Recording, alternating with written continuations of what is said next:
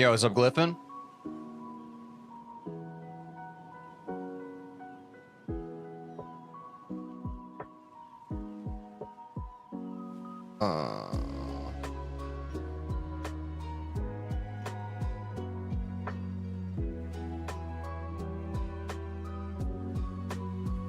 There we go.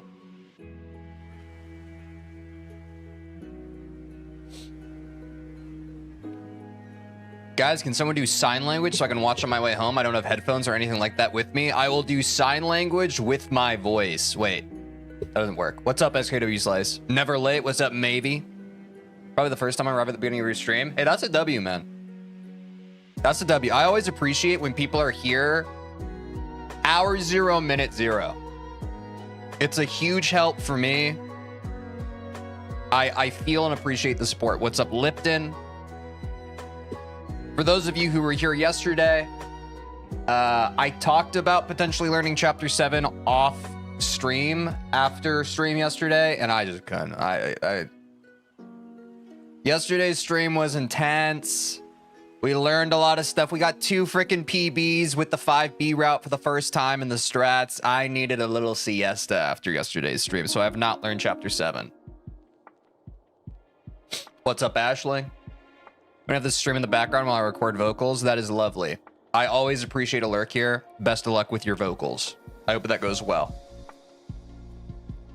My goal for today is the same goal as always. For those of you who don't know, I am taking a vacation starting tomorrow. So this will be my last stream of this week.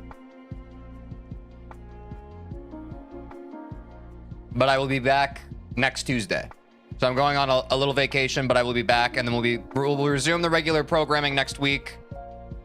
On Tuesday, I'll get a Variety Friday vote running for next week, next Tuesday when I come back. What is the telescope thing on the shelf? That's not a telescope thing. It's a stand for a green screen.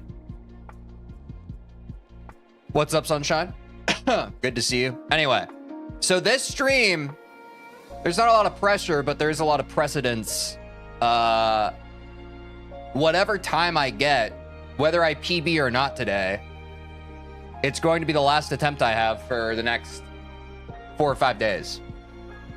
So there's a lot riding on this. Now, there's quite a few options up in the air that we have today. Obviously, I'm going to warm up. What I'm thinking of for my warm-up is I'm probably going to do chapter 6, because honestly, learning chapter 6 on stream yesterday felt kind of like a blur. So I would like to almost review, yes, but also just zhuzh a lot of those a little bit more. Because chapter 6, I kind of feel like I phoned in the learning on that a bit. So I want to do that. Then probably after chapter 6, I'll do a chapter 5 attempt, just because 5B, you know, is quite a lot. Then we'll do minimum 1 attempt, 2 if I'm feeling up to it. If the first attempt I'm not feeling up to, a second one after it, then we'll probably learn chapter 7. But yeah, those are we need to review chapter 6 and 5B. We still need to learn 7A. And maybe sub 50 today. The Variety Friday is TJ touching grass. In fact, TJ touching grass is more variety than during any other Friday where games happen. What's up, Sky? Also very true. The variety is for those of you who would regularly be here during the course of the stream. You get to experience something else other than the stream, as do I. And they say variety is the spice of life. Although I am going to miss, you know, I love streaming. I'm going to miss not streaming, but gotta go for a trip. Gotta go do real people stuff in the real world, you know? I'm looking forward to it. Because I have not been in New York in like 3 years, and I'm excited to see some old friends and new friends and even a bear. What's up, Curly Dude?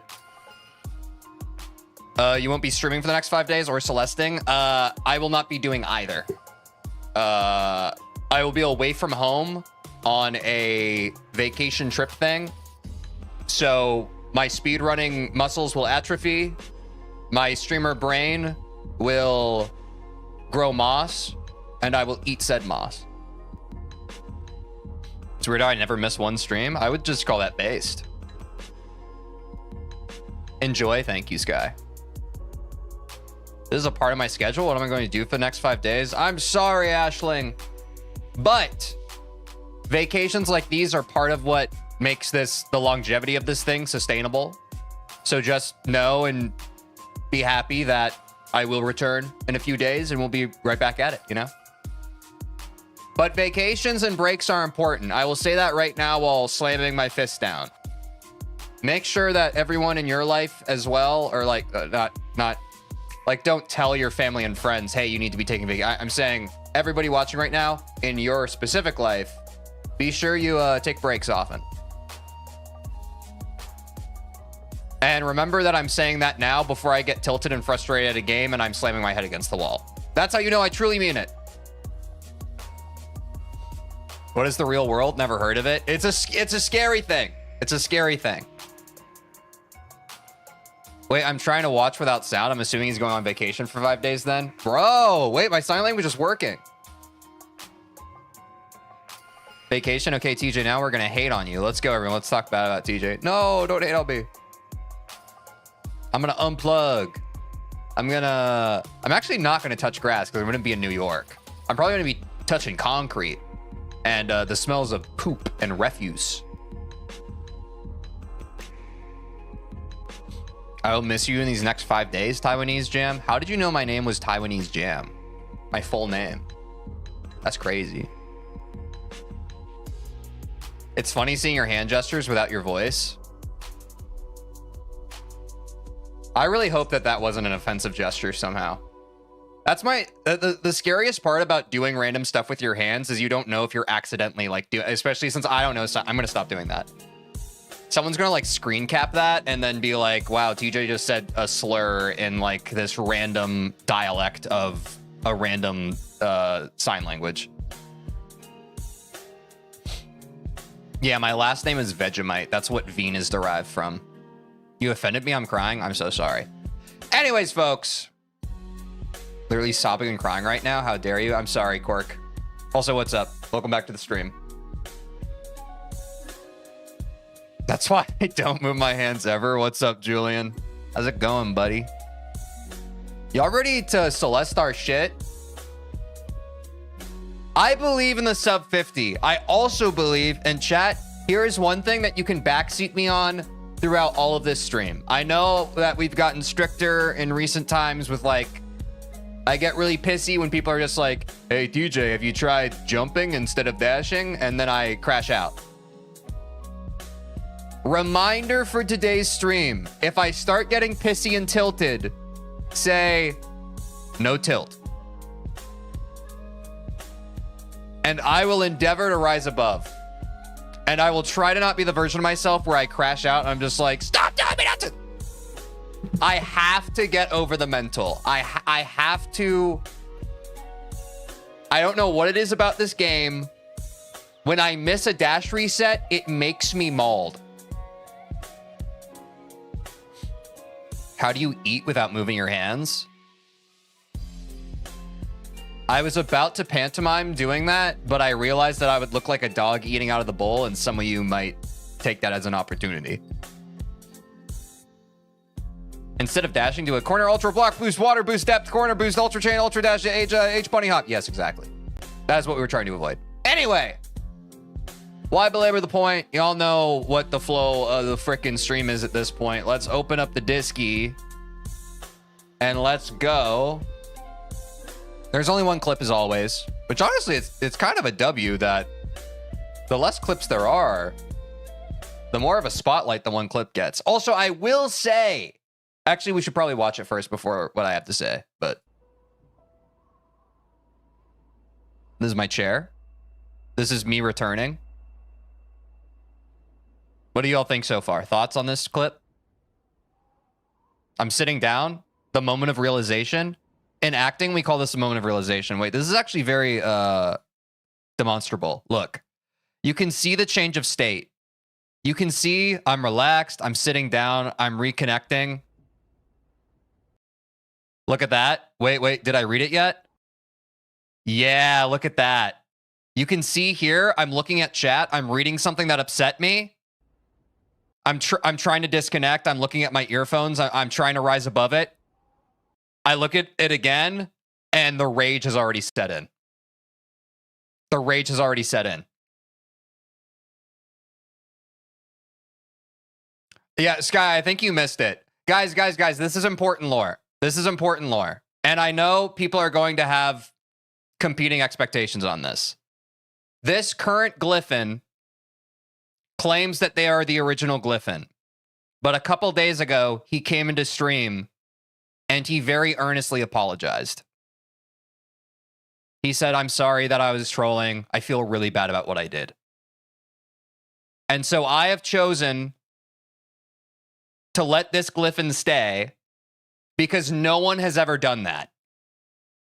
Yeah, exactly. Like, I think W accountability. Like, I have spent the past few months complaining about how no one takes accountability. So, thank you, Glyphon, for doing that. If you are the original Glyphon, as you claim to be. Because I do believe in redemption, and I do believe that that is how we can all eventually help heal the world. So, crazy development, I know.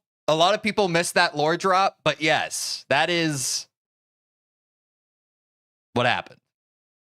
TJ watching himself is crazy. I could never watch myself without cringing. Don't get it twisted. I am cringing right now.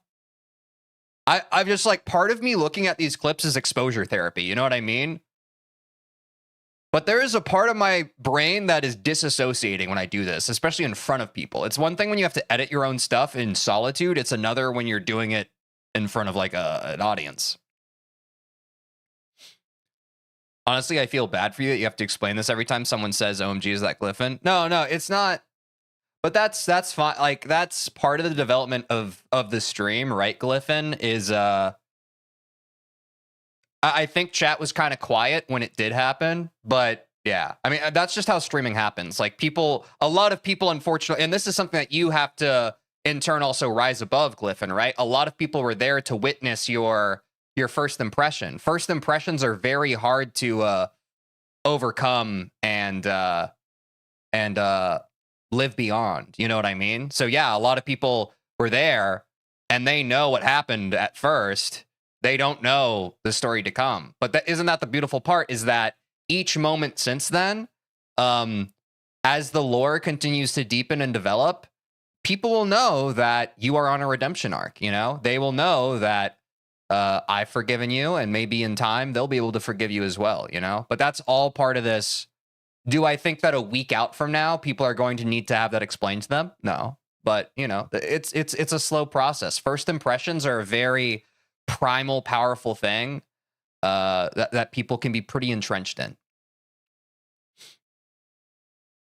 W accountability, W growth, if real. Exactly. Like, it's tentative, you know? But so far, Glyphon has been very respectful, a very nice, engaged chatter, and so I appreciate it. Wow, notifications. Thank you for telling me just now that TJ is live. Never would have known. Yo! Wait, on YouTube? W YouTube. Common YouTube W. Anyway, back to my yap. Do you see this? You can immediately see the crazy eyes. It's crazy. That's what I'm saying, Sky. Like, no one's ever done that. And I truly believe, like, I've had bad days before. I've had crappy days where I accidentally, like, don't represent myself the way that I want to. But I think a good person, after the moment, is able to recognize that, come back, and eat their humble pie. So honestly, yeah. I think we can all aspire to be a little more like that, honestly. And I think that I've shown my ass enough on this stream for y'all to know, like, I am fully aware that I am not a perfect person. I'm not a perfect person, you know, but we're all just trying to get through. That's right, Glyphon.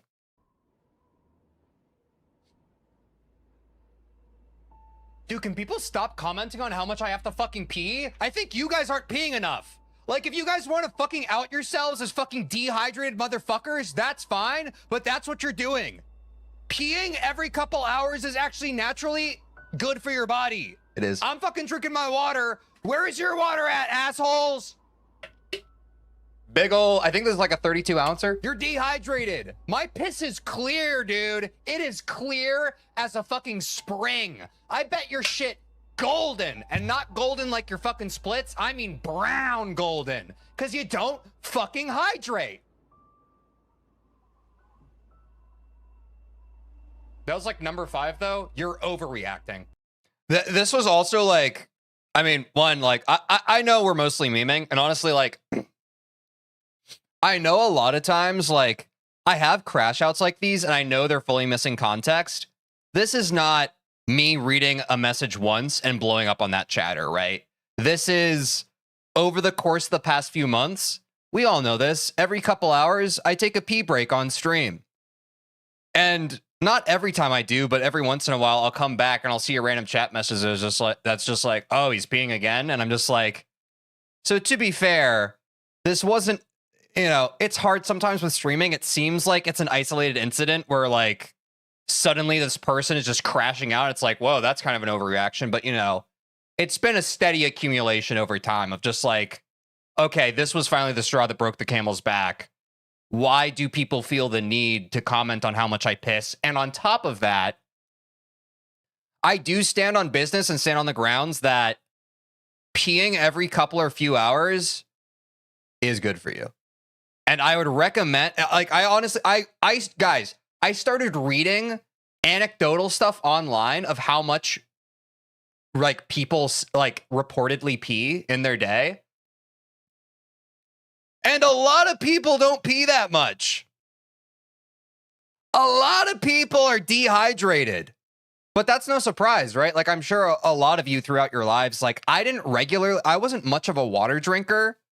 Which sounds crazy to say, until like around middle school, high school age. And that was because I started doing theater, and part of doing theater is like you need to stay hydrated because it's very physical. And you use your voice a lot, right? So it's important to keep your voice and all the muscles and all the stuff related to it well lubricated so that it can facilitate healthy vocalizations with no strain. So that's when, like, kind of not overhydration, but like staying well hydrated really became a part of my functioning. My hair's very floofy today in the front. It's like doing this weird heart thing. But suffice to say, when you start drinking a good amount of water, it helps just homeostasis in your body. That's a cool heart thing. Thank you. Also, I pee at least once per hour. I would say, like, that's, if you are regularly drinking water, you simply are going to have to pee. You're like, that's what it's for. That's what peeing is for. If you're not drinking water, you will not have to pee. It's very simple, like, expected in, expected out, right? So that's why it confuses me when people are like, why do you pee so much? First of all, we have a deficient definition of too much because your baseline is too little. Your baseline is, oh, I only pee twice a day. Which is bad, but your ignorance makes you think that that's okay. You understand? Anything but speedrunning Celeste in due time. In due time. Yeah, I know. We're yapping about piss quite a bit, but, you know, does Coca-Cola count as water? I used to be, when I was a kid, when I had soda, I would just mainline soda and not drink water. And that's why I know when I talk about this shit, and I know, like, a lot of this community, it's gamers and that kind of thing.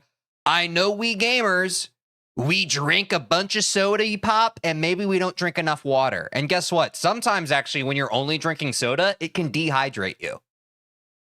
So you could be like, man, I had 3 sodas today. I'm not even pissing. That's because you're poisoning your body. I've done it too. But, you know, let's call a spade a spade. TJ, why do you breathe so much? I think it's also acting school. Because staying connected to your breath just helps you kind of stay connected. I'm regularly drinking water. I drink water more than the combination of all the people living in the house my family is in. It's crazy. Yeah, a lot of people just like a lot of people don't drink water.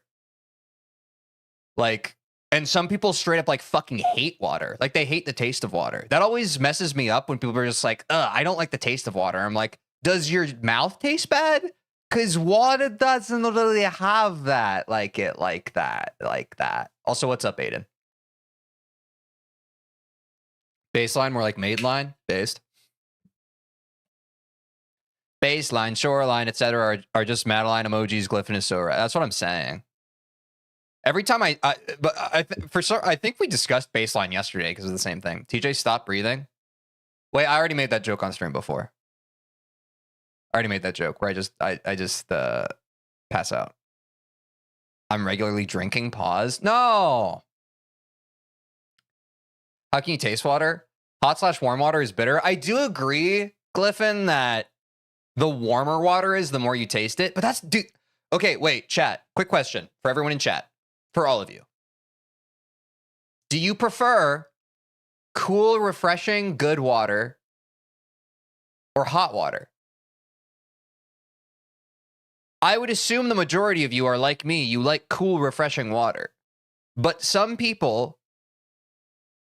Dude, that's crazy, 789. Yes, what's up? Glyphon has apologized.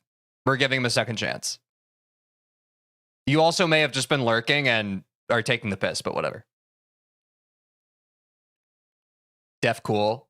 Refreshing water. Cool. Yeah, exactly. Like, for me, water is so much less about the taste and more like, I swear to God, water feels more hydrating when it's cold. Also, if we're talking about this right now and your tongue doesn't feel like it's drying up,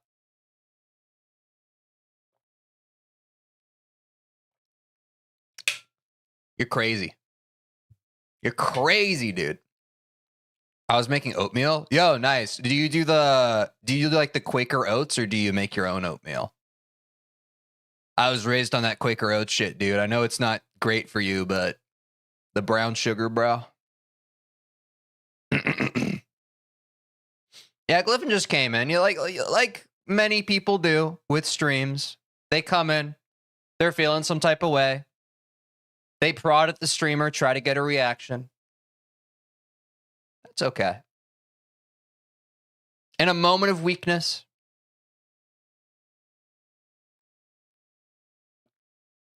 But it's also part of my journey as a streamer to grow and rise above it. Right? Like, sticks and stones may break my stones, but words will hurt my feelings even worse. Sticks and stones may break my bones, but words will never hurt me, you know? And I need to remember that. Just the Quaker, but I'll eventually make my own. I'm saying. It's a beautiful thing. No, y'all know what I mean.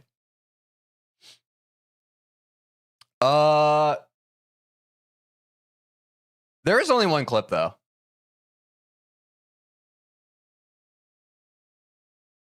So I should probably play chapter 6.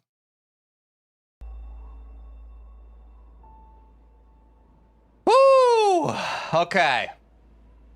I'm not gonna lie, a lot of my yapping was procrastinating. Holy shit, it's the game insane. I know, I was putting it off. That's why I'm not too upset by people mentioning that I should probably be playing the game, because from what I said when I started the stream, it really does seem like I should be playing the game right now. If this is the last stream and I'm trying to get a sub 50 today. No, Aiden, I addressed that at the beginning of the stream. I did not. I was very tired after last stream, so I unplugged. So right now my plan is, yo, dude, what happened to your hair? It got caught in a lawnmower. I went outside, which was really scary to begin with. And then I just looked the wrong person in the eyes. And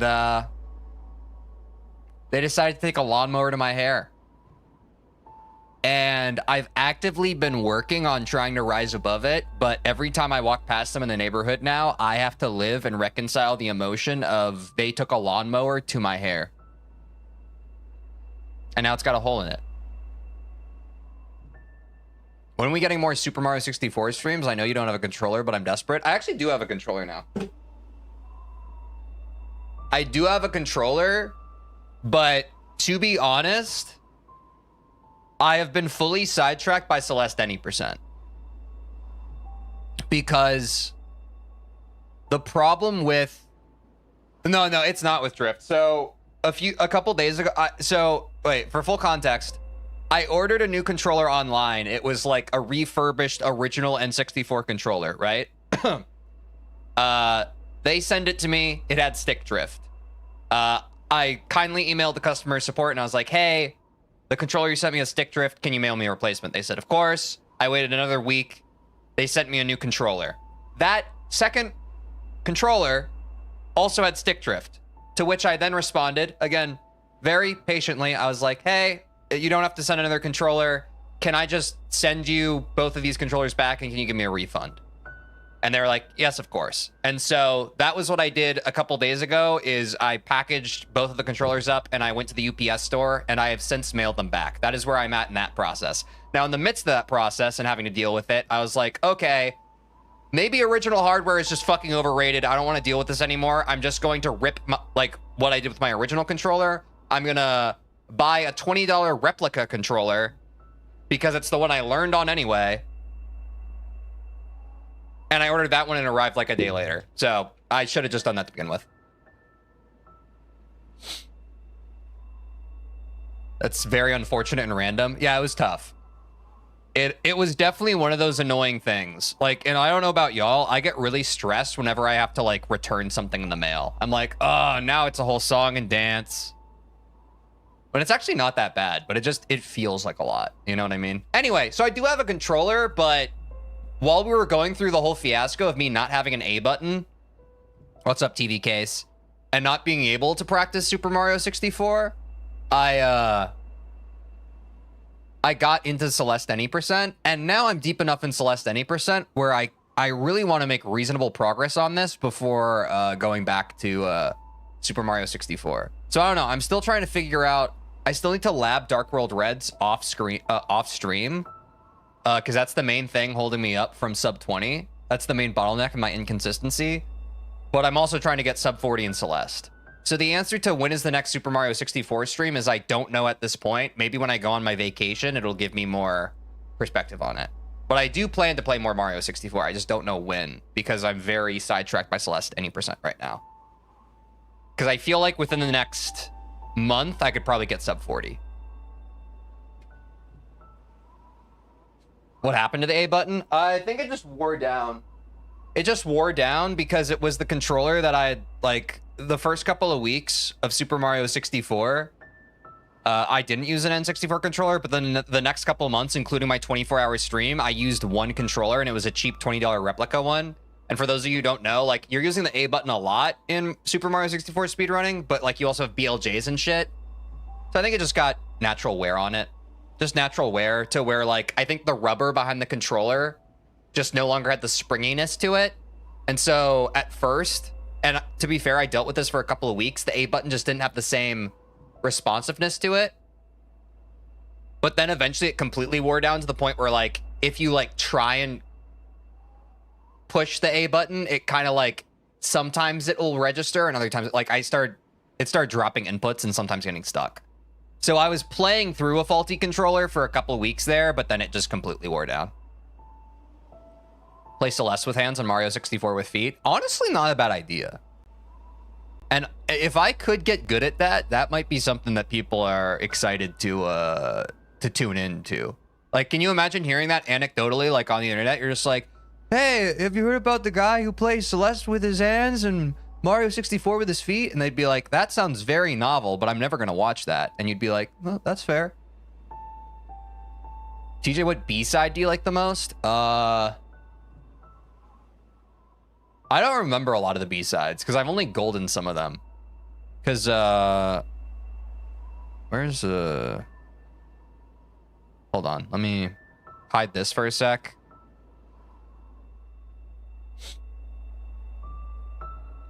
These are the goldens that I haven't done yet. So I've done 1B, 2B, but honestly, I don't even know why I did this. I don't remember most of the B-sides. So I guess my simplest answer to that would be 5B. Because I like that 5B lets me not play 5A in any percent. So I'd say 5B. That's my answer for now. Holy procrastination? Yeah. Very sidetracked by Celeste any percent. Says person actively avoiding playing Celeste any percent. Chat scrolling, and when chat scrolls, the dopamine goes up in my brain, and I want to talk to chat. Yeah. What can I say? I'm something of a yapper myself. Do you use Retro Arch? Wait, what's Retro Arch? Why does that sound familiar? Retro Arch. Oh, yeah, I've heard of this. It's a front end for emulators. I don't use this. Would y'all recommend Retro Arch? I feel like maybe Quinn was using this for Pokemon or something. Maybe not. I don't know. I'm not really well versed in that.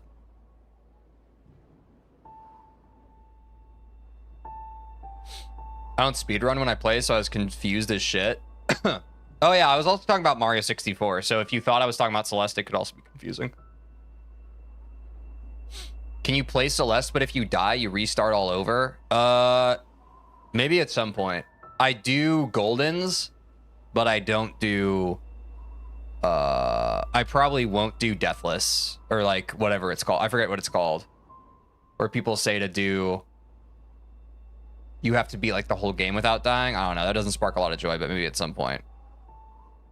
Stream started 30 minutes ago. Get on Celeste, Twin. I am on Celeste. It's right here. Do you not see me? Oh, shit. I always do continue session. So let me review chapter 6. What the fuck? How did I get all those deaths just now? I just died like 400 times. Get on that 8% grind. It's true. I'm procrastinating. Someone made a mod that forces you to delete your save file if you die. That's fair.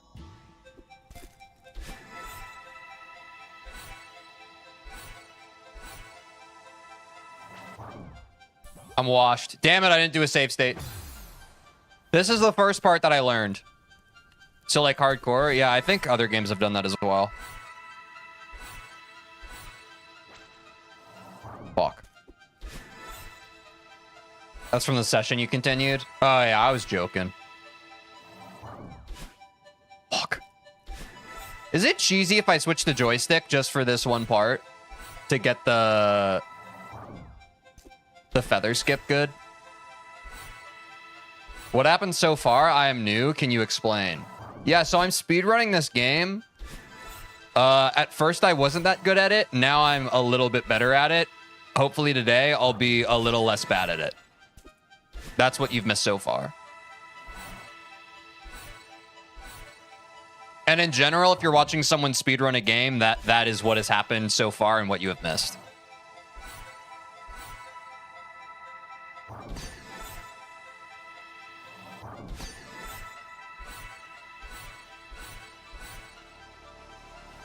I'm gonna keep moving through this.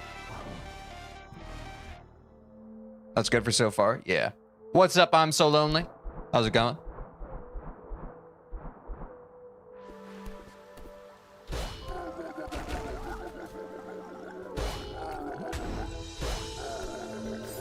What am I doing? Think of the me music of Taylor Swift, because if not, it's cringe. The me music? What does that mean? Do you mean the me hee hee? Hoo hoo hoo? I'm the only one you need. Maybe that's in front of me. No, you're probably not talking about that.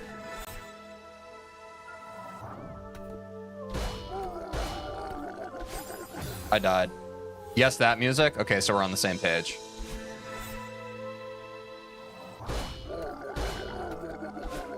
Wait, I might be a gamer. This isn't as hard as yesterday. W muscle memory. Never mind. Yeah, some people use keyboard. I just use controller. Because I am a boomer unk. And I just like, when I can use a controller, I will, you know? But I know most people don't use controllers anymore. They just use their neural links. In the year of our Lord 2025. If y'all could, would you allow technology to be invasive and upload itself into your brain if it meant that you could have a more seamless gaming experience? Or would you have a more conservative mind of, I don't want that shit in my head, don't get it near me? And how does it feel about eventually having to reconcile that and have it take over you anyway? I forgot what I said, so I don't know what you're saying no to. I personally would not want technology to, like, go into my brain. Like, I feel like that's a slippery slope, and I'm scared by that.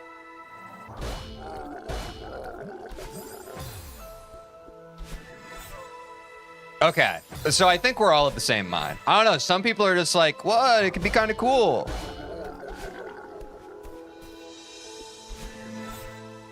Come on. Oh, he's still in this capitalist hell. I don't want targeted abs beamed directly in my brain. That's actually a true point. Like, that would be the exact direct way for people to just start, like... It would start so innocuous, they'd be like, no, like, you'll just, like... The greens that you see are going to be more green now. And, like, you know... If the sun's kind of bright, you can turn down the brightness. And then it would quickly turn into... No, now the Toyota brand is just kind of burned into the bottom left corner of your eye's user interface. But that's fine. It's not in the way. And then it would turn into just non-stop fucking Super Bowl ads, and they would turn up the volume. They do that annoying thing where, like, the volume of the ad would go 150% instead of during your waking life when it's at a resting 100. And we'd all collectively go through group psychosis. Not that we aren't right now, but it would certainly be exacerbated by that, I would think.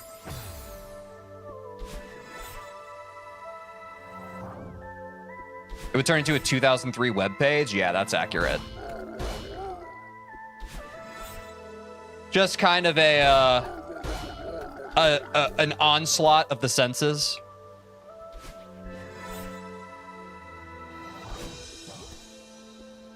What other strats did we learn here? I think it's relatively straightforward so far. I need to hit the shortcut here. Let me save state before that room.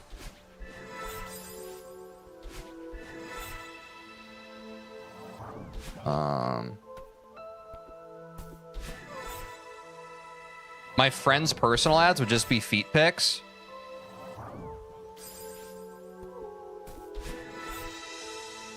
Why? Why would your friend's personal... I think I know why. That's crazy, though.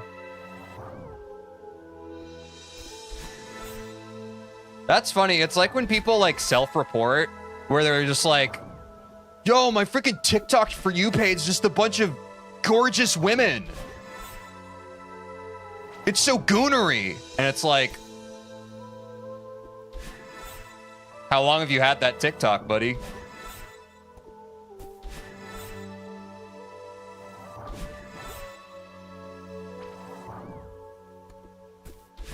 What do people even find in feet?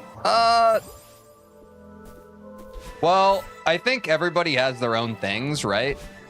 Like, everybody's into their own things. I think at the end of the day, if it's a part of the human body, it's something that can be admired or adored. Like, beauty is in the eye of the beholder. I'm not someone personally who's gonna kink shame or fetish shame. I think that that expression is very personal and it's connected to someone's identity, and so I would never look upon that with superiority or inferiority in mind. I think people ultimately just have their fucking itches they gotta scratch, you know?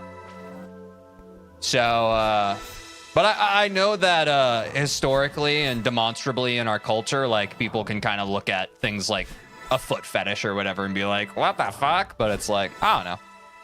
Ultimately, people are... I know right now it sounds like I'm painting myself as, like... Anyway, you know what I mean, though.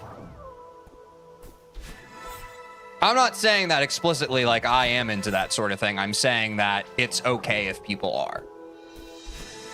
But I know that oftentimes when you are the one defending it, people can make the false equivalency of like, oh, okay, so...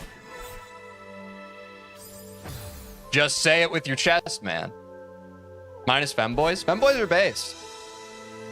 Femboys are great. We love femboys here. Talked about them before. My TikTok For You page is random because I don't use it. Yeah, that's fair. Why are you dying? Because I'm thinking about feet.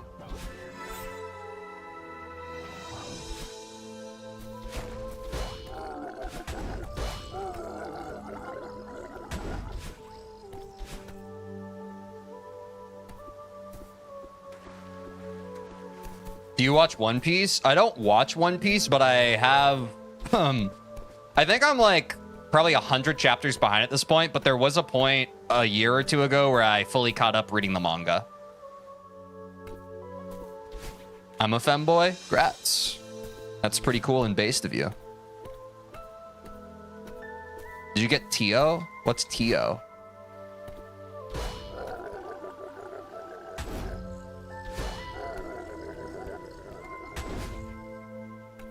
Oh, fuck. Wait, I remembered, but then I forgot.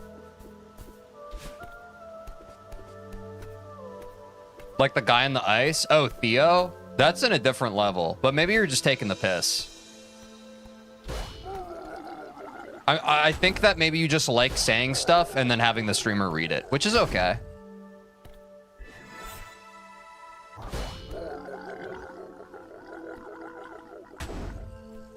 Did One Piece even end? I don't think it has yet. Remembered to forget to remember? Yeah, that's the difficulty. That's the difficulty that I find myself in. Wait, this isn't the hyper.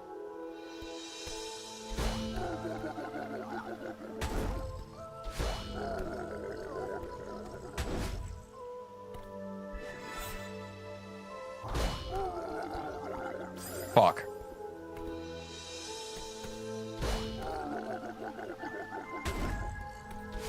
Thanks for the good luck, Jira. I just like yapping because of my ADHD. Hey, that's fair. What's up, caveman?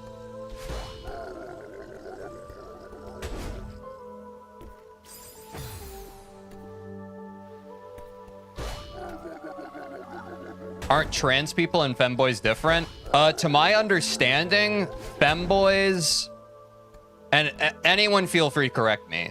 Femboys are, they identify as boys, but they like presenting femme, which would not be trans. You know, it's not.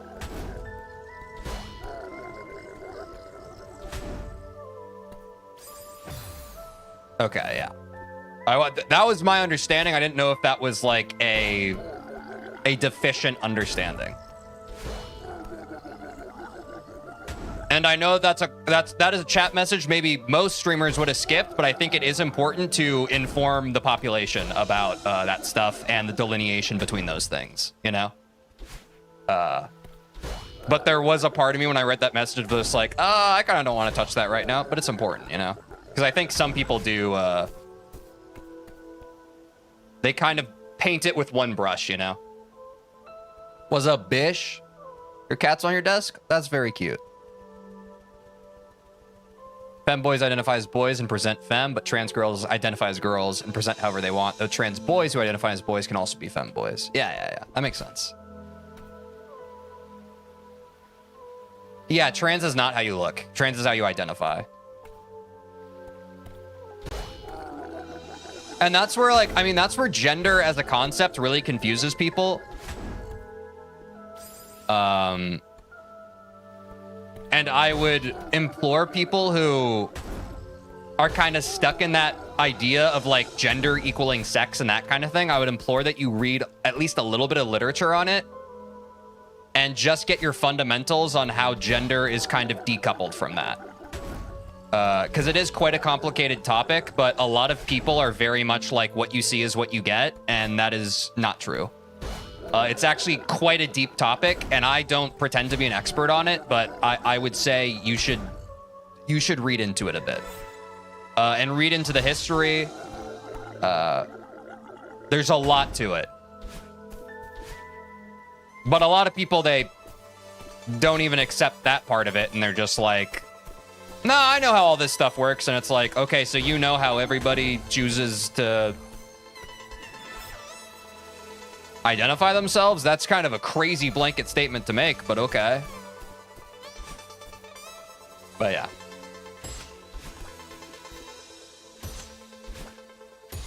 But it's hard. I think that's the main, not to get political, but to me, I get pissed that identity becomes a part of politics. In my opinion, a lot of the hate that happens is due in part to ignorance and a lack of education, but it's annoying that the responsibility of education often lies on trans people having to educate people instead of those people doing it themselves. Like, that is a sense of really frustrating, like, unfairness to me. So I think in general, people should just educate themselves on it. I think that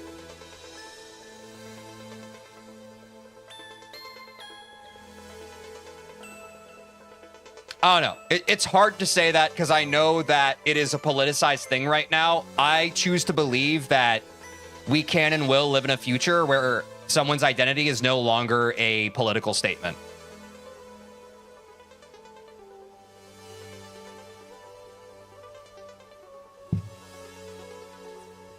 I think that there are two genders, but I don't mind if people identify as something different. I mean, at least you don't mind, I guess? Yeah, exactly. Like, I think that if you're accepting of people identifying as other genders, like, I don't know. Like, a lot of that was bred out of the 20th century's don't ask, don't tell of gender and sexuality, of, like, this kind of dismissive stance on gender and sexuality of, like, oh, I don't care what the fuck they're doing as long as they keep it away from me. And do you understand how that's kind of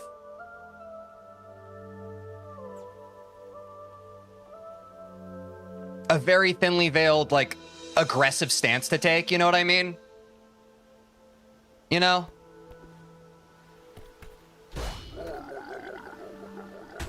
But I think that if you're accepting of others and then being able to identify outside of two genders, then that in and of itself would mean that, like what Sky said, you don't think that there are just two genders.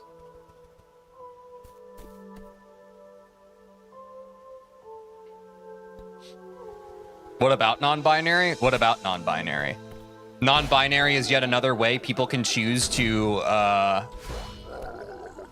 identify. Yes, outside of the classic binary. When we speak about two genders, when we say the binary, that is two genders.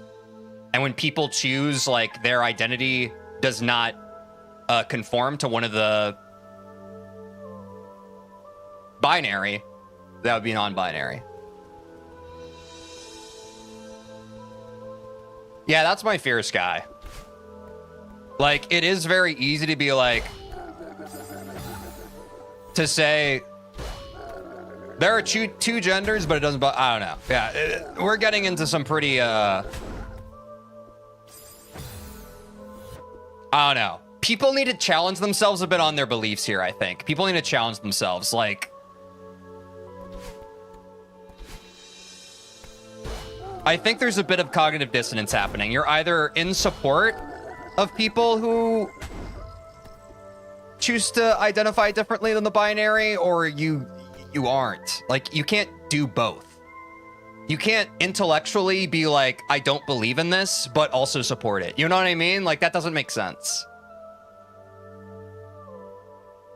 Gender is ultimately the culmination of a lot of different individual factors coming together, so any attempt to rigidly categorize it all together will fail. I would agree with that. I mean, my understanding and belief in gender is that it's all relatively fluid. Like, I think that the gender binary is something that has just served us through history, because if you look at anything in history, especially things that we use to categorize ourselves and things, they're typically used to simplify and minimize complicated things. So I would certainly agree that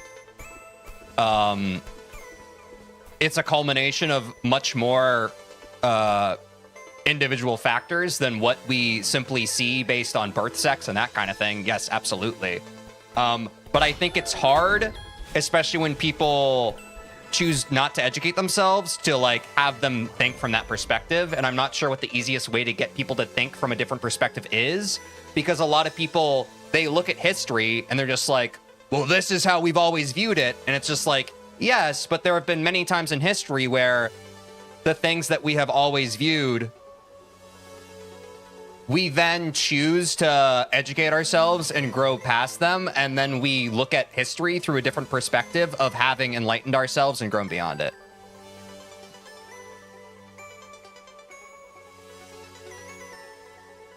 Love how you're not afraid to speak up about anything. I just want to talk about the stuff I care about. Could you hyper out of the Kevin and then dash out on screen transition as it refills your dash? Probably. I'm not really thinking about the game right now.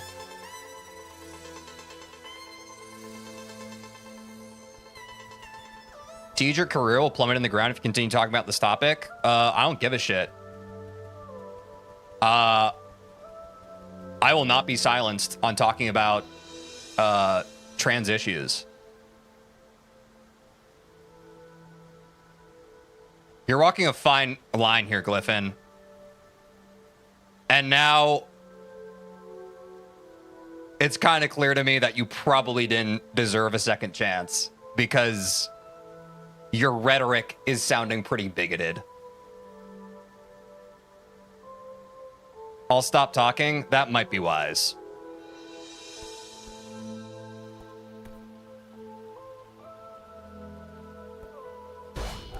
Yeah, exactly. And like at the end of the day, the streamer is going to talk about what they want to talk about. Right?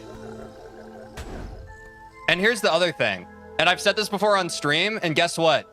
Someone in our community got really pissy and they felt like I was directly attacking them. So much to the point that they crashed out in the Discord server, and then they weren't banned. They left and held their head in fucking shame with their tail between their legs. I think centrism is fucking disgusting, especially when you have a public platform. And guess what? It happens every single fucking day. All these streamers, all these fucking content creators, they walk a fucking tightrope of just like, I don't want to share my opinions on these things because then it will decrease the amount of mass appeal I have to an audience.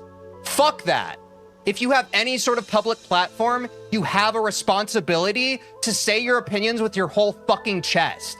You can't just be like, well, you know, I see both sides. That's fucking coward behavior. And that's what keeps us all fucking locked in to this fucking political gridlock of expression. That's stupid, bro. I'm not gonna dim my own opinions about stuff in the name of trying to grow more of a fucking, get more views. I think that's fucking ludicrous. I think that's the kind of shit that I see in the creative space, and it makes me sick. It makes me sick to see these huge creators with big platforms that are too afraid to take a stand on fucking anything. Sure, yeah, keep on building your audience. That's awesome. It's great to not have an opinion so you can't upset anyone. Go fuck yourself.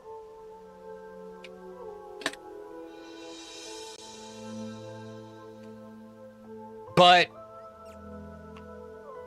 trans issues are one of the biggest things that are affecting us globally, politically right now. One of the main human rights advocacy things that are pressing all of us and all of our cultures right now.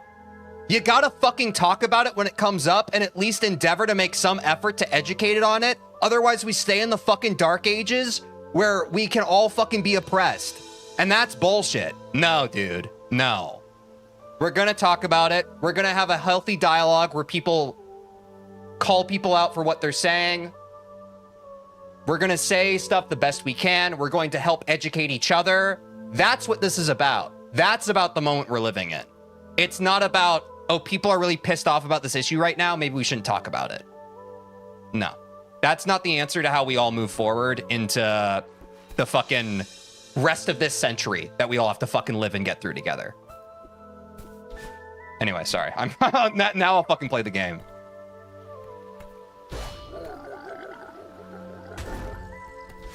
I'm back with sound. Keep preaching, my man.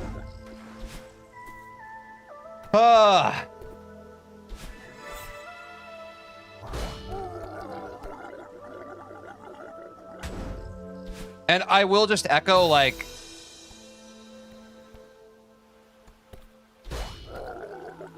I really don't like the onus being like, going back to what Sky said, the whole idea of, I'm fine with them. It's just when they fucking start calling me, and it's like, no, dude, you're doing the classic, you started this, I didn't start this.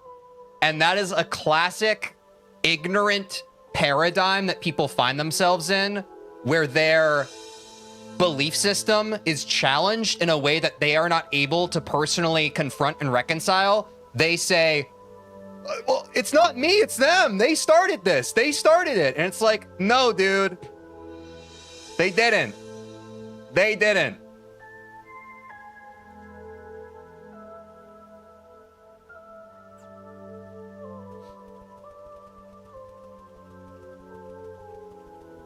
Yeah, for sure, Sky.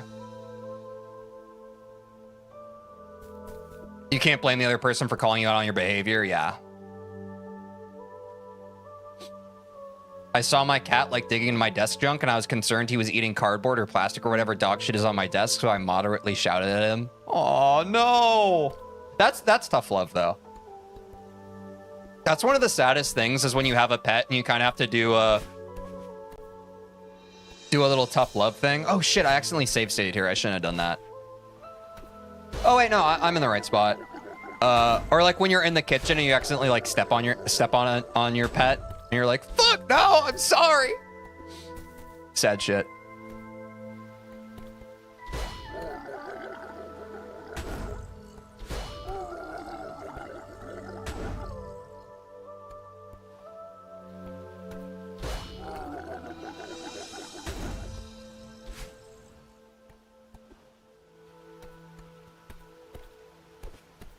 You just need she, her pronouns now, and you'll be the greatest Celeste player.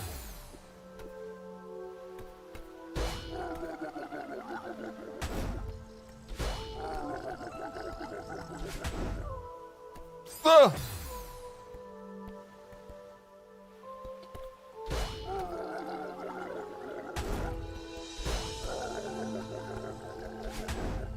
I think you still need to be respectful of, whether or not the person you're talking to is a part of that group, Glyphon, you still need to be respectful of, like, you need to be able to be respectful of a group, even if you don't knowingly know that they're in the room with you. You know what I mean? Like, I think a lot of someone's behavior can be telling of, like, what they say when they feel like they're in a space where they can get away with ridicule versus, like, when they aren't. You know what I mean?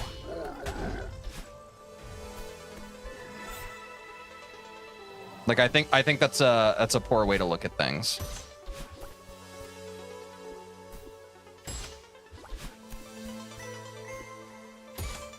You go up that part? What part?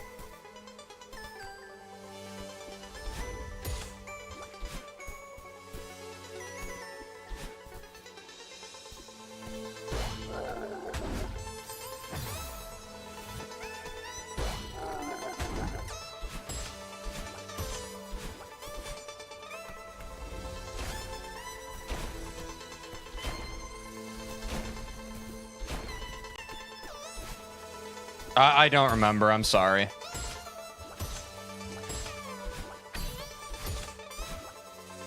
I got you motivated and playing Celeste again? Nice.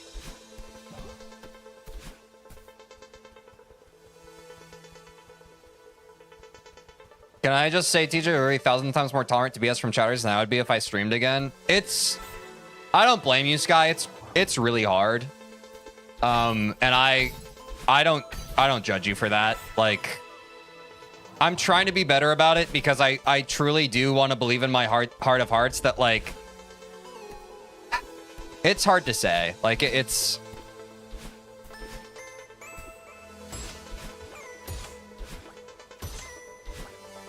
I don't know. I think something that I do genuinely believe is the classic quote that I've said on stream before of, like, do not attribute to malice what can be sufficiently attributed to ignorance.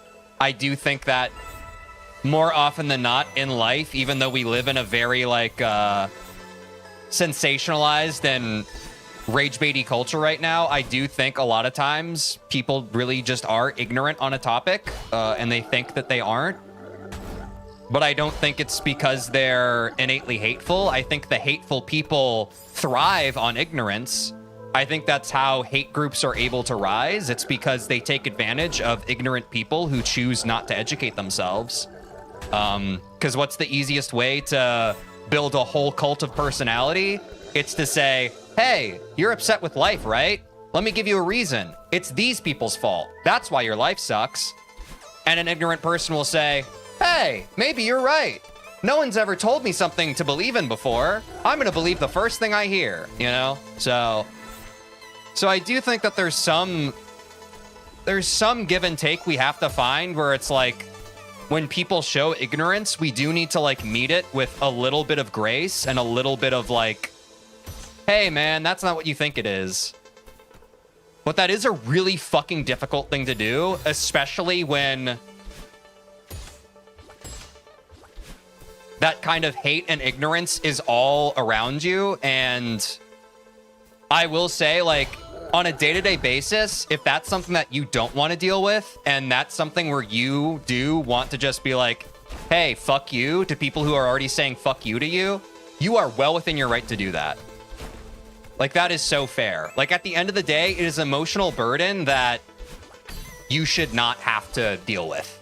Like, but I'm trying to just, like, do better and be better, but some days it is harder than others, and some days, like, no, like, sometimes it's frustrating to always have to feel like you're the person who has to extend grace when that same grace is not extended to you, right?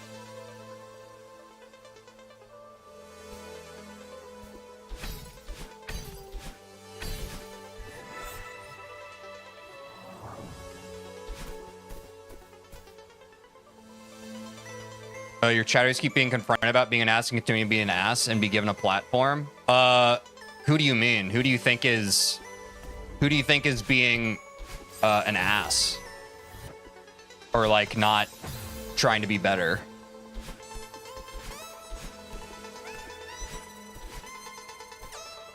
Are we talking about Glyphon right now? If Glyphon's making people uncomfortable, I can ban him again. I do think he's being a bit instigaty. I care more about making this feel like a space that people enjoy than one person.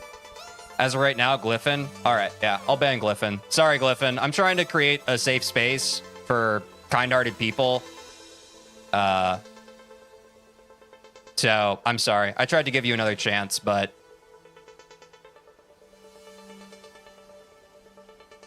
I don't want you to make members of my community feel uncomfortable. But yeah, best of luck. I hope that you can keep working on being a better person. And I would say before I ban you, try and open your heart and educate yourself on trans issues and realize how you can come across in a negative light when you don't address those issues with care, you know? Anyway, yeah. No, that's fair.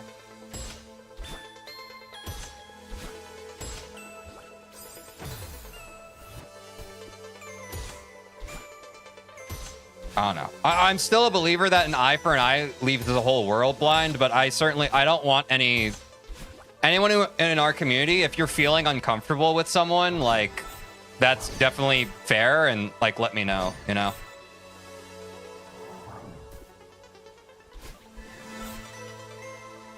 But at the end of the day, like, if you feel like someone's transphobic and their behavior is upsetting you, then that's enough grounds for me to not want them to be around here.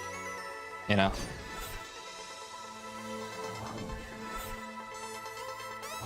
It's just hard for me to moderate that when I'm also, like, playing the game and yapping. But I appreciate you sharing that.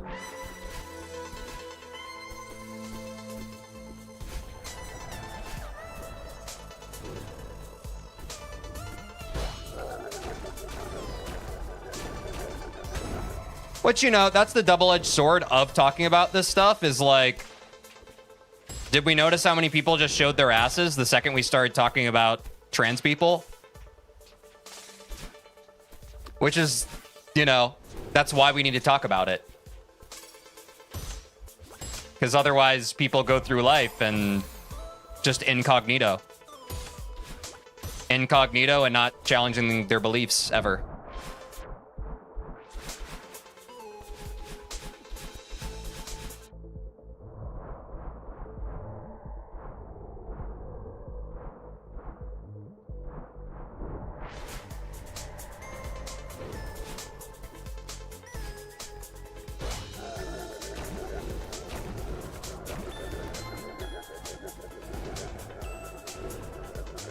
Guys, I got a new free house. What do you mean by that, Des? Also, what's up? Yo, Cinderlover, thanks for subscribing on YouTube.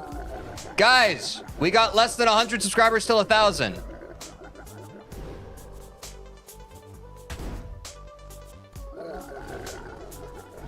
But if they're already not an ass, they'll just not be an ass. But if they still need to take their time to change, that just means that currently they're still an ass. They can come back later if they grew. I do agree with that, Sky. I was giving Glyphon the benefit of the doubt to prove that he was not an ass. And in one way, he was no longer an ass. But in other ways, he was still an ass. But we learned that together. And then guess what? The consequences were reaped from it.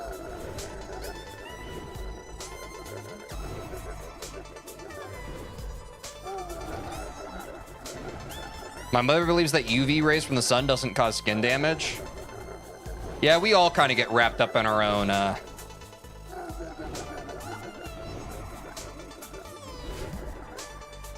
I guess. What's the word?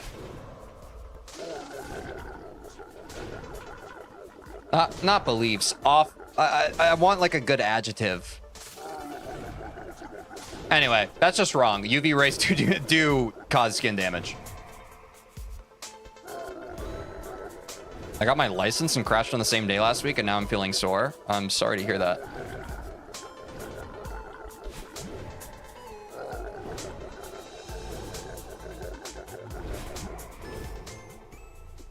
Yo, I actually got it. That's crazy.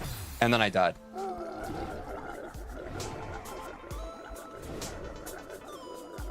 Oh, you're doing an SCP reference? I don't really know SCP like that.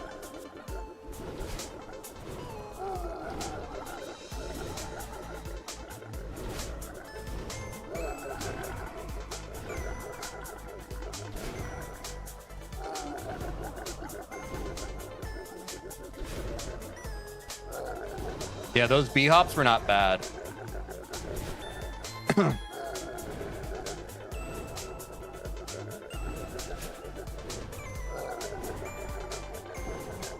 Hold on, I'm gonna...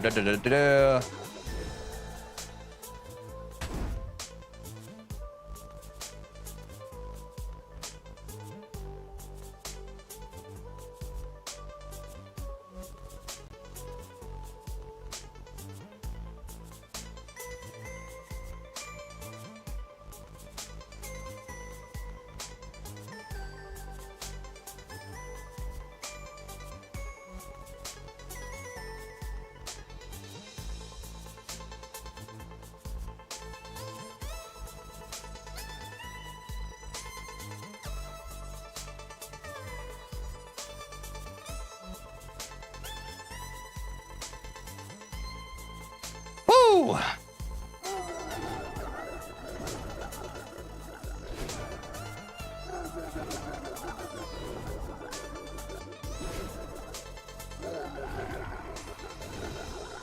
Rats make me crazy, guys? Wait. Oh. I was like, why are we talking about rats? And then I read Rubber Room with rats, and I was like, ah, right. The classic. This shit is hard, man.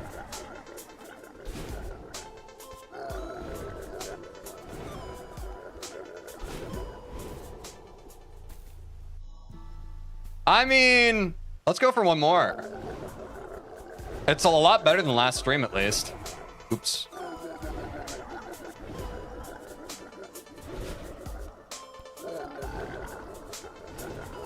Thank you, Scott. Des, I don't know what we're talking about right now.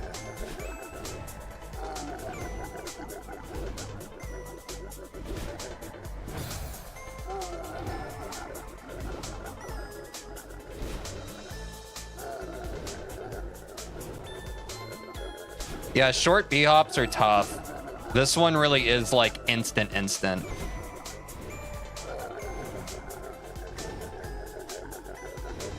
Also, one cool thing, if you pause in the cutscene trigger before touching the ground, you keep your momentum. So if you skip cutscene and jump, you can insta-hit battle line. Oh, nice.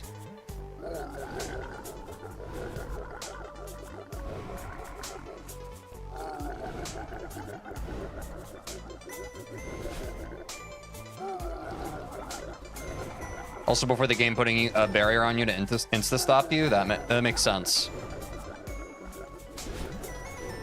Oops. I needed to hold jump on that second jump. Like this? Wait, no, it maybe, whatever. Close though. Wait, I'm kind of cooking. Back to back. We go for 3.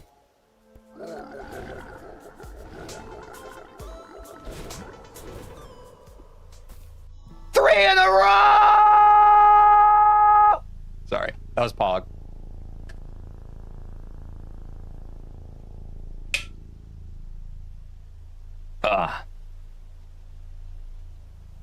Hey, Des, could you stop talking to yourself in chat? Thanks.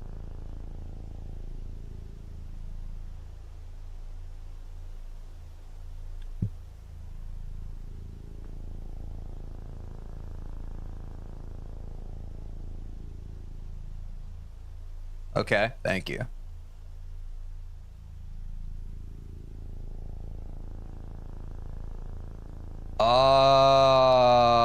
Let me see if I can remember the stuff here. That was quite bad.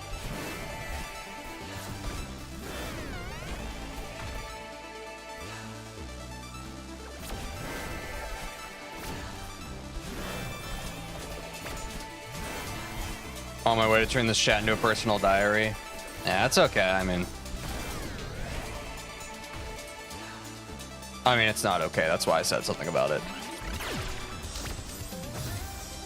Also, sorry, TJ, it doesn't work. It only works with cutscenes that put Madeline in other spot when the cutscene ends.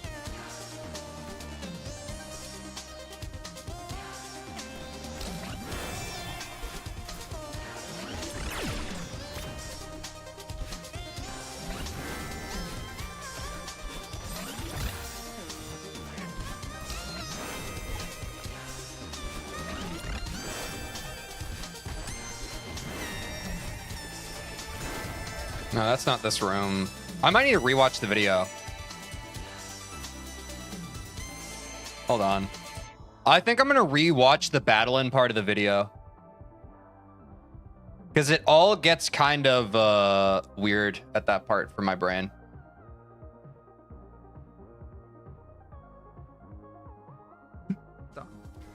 It's a small window, so practice to this last checkpoint. Hit the Kevin, jump over the spikes, and after 3 tentacle pushes, you should see these 2 pillars fly by. Once they're about to leave the screen, it's time to launch! Then skip a cutscene, and now you're off! Oops. Many of these rooms are going to be very Yeah, I'm not worried about the overskipping the cutscene. I'm moving on from it right now. Appreciate that, Sky. straightforward. And I appreciate the feedback, Sunshine, but yeah, I'm gonna focus on battling now. Let's see. There is distance, you hyper. Distance, hyper bunny hop. Distance, hyper into up dash. That covers a lot of rock bottom. But, did you notice something? We used a second important piece of tech. Rewind that room. Yeah, I'm gonna time you out now, buddy. That's 60 seconds. Hopefully you can calm down a bit. We gotta remember something. Remember battling hit stun from the beginning? Every single hit here is followed by some sort of action so you don't end up flying for longer than you need to. That's the only way. I swear, like, to be real for a second again, and I haven't really talked about this a lot on stream. One of the really weird parts of streaming is there are a lot of people who come in and they're like first time chatters and they're perfectly normal for like a handful of streams. And then one day they come in and they just start acting really bizarre. It has happened not only a non-zero amount of times, but I would say in the past few months, like 10 to 20. It is a strange phenomenon. We can do things like get to this higher point here after hit stun. It's a small window, so practice dashing out of hit stun. It helps to hold the dash button for a bit as well. I'd suggest practicing this pretty often until you get the feel for it. The end of this room requires dashing out of hit stun both times to function properly. Hold the dash. It's a small window, so practice dashing out of hit stun. It helps to hold the dash button for a bit as well. I'd suggest practicing this pretty often until you get the feel for it. The end of this room requires dashing out of hit stun both times to function properly. First one happens after hypering here, then you have to upright dash, then climb up very quickly to hit battling again. Yeah, it's the climb jump, If okay. done properly, you'll be sent back into this block in And the then I ceiling, climb jump on this then block. have a chance to dash forward to the falling block and grab Oh, wait. it. Sorry, I meant to have that bigger for you guys. Once it lands, climb, then hyper, and remember to down right from hit stun. Time to learn another fun thing about Demo Dash. But first, extended hyper and hold jump until you ram yourself into this corner. Pause. So, you're right. This is the extended hyper into the demo. As we know, shrink your hitbox. As a result. Oh, let me go room by room, though. That'll help my cause more.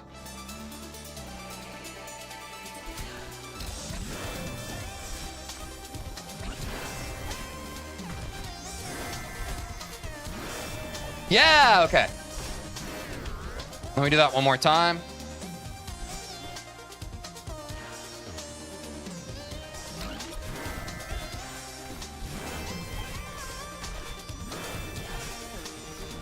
No, I missed.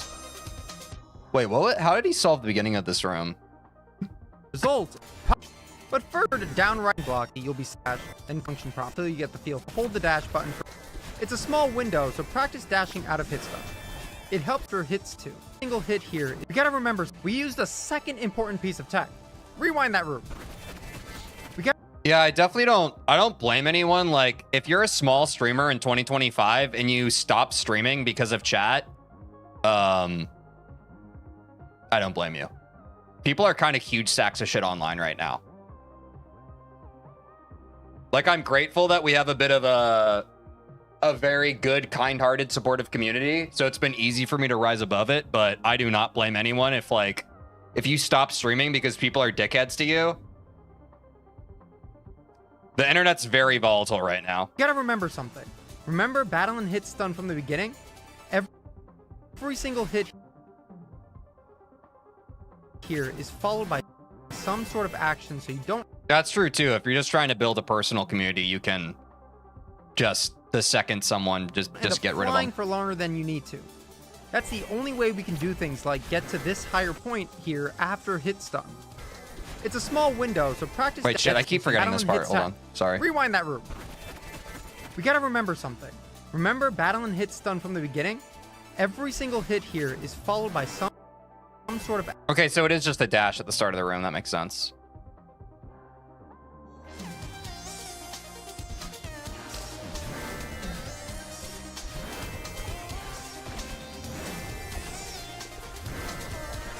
Nice, and then hyper. Okay. So dash into the spring, hop up, dash into the extended, or not the extended, it can just be a regular hyper, climb jump, and then into a hyper. There we go. Okay, and one more.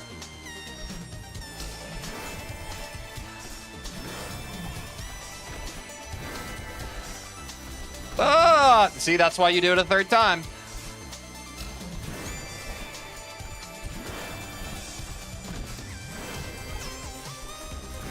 Ah.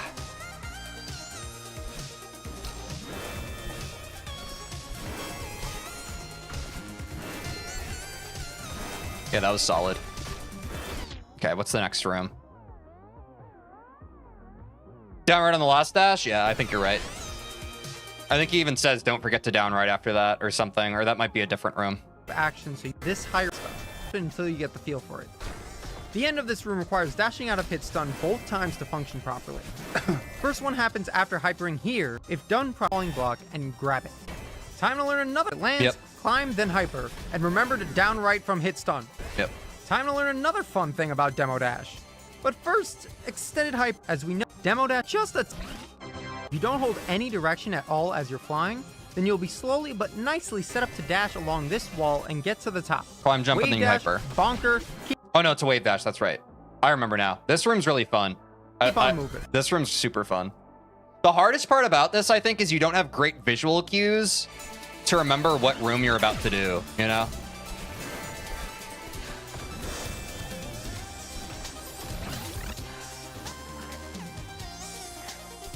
Oh, the music kept glitching? I was also not aware that that would happen.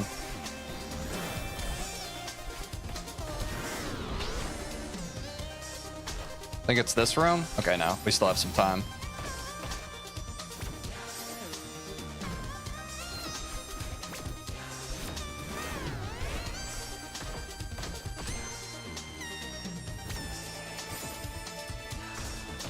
Oops, I went back too far.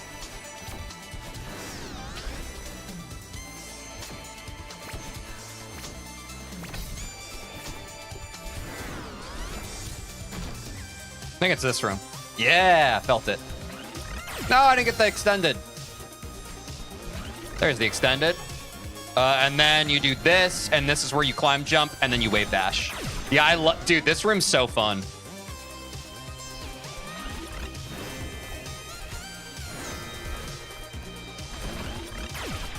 Really pretty solve.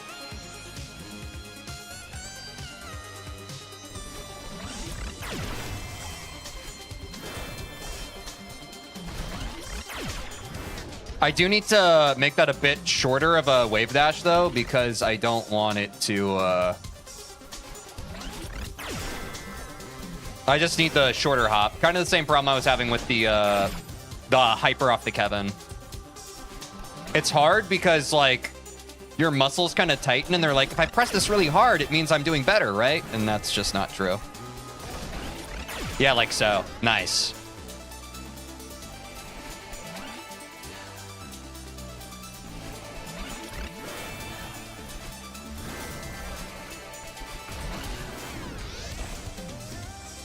Remember to not hold any directions with the second hit? What are you talking about?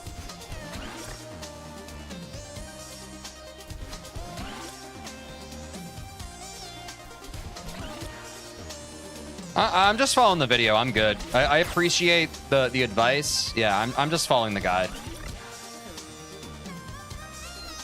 We can chill on the back seating. Would appreciate it.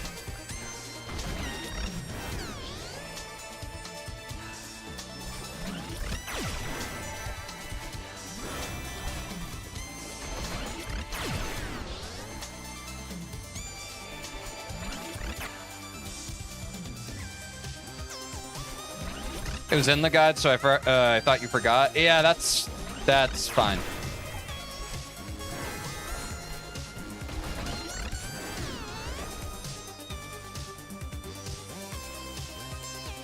Yo, what's up, Will?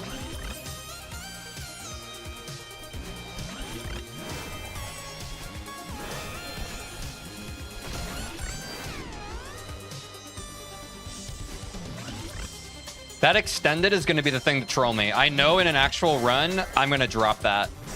Or, like, that's the most likely part I fuck up. But if I get the rest of it, I get the rest of it.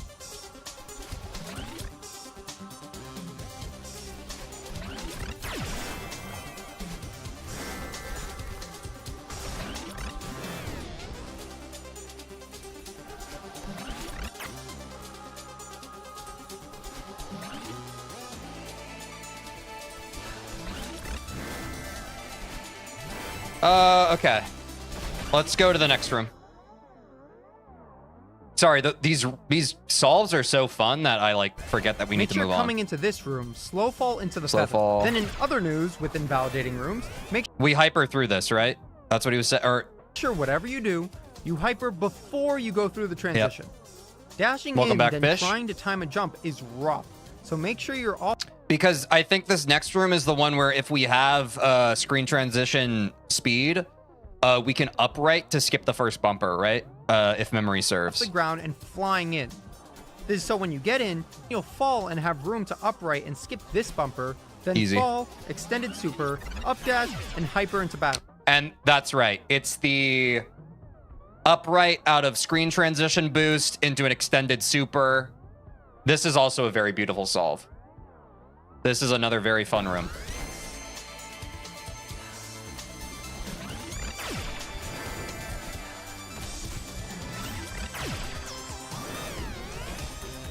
Huh.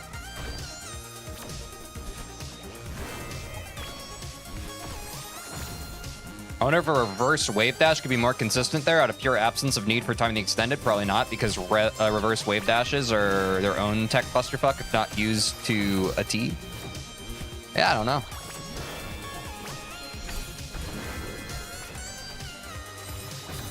I am not sure myself. I just do what the average imposter guy tells me to do.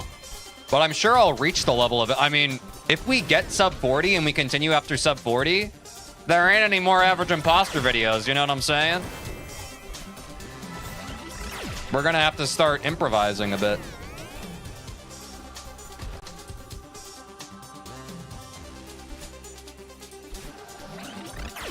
extended super, and boom. Yeah, this room is just so beautiful. This is why we love Celeste speedrunning.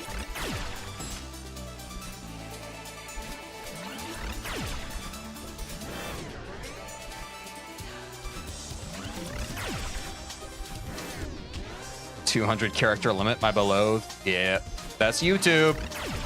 Meanwhile, on Twitch, I've had people write full short stories for me. Yeah, and then a hyper feels pretty good there.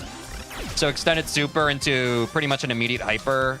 If I do the length of my jump right there, I can pretty much just chain right into hyper, I think.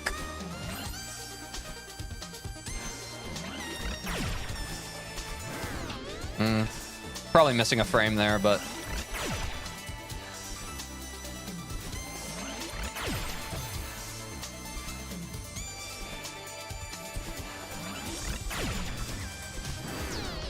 That's probably a fine solve. Okay, what's the next room? Then apply the same concept transitioning to the next room. Here, don't hold jump.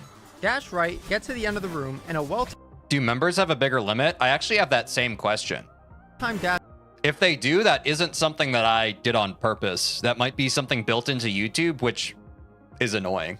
out of hit stun sets up I swear to God, I did not do that. this first jump If that is true. very easily. But if it's scary, Oh, okay, good. no shame in taking your time. Especially since this is just straight Sky and I same brained on that. anxiety to the heart. Moving on, moving on, moving on. Will you? Since very dash right, get to the concept transitioning to the next room. Dash and hyper into Okay, right, so we hyper transition here and apply the again. same concept transitioning to the next room. Here, don't hold jump. Dash right, get to the end of the room, and a Twitch chat limit is 500. Yeah, that seems fairer. time dash out of hit stun sets up this first jump very easily. But at the end of the room, transitioning to the next room. Here, don't hold jump. Dash right, get to the end of the room, and a well-timed dash out of hit stun sets up this first jump very Yeah, easily. you just hop. But if it's scary, no shame in taking your time. Especially It's scary. since this is just straight anxiety to the heart. Moving on, moving on, moving on. Will you shut up, Battlein? Finally! Now skip this cutscene. Now don't overcomplicate. Okay, let's get to the skip cutscene room. We still got quite a bit to go.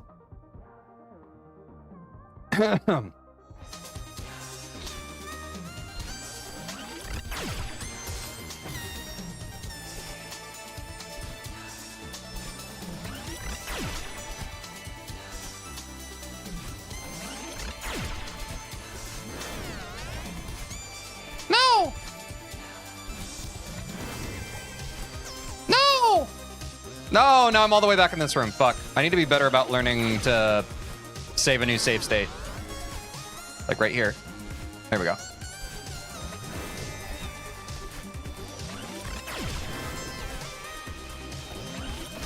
That is anxiety, but it's worth to do, it feels like.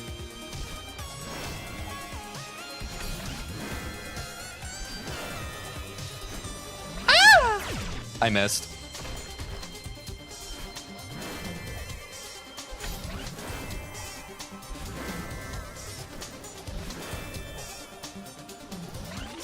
This fucking room. You cut that? Yeah, I mean, that's fair.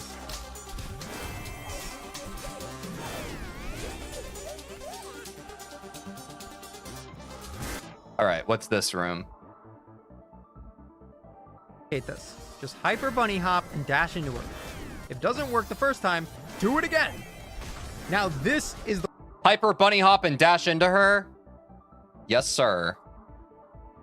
Everything in this game is thankfully more lenient than it seems. Yeah, it's really not too bad. Oh, fuck.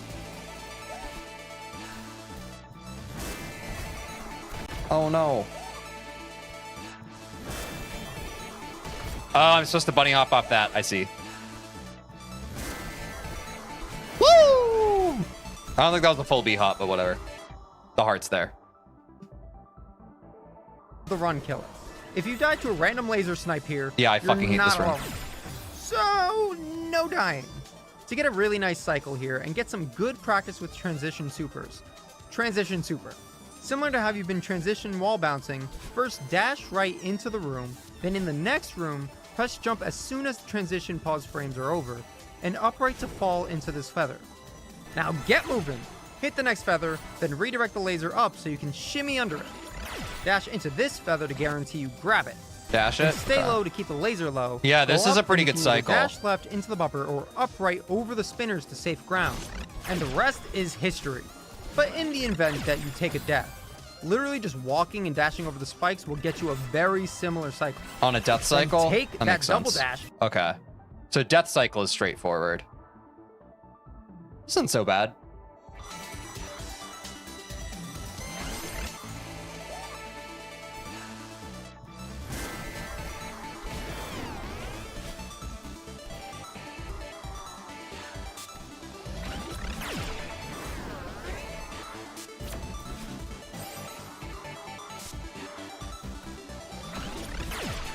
I'm a little teapot, short and stout.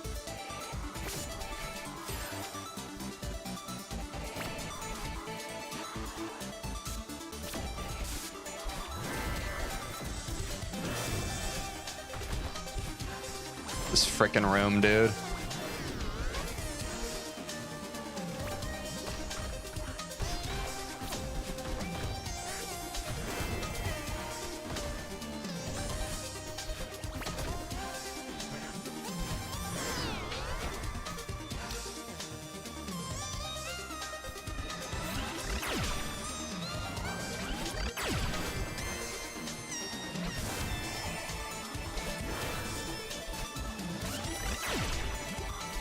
Ah!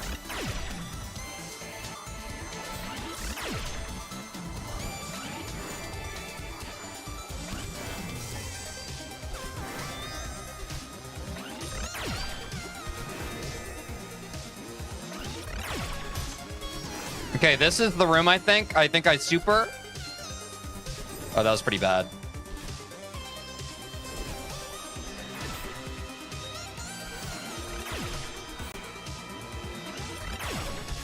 Oh, they told me to dash there. Whoops. Yeah, dashing would have been better there.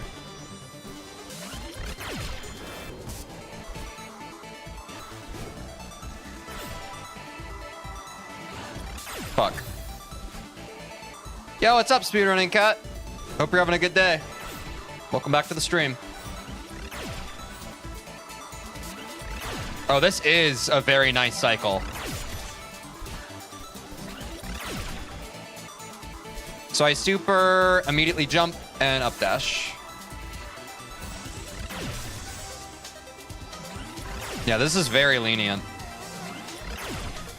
This is a great cycle. Which is good because this room has been very inconsistent for me. This is a lovely cycle. I keep forgetting to dash out of that.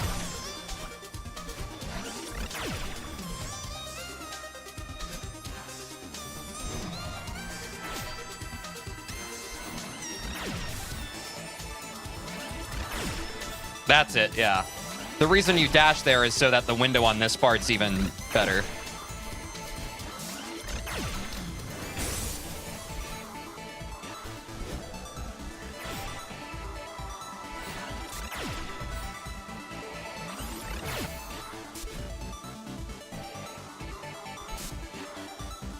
Oh, am I getting actually right now? Hold on.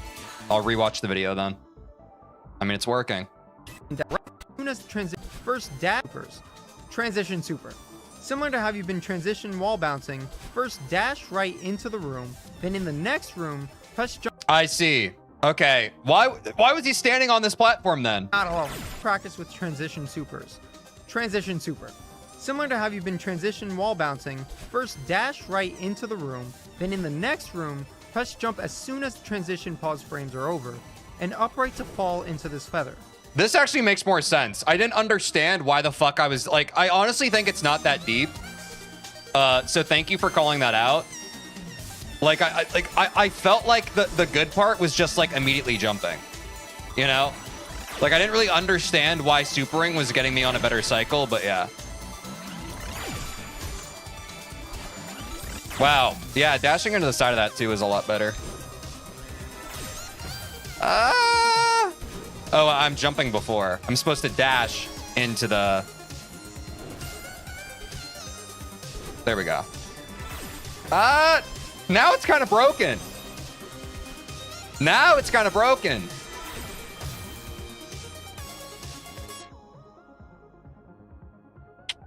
We did it wasn't broke, so we broke it. Jump as soon as bouncing. First dash right into the room, then in the next room, press jump as soon as the transition pause frames are over, and upright to fall into this feather. Now get moving. Hit the That's a pretty thin window, to be fair. Like, that's a very, like, if you get a little too much airtime, I don't know. I think I liked my version better, to be honest. Right? Because, like, that's what's happening. The laser is ending, like, the laser needs to end right when you grab the feather. Otherwise, you're fucked. That's the problem with this setup. Like, it needs to be, like, there. You see what I mean? If it's too high, if it's here, for instance, you die.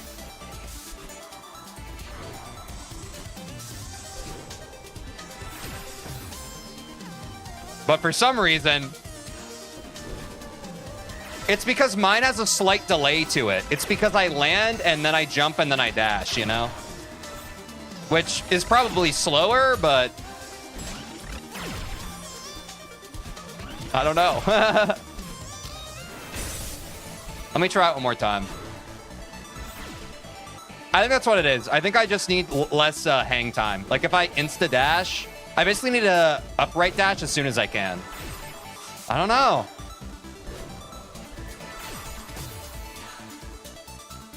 Like I bet it's even better if I just don't even, I'm not gonna use that strat. Like straight up, I don't even need to do the super. I just need to, I'll basically do the death cycle thing he suggested. Yeah, exactly. It's not that fast. I'm just gonna jump and immediately upright dash, and I think I'm fine. Like I come in here, jump, upright dash, and I think we have a favorable cycle, you know? Yeah, like this is basically the cycle I got.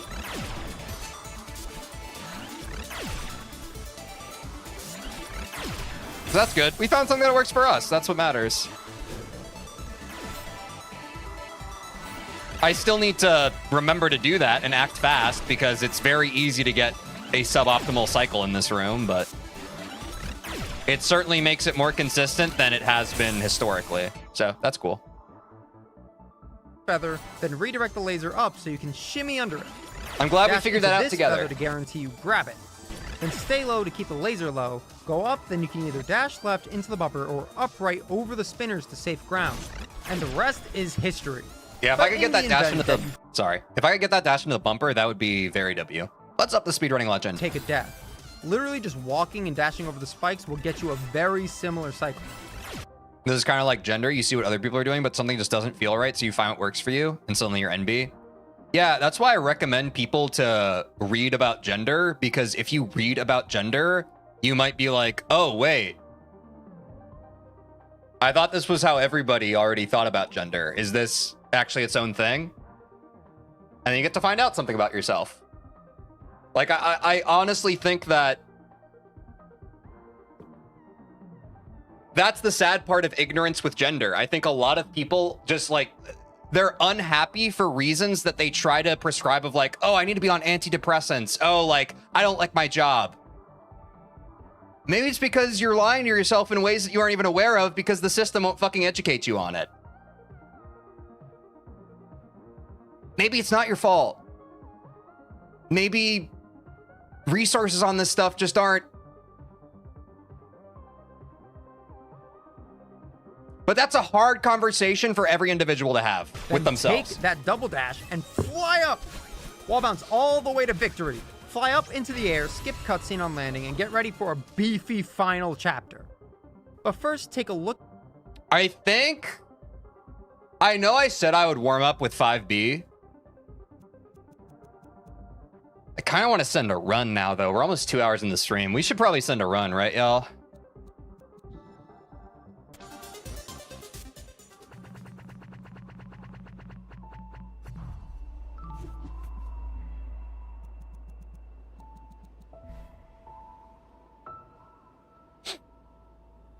And there's some people that are just hateful, but some people actually feel like another gender, but tell themselves that everybody feels that way and use that as fuel for oppression out of internalized bigotry. Exactly. And that's the problem. That's why we got to take the power back.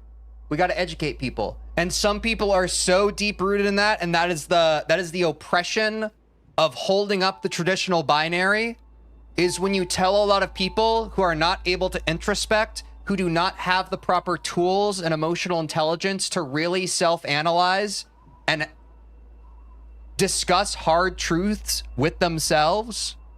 That is the danger. That is the danger of traditionalism, because the people who are not well equipped enough to pull themselves out of that perpetuate a hateful cycle, and that is heartbreaking and sad. That's why I think we can get there. It's just, holy shit, we are right in the thick of it right now. But I think we can get there. Anyway, let me open up the vanilla game.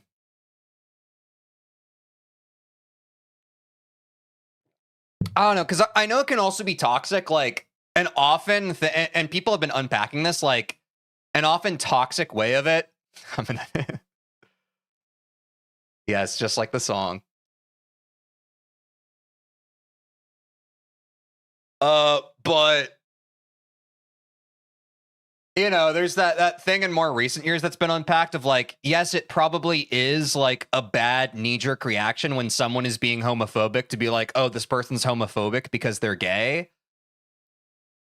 But there also is truth in that, to the extent of when you are unwilling to face realities of yourself and your own expression, that can manifest as projected fear and hate unto others, right? Because if you are not able, if there is discomfort within yourself and you are unable to find that reconciliation, you're unable to self-soothe and really let that resonate in you and feel like that golden flowing energy of self.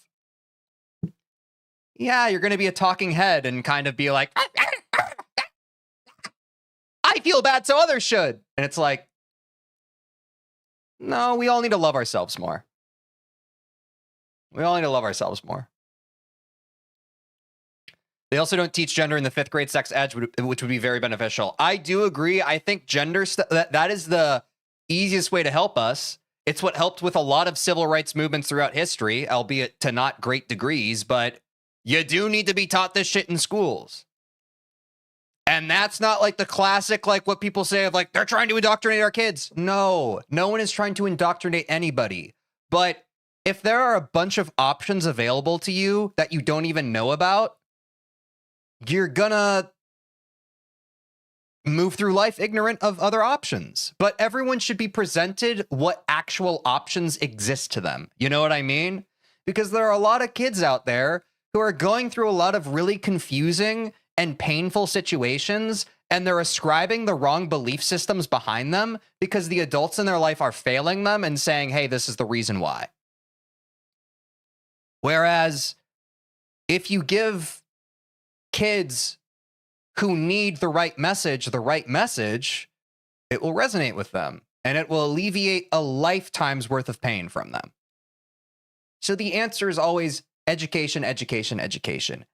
It's not about saying, hey, this is what it is. This is who you need to be. It's about, this is an option that is available for you if you feel this way.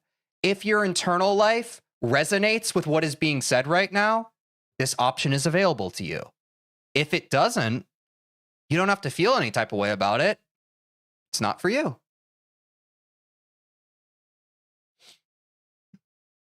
Yeah, exactly. I mean, we can all negatively project, right? I mean, at the end of the day, like a lot of lashing out is just insecurity projecting itself onto others, right? Like that whole idea that people can't, the things you dislike in others are little like ripples of what you potentially dislike about yourself, yada, yada, yada. Like that's one side of it, not what we're talking about, but you know what I mean? People can't hurt you with something that you don't already feel hurtful of towards yourself, you know, or at least ambivalent or confused about. I don't know. I think we're all just kind of sensey. I think humans are really sensey, and we all compartmentalize in different super complicated ways as a coping mechanism to try and get through life without hurting as much. I'm going to do a run now. Yeah, the classic grinder crash from a surge in traffic whenever the RNC meets. Like, let's try and rise above the us and them of it all that our media tries to get us in, guys. Like, that is sad. It's sad that people feel like they can't be themselves, or like organically and naturally in front of others. Like, that is something that we collectively as a society should grieve, and yet we all choose to ignore. And that's part of what I was talking about earlier with like the don't ask, don't tell movement of the 20th century. It's like, no, this is something we should be able to talk about. It's something that if it is a part of someone and it's also something that's important to them, they should be able to talk about it without fear of judgment or persecution. Right? Isn't that the whole point of like freedom of expression, freedom of speech? Isn't that the whole point? Sorry, I'm going to go on soapbox. Let's play the game.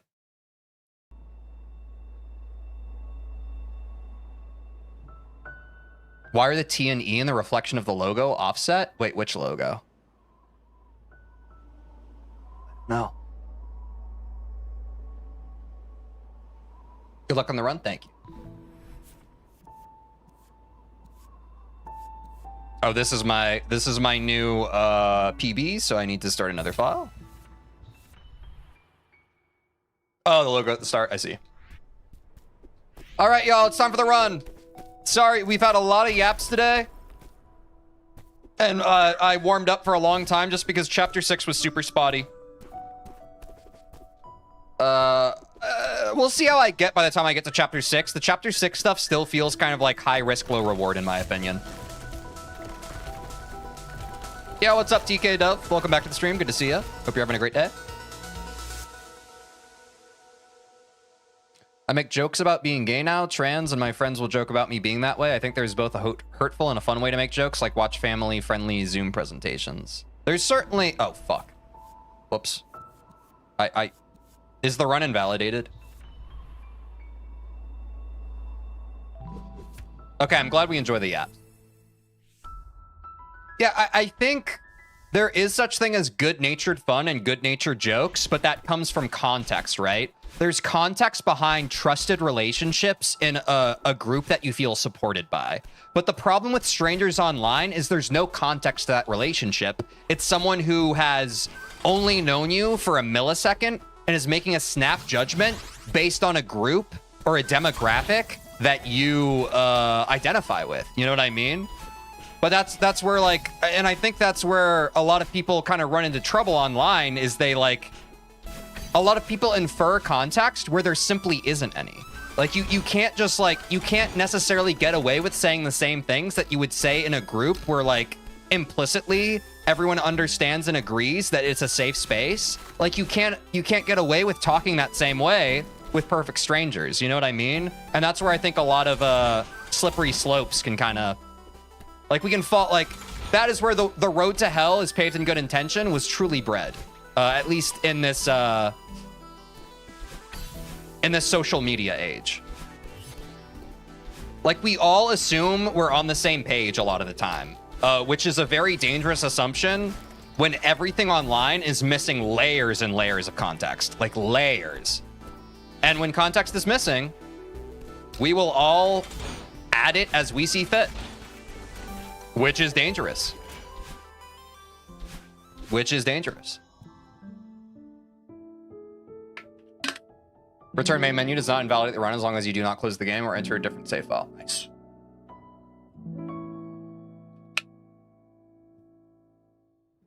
Woo! We zoomin'. All right, how's Old Site doing today?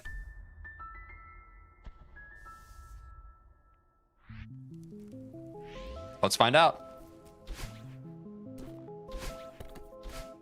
24 seconds safe peak. Yeah. Our early levels yesterday were pretty ass, so I'm for it. When the site is old as shit, you know? Oh, no, that was savable. That was savable. I just choked. Oh! There we go.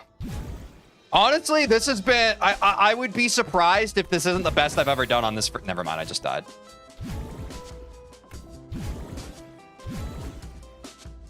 I think we still have a pretty good time for this first sub-chapter, though. Or... I forget what it's called. Is it a sub-chapter or a checkpoint? Y'all know.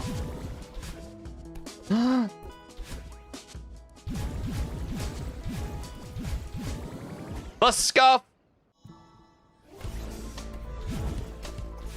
Checkpoint. Yeah, that's what I meant. That's what I meant.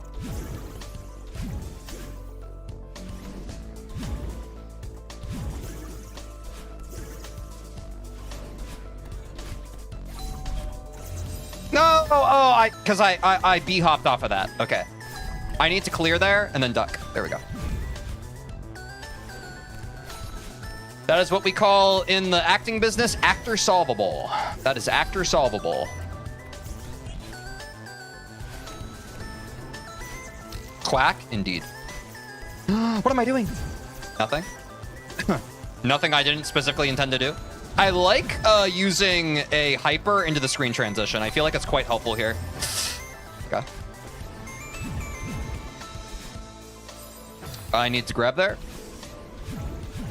This room can be troll. Especially if I don't fucking warm it up. This is no surprise. I don't give a shit. I don't get tilted, I rise above. I don't get tilted, I rise above.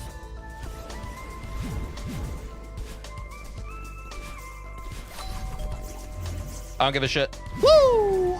I play the game I like and I don't get upset by it. I play the game I like and I never get upset by it.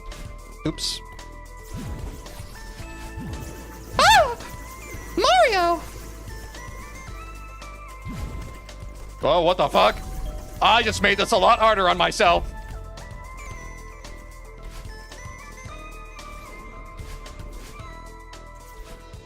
Teej really getting so damn good. Thanks, Aiden.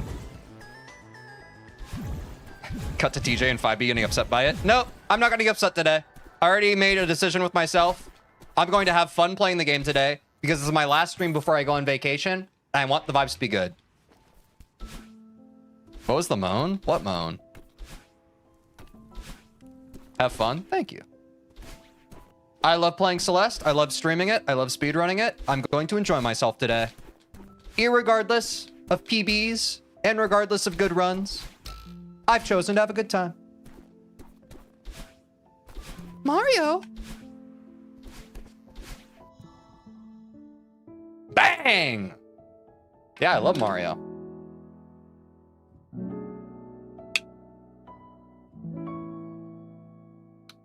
All right. Into resort. TJ likes to pee so much because you can't have a PB without pee. It's true. If I don't pee, how can I be? You feel me? And I love being. I be all the fucking time. Who up being right now? Who up PBing? Super into the upright, into the upright, into the key. Bazinga. Wapow! Oh, fuck!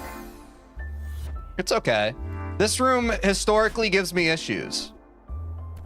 That's not my fault. It's a tough room. I should be more patient with myself. Third time's the charm.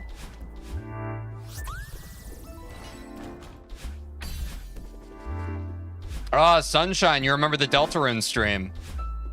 The stem.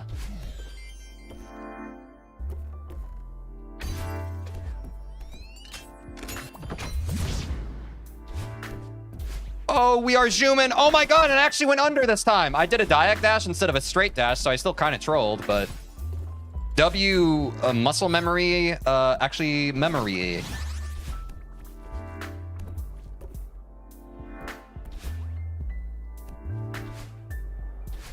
Yeah, this part's hard. This part's hard, but I get it. Ah! I need to wall bounce there.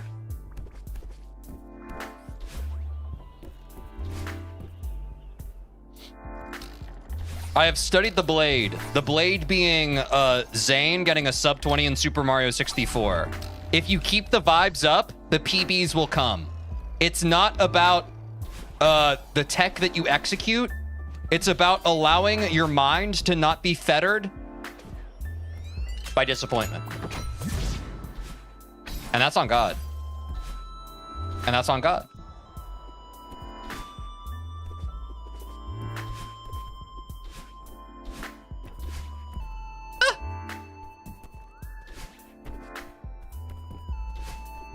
Guys, I think I'm on pace for like world record right now.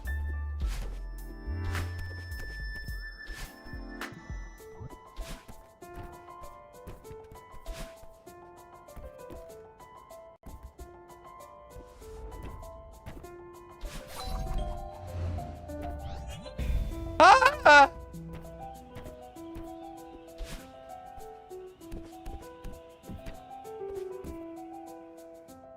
Sorry, this is lock-in for me. This is lock-in. Ah!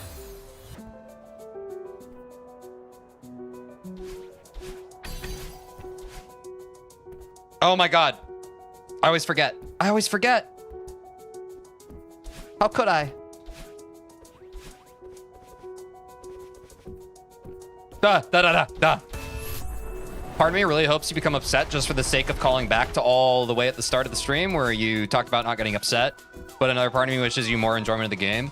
Yeah, I think I'm just going to enjoy the game today. I got so upset yesterday that I got it out of my system, and now I'm simply just going to do better and be better and still PB, you know? And that's on God, and that's on growth.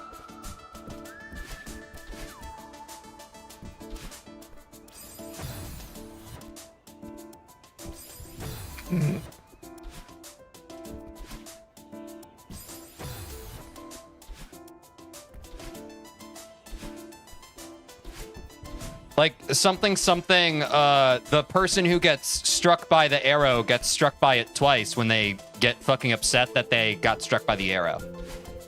Someone else knows the quote better than me, but y'all know what I'm saying.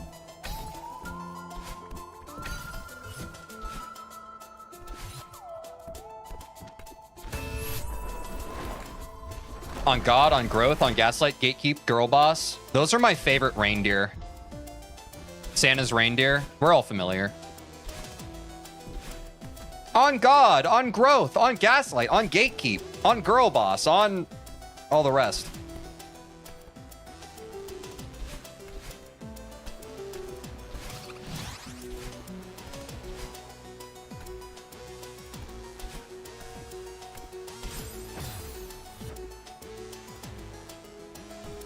Dude, the airtime I got there was, look at that.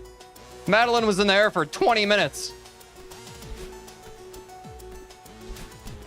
Yo, what's up, Angel? Angel arrives exactly when he intends to. Thanks for the good luck.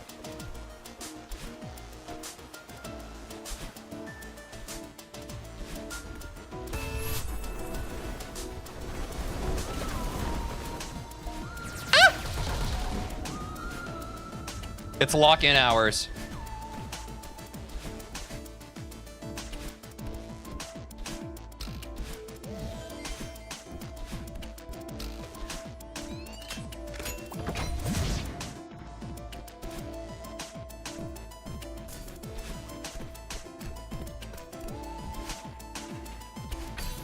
What am I doing? Shit I ain't never done before.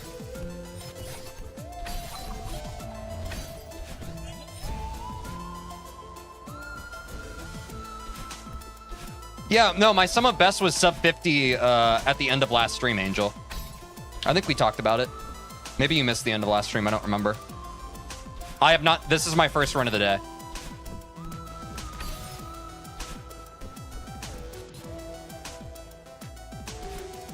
You believe in second try demo?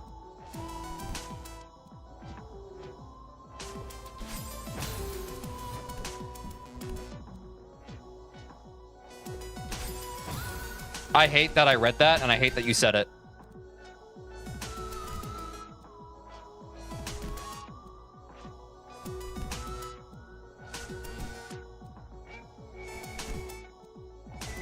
Is your favorite Pokemon Jinx, Lipton?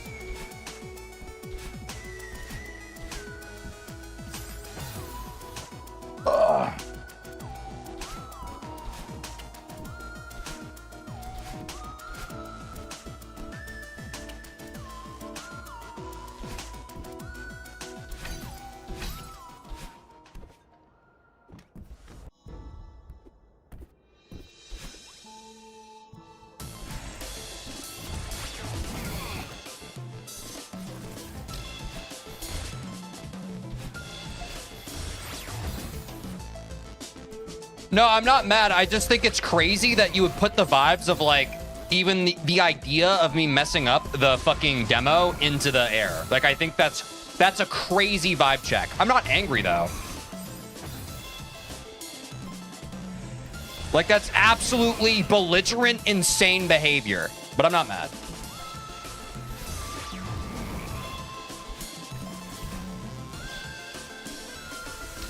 That is some hurt people shit.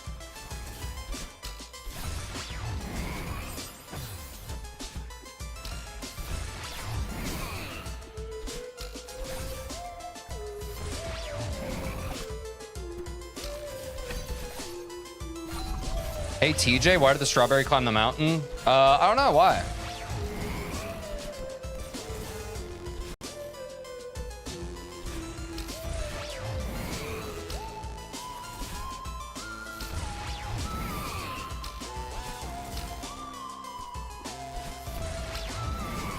To get to the summit? That makes sense.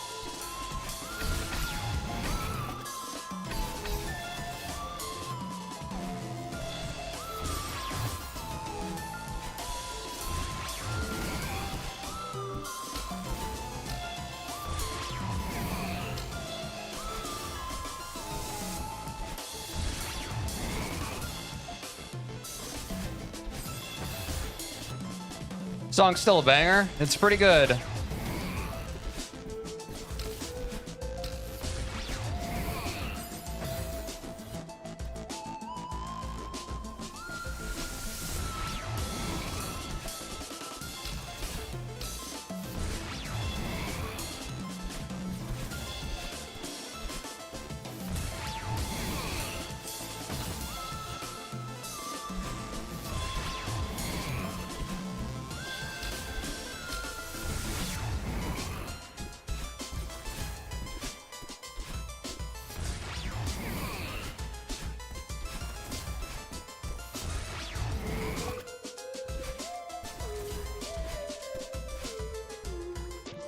I'm chilling. It was stapled to Madeline Celeste? That makes sense. Because Madeline climbed the mountain and the strawberry was on her. Ah. I follow.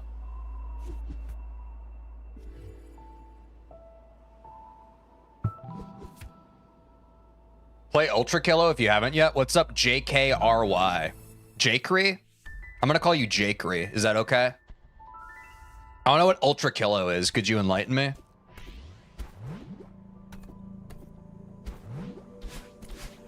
Surely we're gonna make up that time in 4A or 5B. Lipton, are you like... are you just being chippy or are you genuinely being supportive right now? I cannot tell. You've been quite chippy as of lately. What's up, man?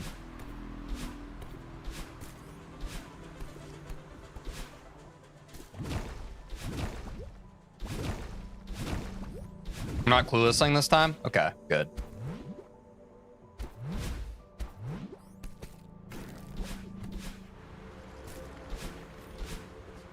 If you genuinely believe, I allow it. But you've been chippy before.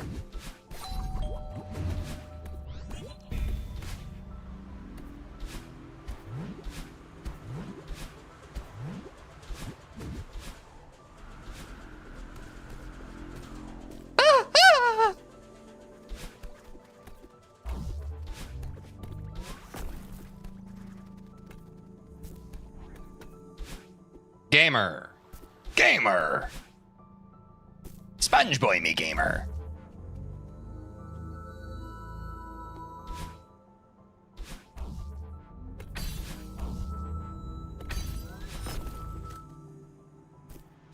I'm 2 minutes behind? Nah, it's shot. I'm gonna finish the run, but...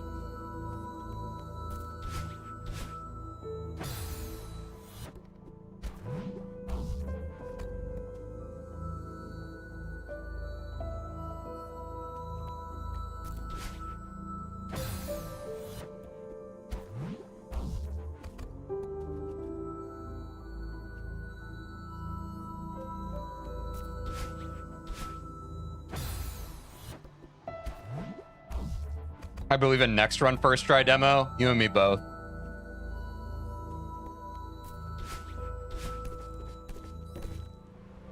The self-control to not look at the timer until now is insane. It's important, man. I've speedrun enough that when you look at the timer, you're not in the present moment, right? And also, firsthand, I've had enough fucking PBable paces where I look at the timer and then it fucks me up, either because I'm distracted and looking at something other than the game I'm playing, or I get way too in my head because I'm aware of the timer, you know? But honestly, we're at the point now where we've learned most of the strats for the game. I think we get a lot of value out of just putting it all together, so I'm gonna finish the run regardless, you know? Whether things are executed perfectly, my brain now just needs to feel like what the full run feels like, right? It's not so much about labbing things in isolation. It's like, oh yeah, what does it feel doing 5B out of a pretty scuffed Golden Ridge? What does it feel like doing a pretty scuffed 5B into a non-scuffed 6A, you know? Similarly to where we got with 16 star.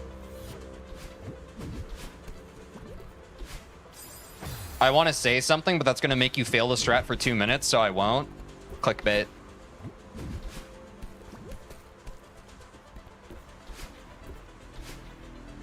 Yeah, when I speedrun Rusted Moss, I wrote a quick script to display a black square of the timer on my screen without covering it in the recording. Ah, yeah, that's smart.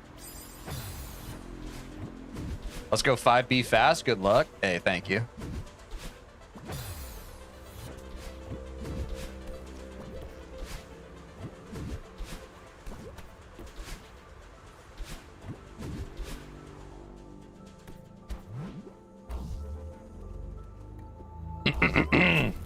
Let's keep it rolling, guys. Come on, come on.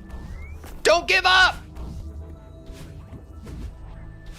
Don't miss the forest for the trees. Look at the bigger picture. We're getting our reps in. Yeah, Madeline did miss that bubble by 1 pixel, and I'll never forgive her, and she will feel my wrath in due time. Never give up, I'm saying. We could save 3 minutes.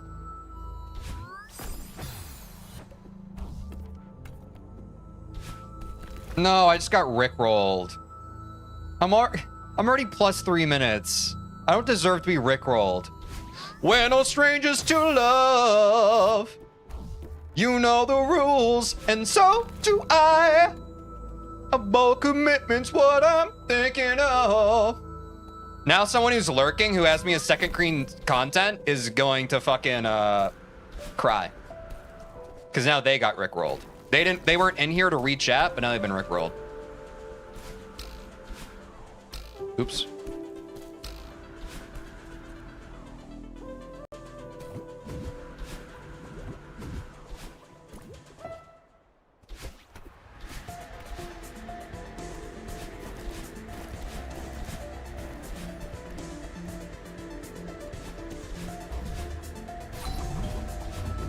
This is my destiny.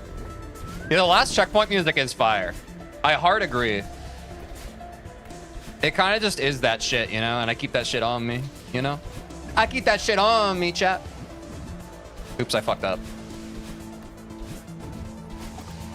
Wait, I'm a W! I'm a walking W!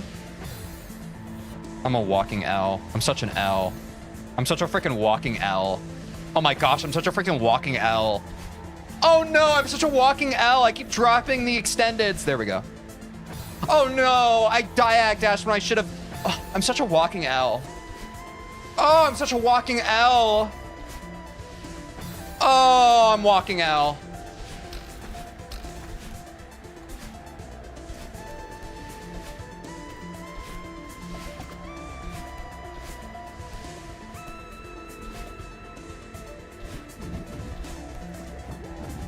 You're a walking L? Oh my god, someone just called me a walking L.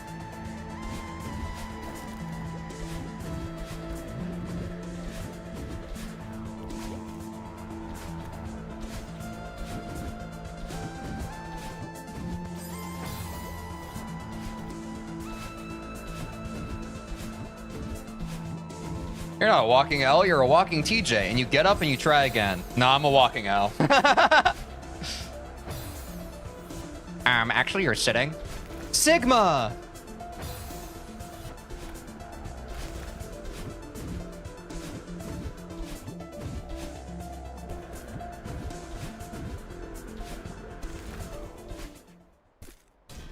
I swear to God, I know before the end of this run, a first-time chatter's gonna come in here and be like, you're plus 5 minutes. Why has this guy not reset yet? And I'll be like, fuck you, mother.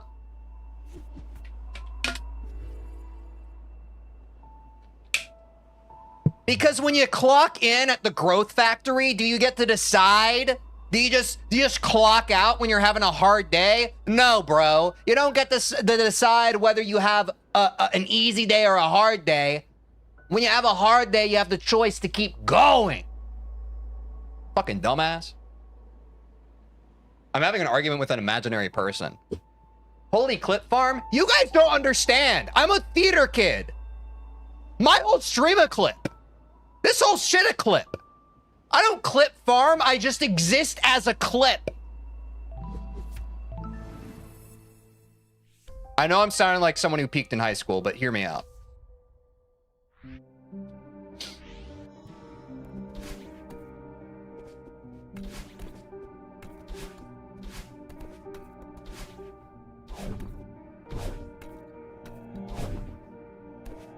This is the no. Did you guys hear me? The malding almost started. I will not let it win today. I will overcome it. A weaker-minded individual would have reset the run by now. Not I. I am Skeletor. Yeah. And Skeletor is a skeleton man. And it's October, so that means the month is on his side. Y'all want me to reset so bad? Get your head out of your pooper. It's stuck in there. Get it out. Come on. This is not a reset. We finish it. We finish it. Come on.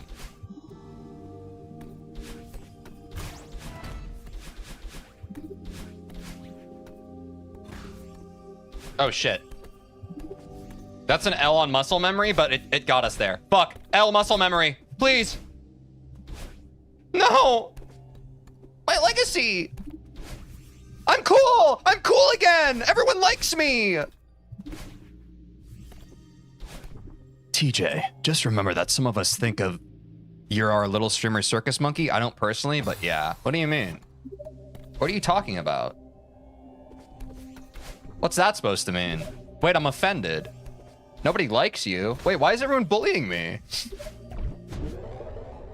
What just happened? Just because I was being a silly, goofy guy for a second? Now the court of public opinion has turned on me? I was just being a silly, goofy guy. I like you? Thanks, Angel on Twitch. You're a real one. Because you're a walking L? What the fuck, man? Where are people coming up with this walking L thing? They just invented it.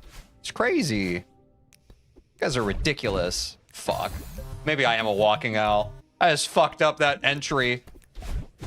Nah, I'm a walking...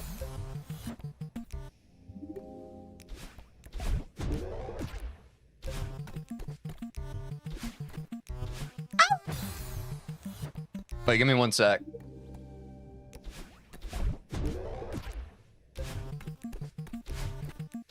Yeah!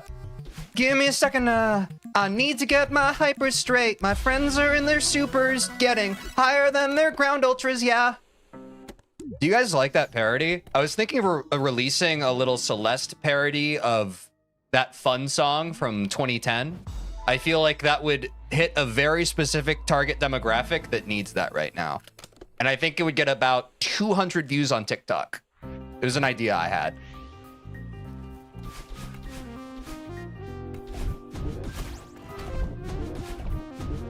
Good luck, 5B. Thanks, Lipton. I always have liked you and do my best to get you out there so you can hit the 1,000. Y'all, my goal for October is to hit the 1,000 subscribers. And guess what? Guess what? W community, W chat. Guess what, guys? Once we get 1,000 subs, the Bing shilling will end. For as long as I live, as long as I breathe, I will not ask for a YouTube subscriber. Unless YouTube changes the monetization requirements and I need more subscribers down the line. I think I fucked up. Yeah, I did. Because I am a man of my word. I am a man.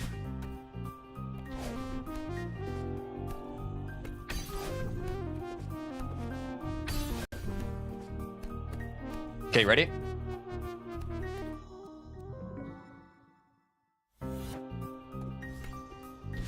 You're like a friend that doesn't friend people? What does that mean?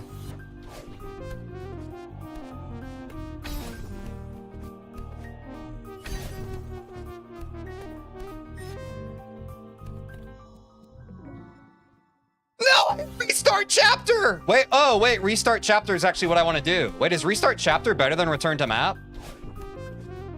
Oh, after you fail once, you can just do restart chapter because it'll take you back to your checkpoint. Okay. Oh, wait, I got it. Like friend requests? Yeah, guys, I mean, for anyone who has been in this stream for more than one day, do you see now why I don't accept friend requests on Discord?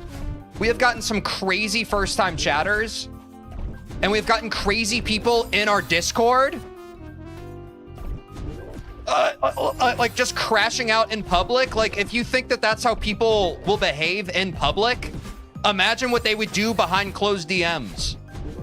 Like, I feel so vindicated with how many fucking weirdos we've had to deal with as a community over the past 2 or 3 months. Now when people are just like, if anyone's ever just like, why don't you accept friend requests, TJ? It's like, look around. We're on fire. People don't know how to act. They'll crash out in public. If I fucking open up my private DMs, people will be even more insane.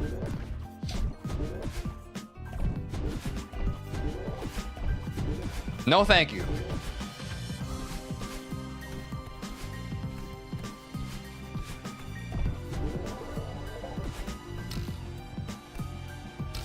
Oh my God.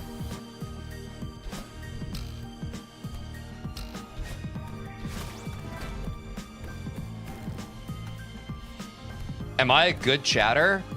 That's a crazy thing for someone in chat to ask, but yeah, sure.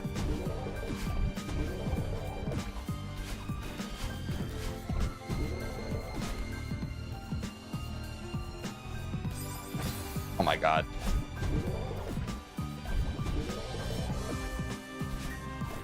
Oh, it's scuffed. Oh, it's a scuffed solve, whatever.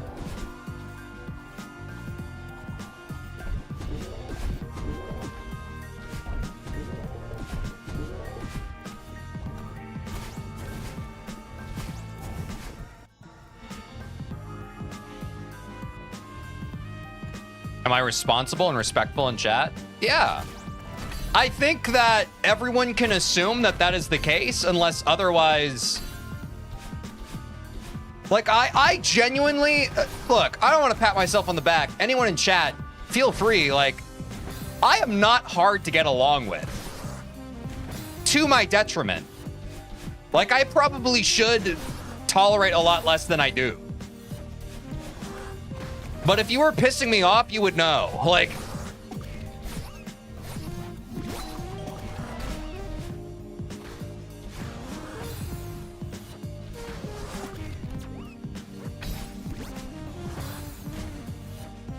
Crashing out in public is pretty common in the year 2025. Yeah, but when you do it on stream, it's funny.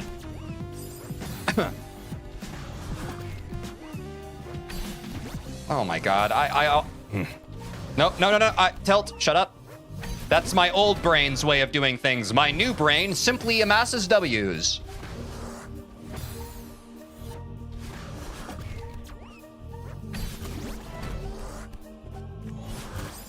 Oops.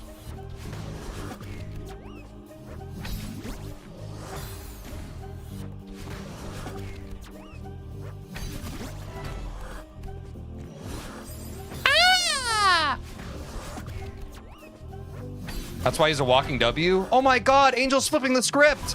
I'm not a walking L anymore. Thank you, Angel. You're my guardian angel.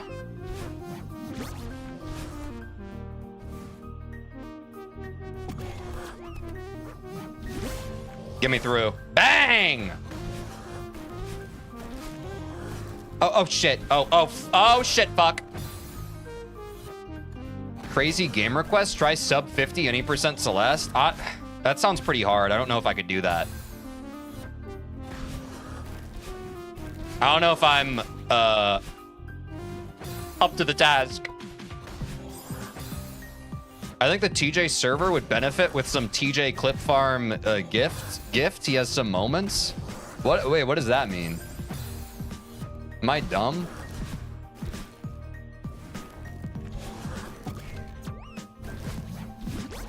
No.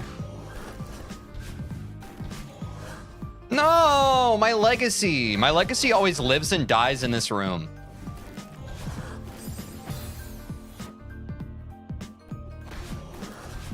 Guys, do you think we can get to plus 10 on this run?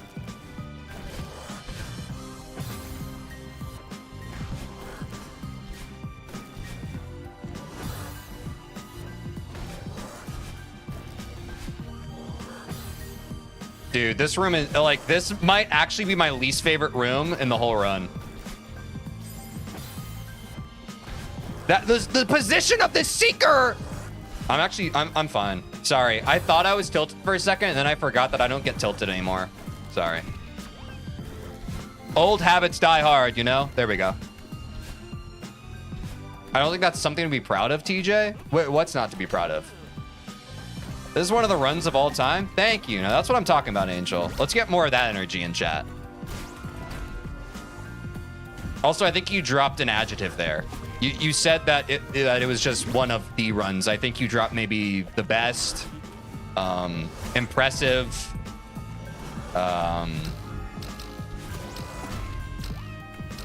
genre defining, or sorry, category defining.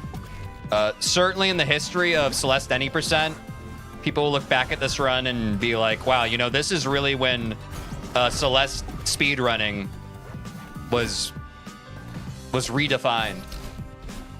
Redefining is another adjective. This is one of the redefining runs of all time. It was probably just a typo. It was probably just a typo. Gender defining, yes. Also gender defining. Okay, theater kid, what are you, an English major? Dude, it's already an insult enough that I'm a theater major. In fact, I would argue that being a theater major is more cringe than being an English major. So there. Haha, got your ass. Huh, you just got owned. You just got owned by a theater major. How does that feel? What did you major in, Goldie? Being owned? Fucking easy. Fucking got his ass. Let's go. The first part of this stream was quite gender defining, Sky. That's a good point. That is a good point. This is one of the most life-changing speedruns of all time. Now that's what I like to hear, 789.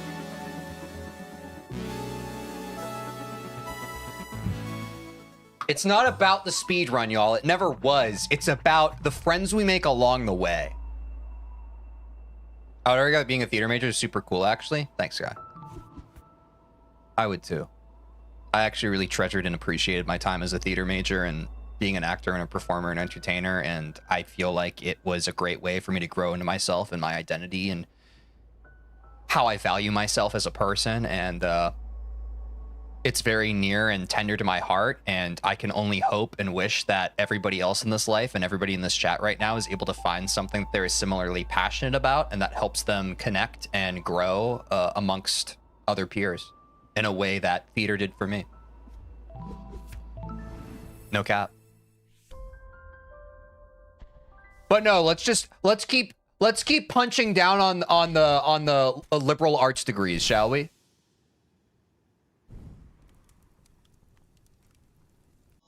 I majored in engineering, therefore I am better than you. Bro, I got a minor in computer science, and yeah, I didn't double major in it, but I know enough to know that anyone can get any degree. That's the thing.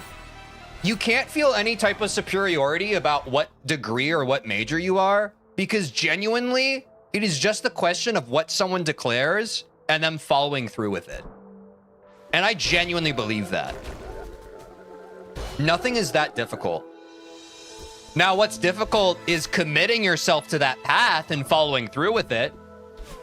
That's the hard part. That's where I think a lot of like the diatribe of like, you know, the late 20th century of it all, of like, it doesn't matter what you get a degree in, just make sure you get a college degree, because then on job applications, you have the college degree and they know, oh, this is someone who can commit to something. That, of course, is fallen by the wayside and no one gives a shit about that anymore. Unemployment rates are worse than they've ever been. The market is saturated with overqualified individuals, yada, yada, yada. I don't have to tell you all that because you already know and you're living it and probably deeply frustrated and existentially dreading it. But suffice to say, anybody can do anything. And I think that people who choose to become majors in the things they're genuinely passionate about are walking W's. Sure, we're in debt that we're probably never going to be able to reconcile or pull ourselves out of if you're American and you don't get your school and education paid for. Sure, we're... What was the point I was trying to make? I'm unemployed. Me too, 789. We all want conservative arts in this bitch. I'm majoring in fucking music production. I think that's base though. Because music production, there's a lot you can do with that. Like you could, one of our friends, well, I'm not going to dox his name just in case he cares about his privacy. He majored in sound engineering and now, like, you know, he tours with bands and he like does their mixes and stuff. And that's fucking awesome. Like, that's the kind of job some people hear about and they're just like, whoa, wait, you can do that? And it's like, yeah, dude, you can do whatever you want. You just have to pursue what you like. But we all kind of fall ourselves in this false dichotomy of like, well, I can either get a job that pays the bills or I can give up on all my hopes and dreams. And it's like, no. As long as you can make the money to pay your bills and like sustain yourself, shouldn't you be doing what you like instead of what you feel like you have to? I don't know. This is just someone who's nearly 30 yapping. That is my advice that I would recommend to you. You should probably just do what you like. You should probably do that. And I think that your happiness would improve because of it, and therefore the happiness of your community would improve because of it. And therefore, you won't be one of those people who's crashing out at your grocery store about how someone's bagging your groceries wrong, and then the world at large will improve because of it. You know what I mean? Like, if you like what you're doing on a day-to-day basis, you won't become an insufferable prick who insists upon themselves and crashes out in public environments and makes it everybody else's problem instead of your own. As a CS major, I can confirm a CS major is not a flex. Yeah, if anything, it's a stretch, you know? Especially like the meme of being a CS major now is just like, haha, there are not enough jobs for all of us. And let me tell you, like when I got a CS minor, that was still the case. The funny thing about the tech industry is that it just keeps getting worse. Like, it's funny because everybody likes to look at the tech industry with rose-colored glasses of like, oh man, it was so easy to get a job like during COVID and stuff. And it's like, no, it wasn't. It was really bad 5 years ago too, but now it's even worse. The thing about things getting progressively worse is that they always comparatively look not so bad in hindsight.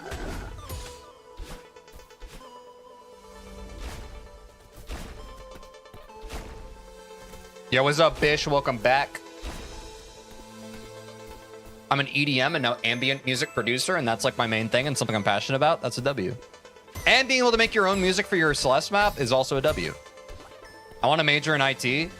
I think that like IT and technology in general, like that is a well-informed thing to do, especially like if you're into technology and that kind of thing. That's not what I'm saying at all. But I do think just in general, oversaturation is just evident in every industry, right? And we haven't found a good answer to it. What is the answer usually? You just kind of deal with unemployment until you get a job, and then you get to be one of the lucky ones that has a job, and you get to be blissfully ignorant about everyone who's suffering through unemployment. You get to be like, well, at least I'm not unemployed right now. Sucks that a lot of people are, though.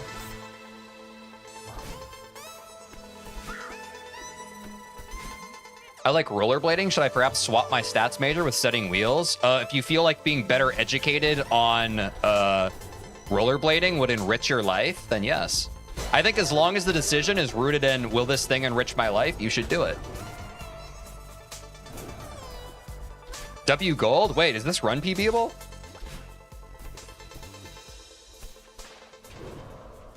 There's a crash coming in the industry as a result of AI in college. Right now, you can get a CS degree without really learning how to code, and there's going to be a flood of incompetent developers entering the industry.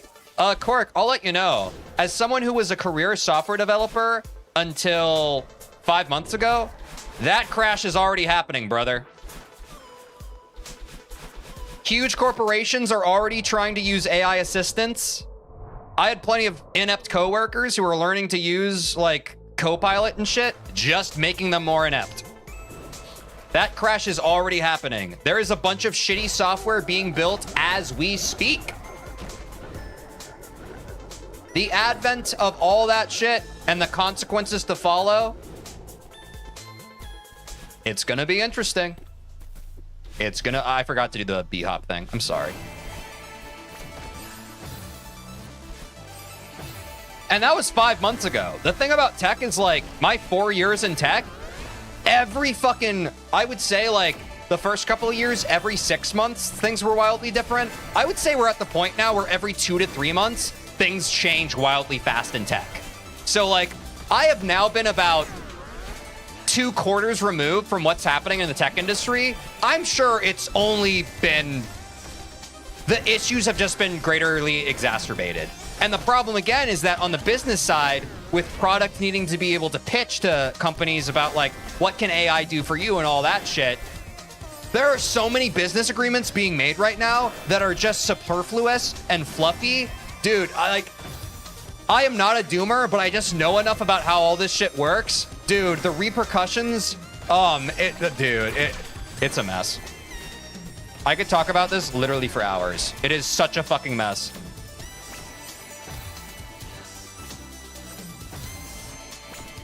I know people who were required to use AI for their jobs where all manual testing people were laid off and more. Exactly.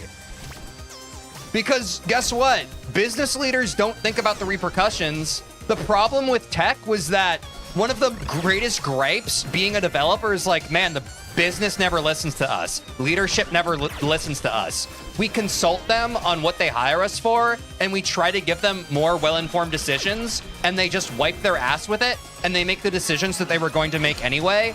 Guess what happens when you have a bunch of developers warning you about, like, the fucking possible pitfalls of just blanket AI and all this shit, and you don't listen to them and you just move forward anyway, and you change all of your testing, all your automation.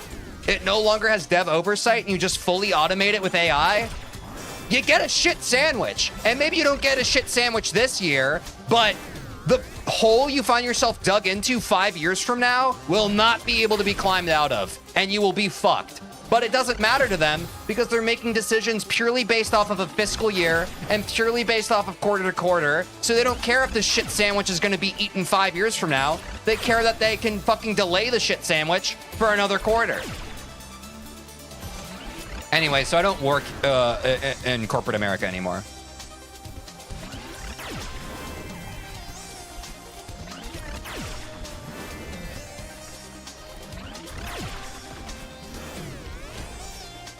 A rant over this song as a clip. Yeah, you guys let me talk about software BS, and the soapbox just kind of materializes.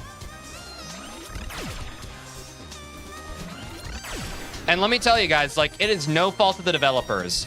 All the people in the industry, like, people often say, like, when shit is hitting the fan, don't look at the shit. Look at, like, the people who are helping. Look at the people who are trying to do the right thing.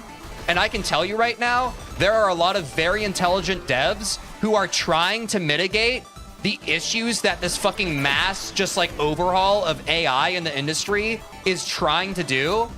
There are a lot of very intelligent people trying to mitigate that right now. How successful are they going to be? That completely relies on leadership, and I would argue that the greatest percentage of leadership is not going to listen to that golden advice that they're getting from the greatest minds in the industry. It just doesn't matter. That's the frustrating thing about corporate and all that shit, is it's like, you can have all the right people, but if you don't listen to them when they tell you what decisions you should make, it doesn't fucking matter. You can give them all the fucking money in the world. You can keep them on payroll. You can pay them fucking 7 figures. If you don't listen to them and you choose to like let your ego and be like, well, this is where the business is heading, and you just do it yourself without the actual consideration that is required, guess what? You just wasted money paying the person and you didn't listen to them, so now you're doubly fucked. It's so easy. It's so easy to not fucking screw yourself over, and yet the willful ignorance, it's crazy. Most valid crash out of all time? Yeah, I'm saying. I want to code in C#. C# was my first, not my first language, but the first one that I was billable under. It's quite good. It's all right. I like it. I also know that I believe Unity uses C#, so I know that's why a lot of gaming adjacent folks like to learn it. Yeah, I think C# is a perfectly fine language. And there's the issue with having a singular leader or set of leaders that have more influence than anybody else. Exactly. And the thing that we've glorified in our society now after globalization is these thought leaders, right? The Steve Jobs of it all, the Bill Gates. Like, everybody wants to be that singular voice that's just like, you know, we got a team of all these people, but ultimately I have this singular vision, and with it, I will be able to shepherd us into a future that delights and encompasses all the values that our global nation, our singular nation needs right now in this ever-changing tech landscape. Just a bunch of superfluous bullshit, and it's like, talk to your people! Talk to your devs! Oh, or sorry, don't talk to them. Don't just schedule a meeting so that you can say that you've scheduled the meeting and like it's been a formality, a pageantry of sorts. Listen, if you're in the C-suite, could you fucking listen? Could you? No, because you're too busy saving face and smiling and glad-handing, moving and shaking. I see through your bullshit. Fuck executives, bro. Fuck them. Eat them alive. Anyway, time for chapter 7. Let's get some chapter 7, y'all. For all the devs in chat, because I know a bunch of people are either interested in developing, or, you know, they are software engineers themselves, or they have interest in that, and that's kind of like the career they want to grow into. My greatest recommendation is be an advocate for your fellow devs. Devs are so often abused and taken advantage of. It is your responsibility as a dev that when you feel like you are being fucked over or raked over the coals, you are an advocate. Because guess what? Devs are also known for being introverted, for not being really like people, you know, like they're not good at like, it's hard to stand up for things and it's hard to be outspoken when, you know, you're kind of a more introspective individual. I saw it all the time with the people I worked with, but then I would talk with them one-on-one and they would have great ideas and this great inner life of like what was happening and all these opinions. And yet we'd be in meetings and they wouldn't speak up. They would feel similarly to me of like being shafted, but they were afraid of sharing their opinion, which is perfectly fine. But that is the one piece of advice that I would give people. Like, business and product are going to try and steamroll devs every time. The design team sometimes is also going to like anybody outside of your dev team. The business needs are always going to try and trump yours. You have to advocate for each other. And literally, like, sometimes it's going to be like, it's going to feel a bit like the classic, what's the word?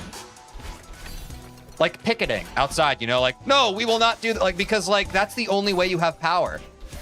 If you have a dev team of devs and you have one dev that is like, hey, we can't commit to this piece of work, like there's no way we can deliver on this, like product is pressuring you to deliver on like a new feature or something, and only one person is like, I don't think we can do this. But the rest of the people are yes manning like, no, for sure. We can definitely do this. No, yeah, we're afraid to say no, so we'll definitely do it. You're fucking over your whole team. Do not do that. If you see bullshit and you are a dev, call it what it is. Say it's bullshit. You might not make as many friends, but that is how you protect you and your fellow devs. Because nowhere outside of corporate America is it even more appropriate. The old saying, you give someone an inch, they'll take a mile.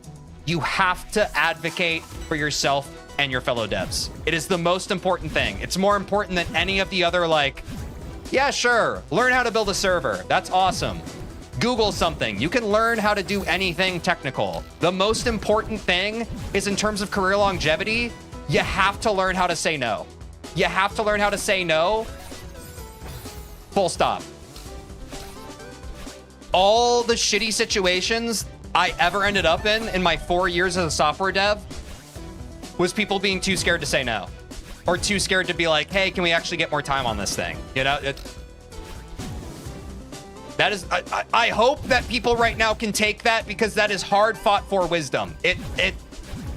That shit is important, bro. You will get fucked over, I promise. And if you aren't able to appreciate it for what it is now, maybe years down the line, you'll be like, oh shit, this is what TJ meant. Yeah, man.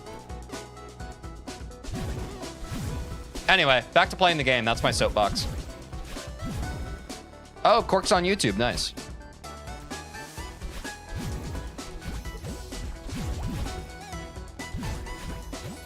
But TJ, haven't you worked at Blizzard for 7 years? How can we trust you?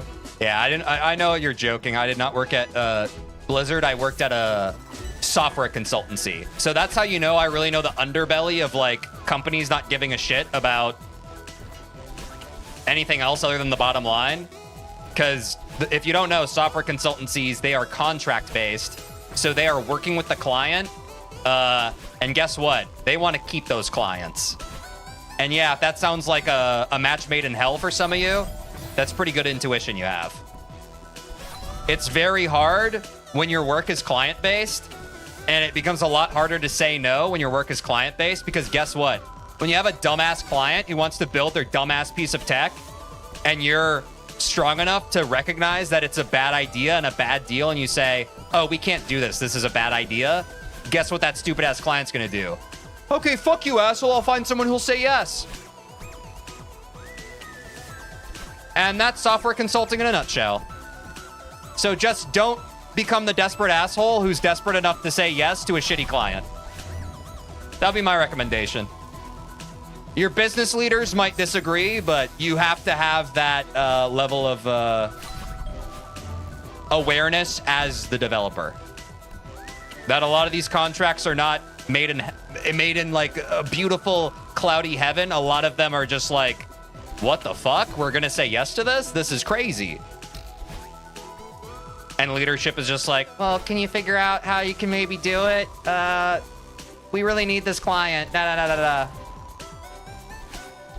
If I made a lot of you no longer have passion for software engineering, that's probably good. It is seldom actually like, oh boy, I'm gonna get to code and build a bunch of fun stuff. The more senior you get stuck in meetings with business, you talk in circles about shit that non-tech people don't understand. Not all it's cracked up to be. It's not, oh boy, look at this cool piece of, wow, I just built a fun little console app. Nope. You gotta talk to stakeholders, you gotta talk to business folks, you gotta try to make them understand the technical stuff that you know, and they will always smile and nod as if your explanation made sense while not understanding it. Have fun, good luck. You're gonna need it.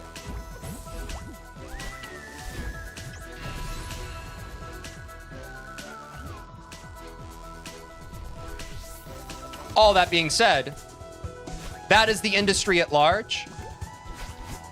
Are there good companies and good jobs out there? Certainly. That goes with anything.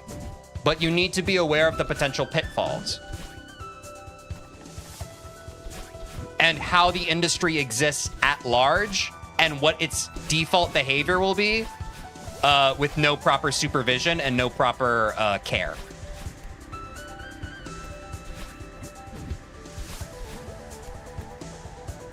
Yeah, TJ, you were spot on. I have a friend working as a tech consultant. He just attends so many unnecessary business meetings. I lived it, man. I know it. You're sitting there in that meeting and they're talking about, oh, we got a bunch of stuff we're going to do. All the while not being able to work on all the stuff that you're going to do. It's such a joke. It's so silly. Because business people need to justify their jobs, and the way they justify their jobs is by scheduling meetings and pretending that those meetings are the reason that things are getting done. Whereas all the people who actually do the work, like the devs in the software industry, we know the work doesn't get done in these meetings. It gets done when you fuck off and you let us fucking work on our software. They're just like, no, but we had this meeting. We had this meeting and we got the deliverable. Therefore, more meetings, because more meetings equals more deliverable. No, dude. God damn it. Meanwhile, if you want to work in creative mediums, you need to either pay people who can do this for you or dedicate your whole life to good marketing and promotions to the actual creative thing. Yeah, exactly. Like, there definitely is like a give and take. Like, don't get me wrong. Like, business people aren't doing like a non-zero thing. Like, obviously, like, they do need to secure contracts, or like with the creative industry, they need to be able to market your stuff. They need to be able to get stuff out there. They need to make people aware that your services even exist. And that, you know, there is certainly an art in it of itself to that should be appreciated. The way that manifests in corporate hell is a bunch of busy work and meetings that don't need to exist.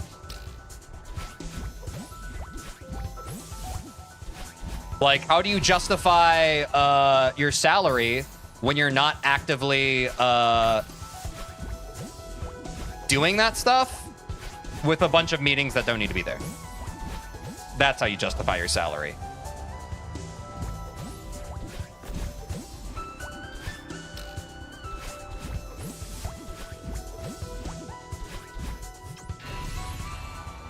So many hours of just listening. Yeah, until you eventually learn that all the stuff you're hearing, because if you're like me, you're a naturally very curious person.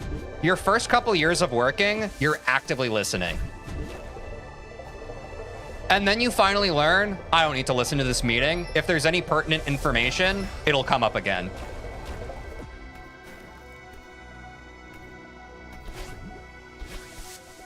And then the meetings become even more useless. Yes, you have naturally identified along with me why this is a vicious cycle. You learn the meetings are useless, and then they become even less useless because no one in the meeting is actually listening, especially when you're working from home. Not to advocate for not working from home, because I think especially in tech, every fucking job should be work from home. There's no reason to have real life work. That's stupid. But you just sit there on your phone. You don't pay attention. But that's the same as it ever was. Like, even before the fucking 21st century, people would complain about all the useless meetings they had, right? Like, that's same as it ever was. So at least, like, now we live in a world where, like, even though people are doing, like, more hybrid stuff and return to office and all that bullshit, like, at least there is some level of acceptance of, like, okay, like, why perpetuate this thing just for the sake of it? All this reminds me so much of how Russia is working during this war right now. For example, sending people to die just to say they tried something, and the yes men all around Putin, which know it's bad, but just have to be a yes man to Putin. And I know for some people, they would say that, Sky, you identifying that is sort of a leap, but it's really not. Those, like the classic, those who don't study history suffer to repeat it. Like, yes, I always identify those patterns and stuff too. I'm just like, hey, why are we doing the same shit that got, like, certain civilizations into really hot water over the course of history? Like, I know right now, like, your team at work, we're not a civilization, but we are a microcosm of civilization, right? So maybe we shouldn't exhibit the kind of negative, toxic things that get people into really hot water. You know? Like, being a yes man is just a slippery slope no matter where you go. Like, that is just a classic, what's the word? a classic pitfall of human behavior. Paved in good intention, right? You're just like, well, I don't want to have any sort of confrontation if I feel some type of a way about something. It's easier to just smile and say yes. Well, if we all get in the habit of smiling and saying yes, that's the way a fucking crybaby can start dictating every single fucking thing of how our life works, right? And we can't even really, you know, we can boy who cried wolf it and start fucking complaining about it, but if we're the instrument of our own destruction, like, it's going to be hard for a friend to listen to you through that when it's like, okay, well, you were smiling and saying yes the whole time. It's kind of hard to have sympathy for you. I feel bad for the people who suffered from your actions, but if you're just smiling and saying yes, it's too little too late for you to be like, hey, this is really fucking annoying. It's like, all right, you should have said when it was moderately annoying, you should have fucking stood up and said something about it. You should have seen that the writing was on the wall. And all the time, too, the other thing about business is, you know, they don't respect when, specifically a developer, you know, like, developers are known for being detail-oriented. They're known for having pattern recognition and being able to look down the line and be like, hey, I can see how this decision can potentially have this impact down the line. Most people don't think that way. I know we're in a bit of an echo chamber because a lot of us are kind of more introspective and we're gamery and, you know, we're into software. A lot of people don't think 20 steps ahead. They think maybe 1 step ahead, sometimes 2 to 3. And that's the danger. Because you'll be talking about something that could potentially be a risk 20 steps down the line, and they'll be like, what the fuck is this idiot talking about? But you don't see steps 2 and 3. No, steps 2 and 3.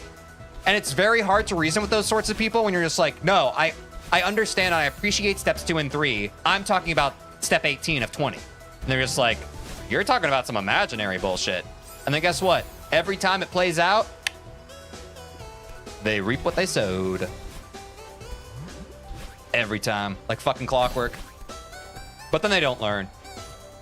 You would think, oh shit, they were right. And then they learn. Nope. Nope. You're giving them too much credit. They never learn. Those who have the capacity to learn, learn. Those who don't, they will not.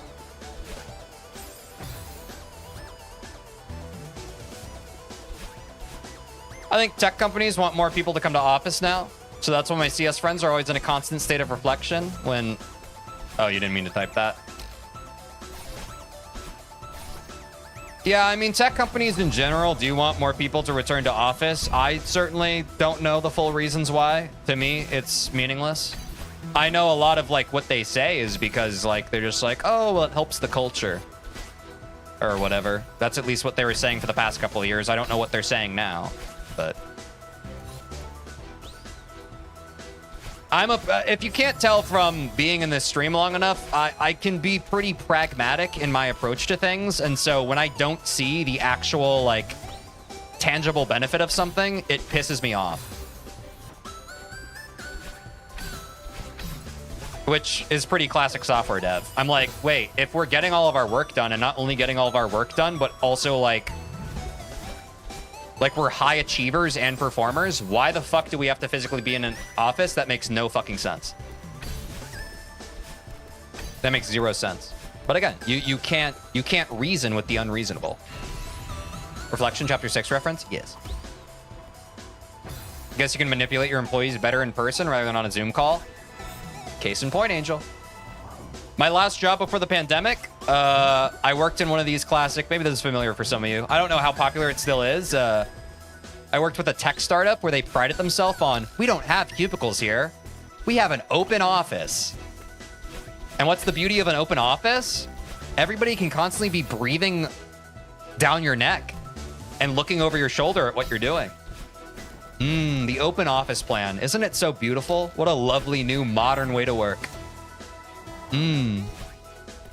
What a wonderful culture. We don't do cubicles here. We do something so much worse.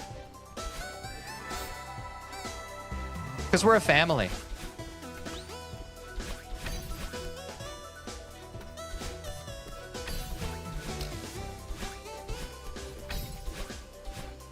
People love making workers suffer more under the guise of it will make it better. When if they just didn't suffer, they would work better, and that's fucking proven. Exactly. That is why, I mean, I don't know if I've talked about this on stream before, but I think it's pretty clear that, let's be honest. The thing about being a software developer is you're very good at optimizing things. You're very good at problem solving. You're very good at streamlining things. You're very good at deciphering the given circumstances of a situation and figuring out how you have to operate under those given circumstances. Therefore, a lot of us software developers can fall under that umbrella of being anti-work, but I don't even think it's so much an anti-work thing. But I myself, I'm a proponent of like the 3 or 4 day work week because I think that if you get your work done that you have been contracted to hire for in whatever amount of time it takes, you should not have to stay on a leash arbitrarily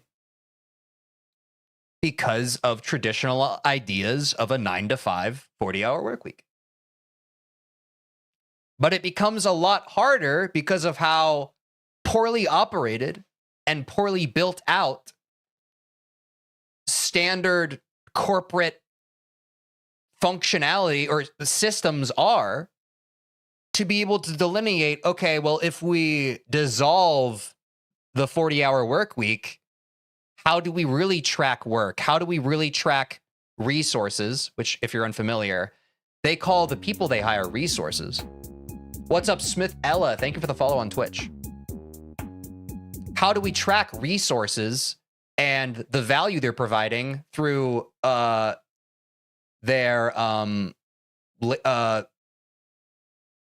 labor? How do we do that without time boxing it? And the answer is there probably is an answer there, but more often than not, in a corporate setting, just because there is an answer, it's like conservatives, right? If there's an option between keeping things the same way and not having to figure out a progressive solution, they will choose the former, right?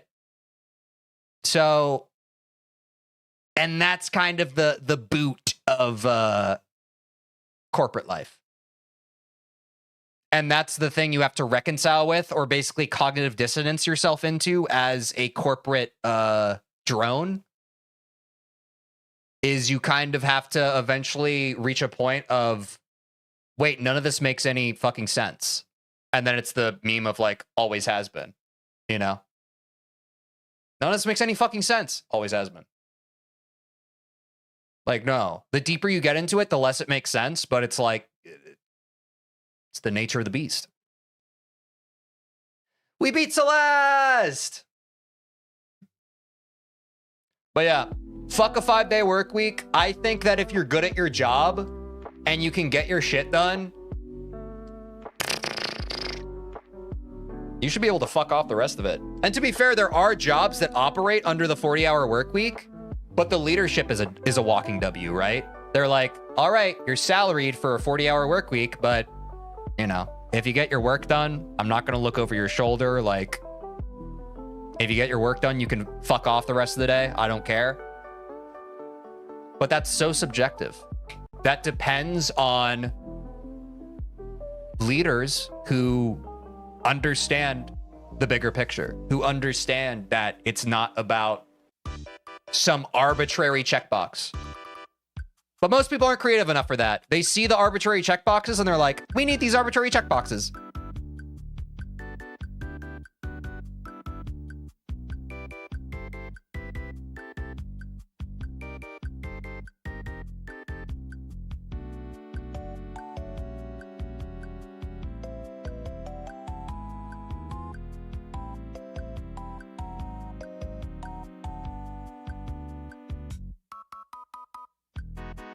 You should have lab multiple different strats for that run room in 5B. Are you talking about like the last one?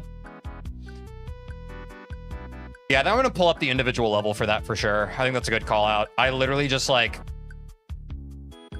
don't know what to do there.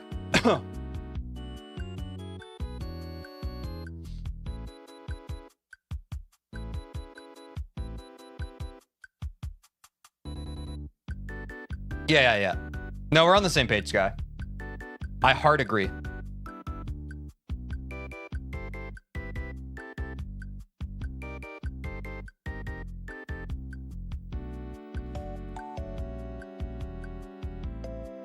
Does this stream and music? Oh. I just started playing it because I don't like hearing the sounds of my own thoughts. We're still streaming, guys. Don't you worry your little heads.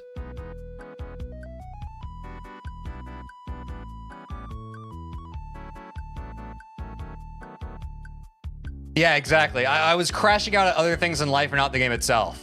That's also the hard thing about speedrunning is when you're literally, yo, we didn't even just reach plus 10, we reached plus 11. Let's fucking go. Crushed my goal. Yeah, I mean, I wasn't even thinking about playing the game. I was just complaining about corporate America and probably the corporate world at large because unfortunately, America, especially in the wake of globalization, a lot of people just look at America in the corporate world and they're just like, wow, these guys are really doing something right. And it's like, no, don't look at us for inspiration, please. Ah! But what can you do?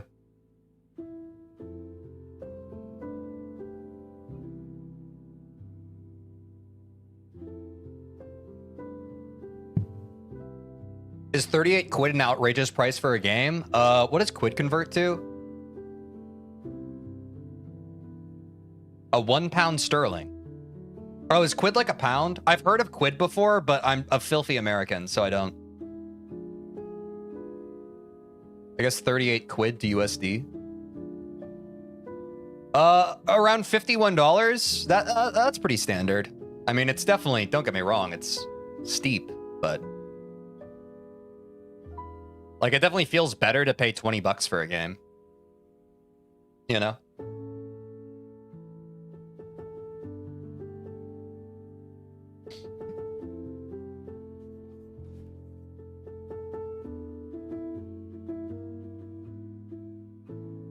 I would never pay that much for any game ever. Yeah, I think at that point it's time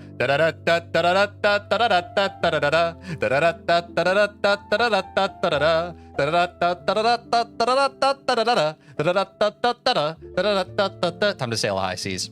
Are you saying that in general for like AAA games, or Bish, are you talking about like an indie game? Are you talking about I am working on a puzzle platformer right now and I'm planning on making it $50?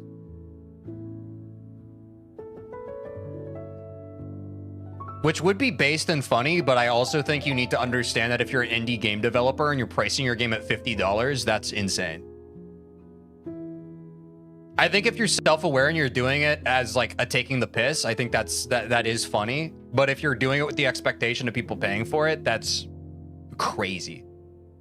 Talking about games in general. Yeah, I don't know, especially like with like Steam and shit like that, with games being so much on sale. Spending 50 bucks for a game does hurt. It does hurt, actually. But what is it now? Are games truly going to be like 70, 80 bucks from now on? That's kind of ass. I don't love that. Back in my day, you used to put a quarter in the machine and they let you play the game until you died. So if you were good at the game, you could play for as many hours as you want. That quarter, it could take you pretty far depending on your own skill as a gamer. Back at the old 5 and dime. Sorry, my real voice came out for a second. I want to charge 50 bucks for a game, to be honest. I would more like charge 18 bucks. I feel like around 20 bucks is a good, I mean, there's also evidence of that in the gaming industry of like, you can still make millions off of a $20 game.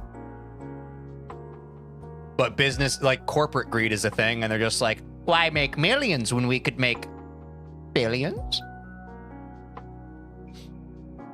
AAA games set their prices so high after spending millions and doing things that don't matter while mistreating their workers and not optimizing a single thing in it. Yeah. That's the other, like, I mean, that's the part of there is no ethical consumption under capitalism. While that is true, that doesn't necessarily justify the mistreatment and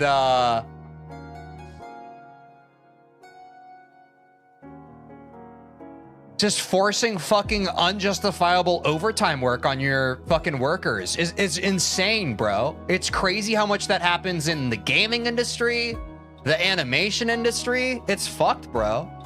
It's really sad. And like, you have a lot of these creative individuals that are coming to you, you know, like brimming. They're like a sponge full of water with passion. And what do corporations do? They're just like, oh, wow, you're full of passion and energy? Let me squeeze you. Let me squeeze it all out of you. Yeah, so there's nothing left. Yummy. Yummy, yummy. Put all that passion in the game we're making so I can make a lot of money. Why make millions when we can divide our profits by 10 by pricing our games higher and higher? Wait, that's based? On my way to make a game called How to Make $1,000 in One Night and price it at $1,000. Yeah, see, like, I think that would be very funny. Like, I think if you're taking the piss, that's based. But if you are earnestly and sincerely being like, hey, pay $50 for this game I made, I don't know if I fuck with you like that, you know? So, you know what I mean? I don't know if I fuck with you like that.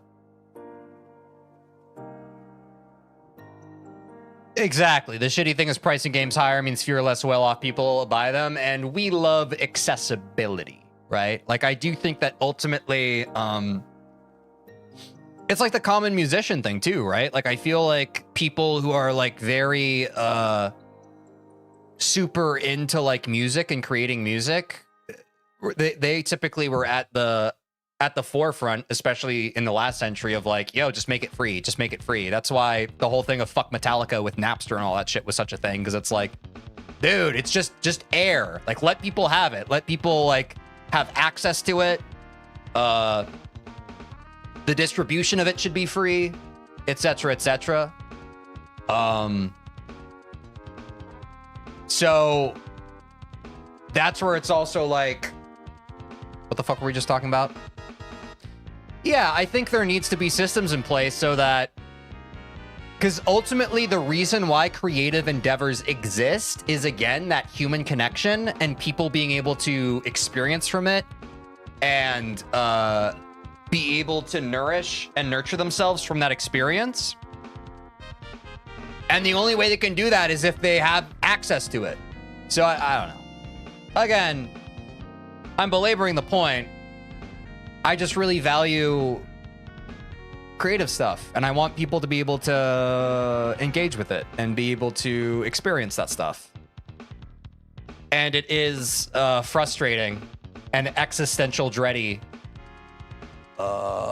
when you face the monetization of that shit, you know? But that's how the world works. That's everything.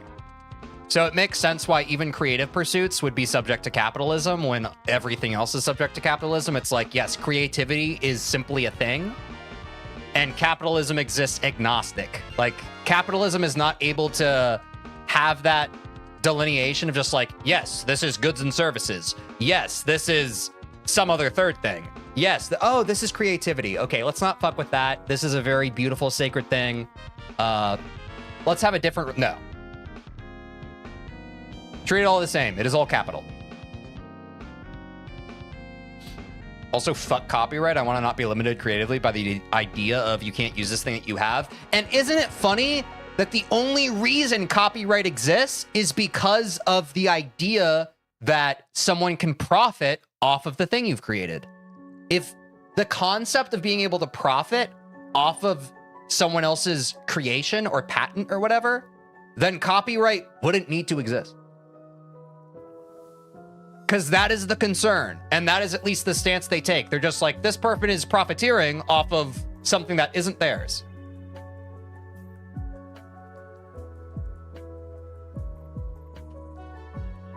Anyway, I'm pretty sure I'm going to have to piss here in a second, but I am enjoying the conversation.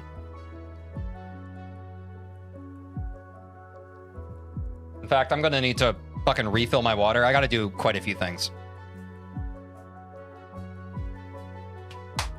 I'm all for people pirating my music, by the way. I'd let them have the OG HQ files for that matter. That's based. You're profiting off my work? So what? So are you? It's also funny because the people who slam the hammer down with copyrights are usually what? The music labels. The people making money off the music who didn't fucking do anything to make the music. The ones chewing a cigar in the side of their mouth, just like, hey, we got another really good one here. Really makes you think. Really makes you think. Anyway, y'all, I think I might be gone for like frickin' 10 minutes. I have quite a few things I need to take care of here, but I'll be right back. I also have a phone call I have to take. In the sake of transparency, I'm expecting a pretty important phone call. But I am going to keep streaming. I will BRB. So hang out here, chat if you want. I will be back assuredly. Just hang around. I'll be back. But I have a phone call. I'll talk more about it after, but yep. I will be back, and I think we're gonna work on the individual level that Sky mentioned at the end of 5B, and then I might send another attempt because obviously we got off course. But yeah, I'll be right back. Or not right back, but I will be back shortly. Spaghetti! So many things. Okay. Water, coffee. Yes. I'll be back.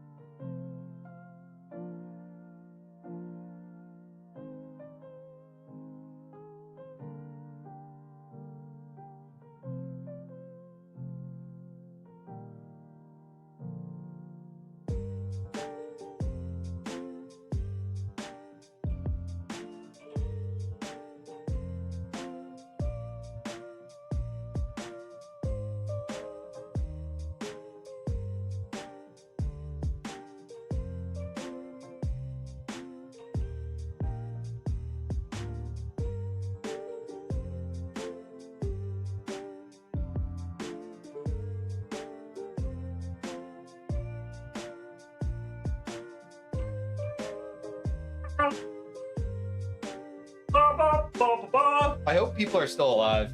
I'm sorry. I don't remember how long I was gone. What's up, Electropirate? I don't know how long ago that message was. Ah. I did all the shit I needed to do. Now I'm back to stream.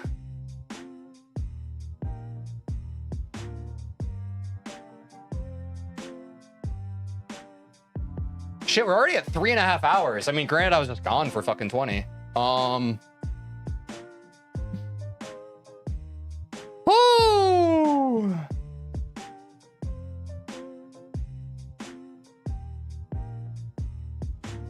Okay, let me do this individual level thing.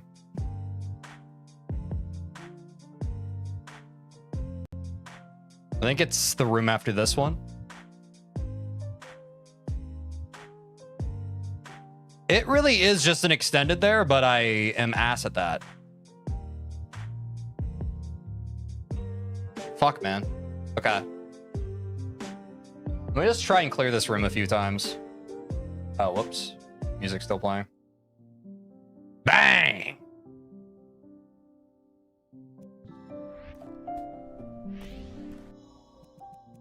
Return to map.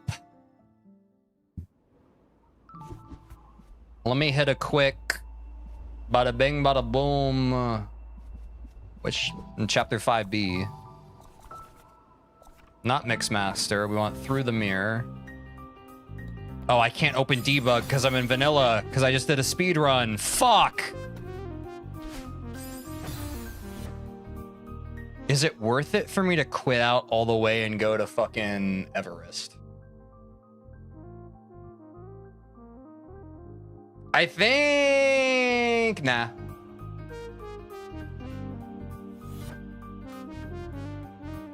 I think more likely what I'm going to do is I'm going to save and quit. I'm going to run it back and do one more run attempt. Oh, I still have the fucking Chrome tab open.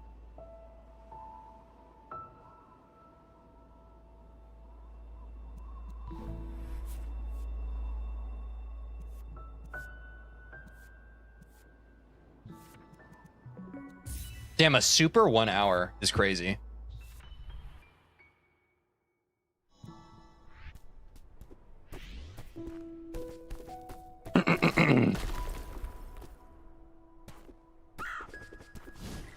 Oh, I'm in now. I'm 6 feet from the edge and I'm thinking. I hope this is the sub 50 after everyone's left. That would be so fucking funny.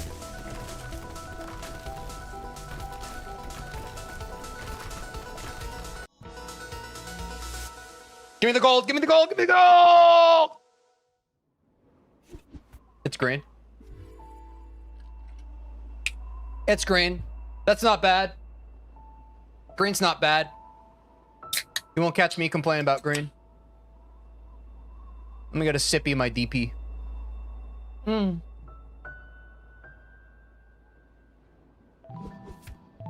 Forsaken City, take me away.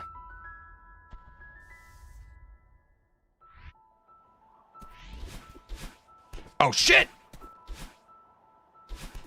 Come on. Give me some. I want some.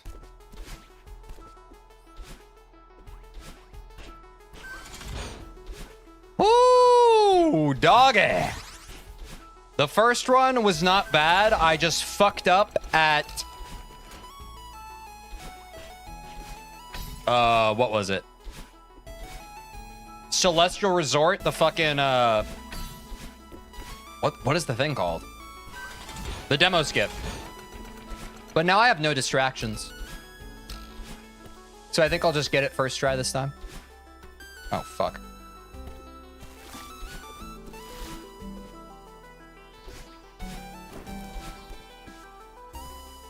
I've been here just practicing Celeste. My man.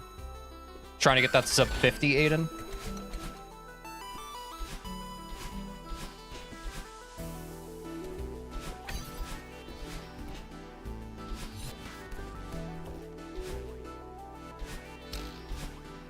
Yep, me and you both. Whoa, best of luck. If I don't get it today, you will have quite a lot of time to beat me on that. Since I will not have my computer the next 5 days. I don't remember how many days there are in the day. Or not how many days there are in the day. How many days there are in the week.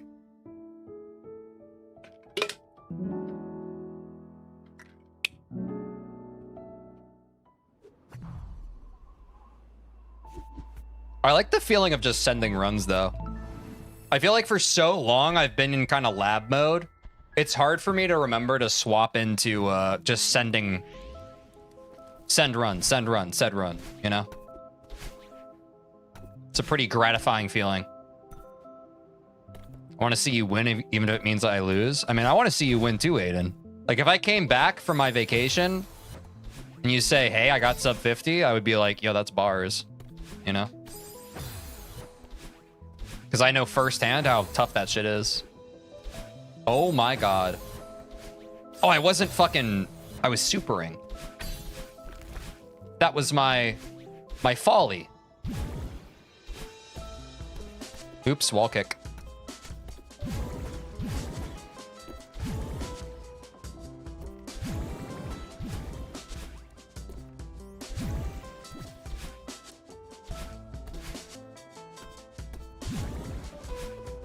Dude, B-hops are fucking awesome. Sorry if that's controversial. Oh, no. I didn't get enough height.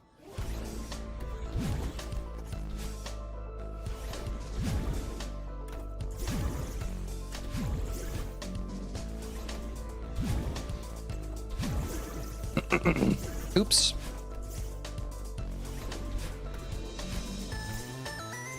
Oh my god, the scuff. Actually terrible. Actually embarrassing I just did that. I'll actually never live that down for as long as I live. Take me there? Oh, absolutely. Ah!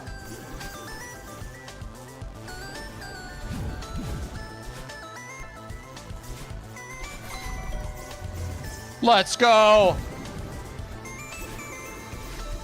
I am gamer, hear me roar.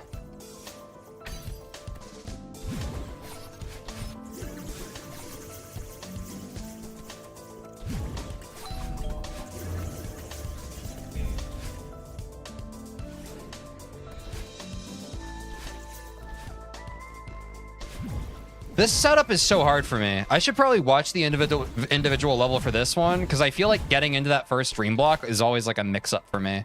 I feel like there has to be a better, like, set into that.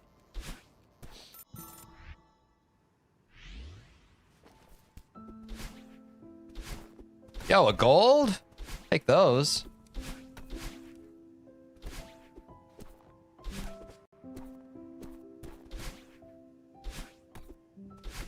Still super 245, which is rough. But sick gold, it's not bad. For real, where did everyone go? I guess that's what happens when you have like a party going and then you're like, hey, I'll be back in a bit. I don't know. And then you just like leave the house and leave your front door open.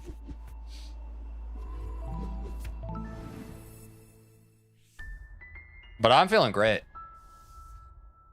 I feel good.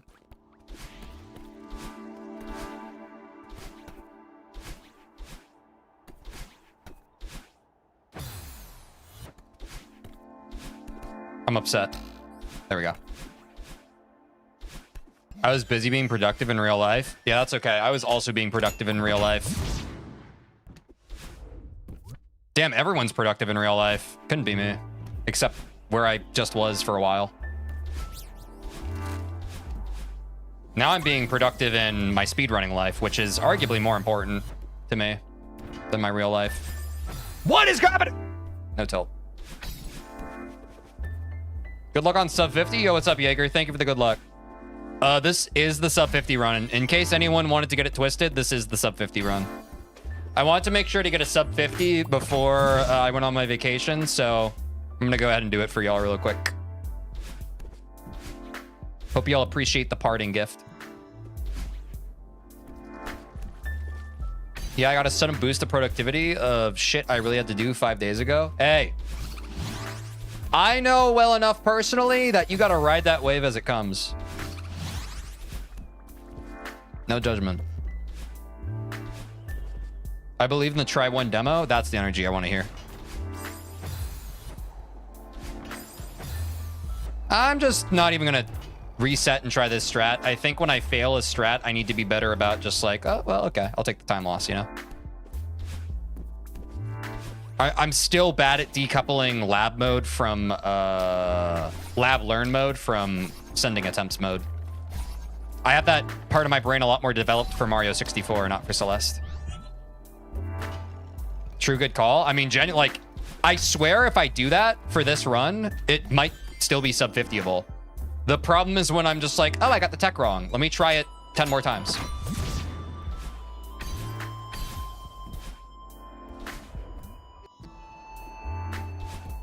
Sub 10 summit incoming. Is that actually doable? I guess it should be. What am I saying? Of course it's doable. I just have to believe. I just have to believe. I believe. Talk to me. Talk to me, daddy, or the shit out.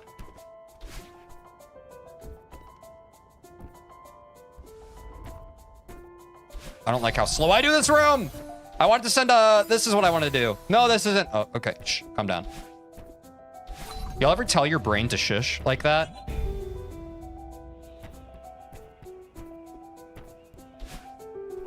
Who up shushing their brain right now?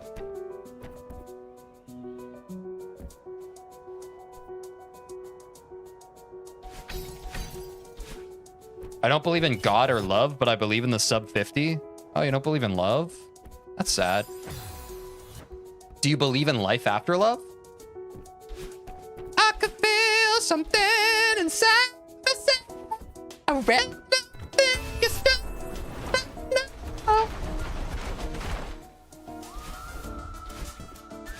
Oh, shit.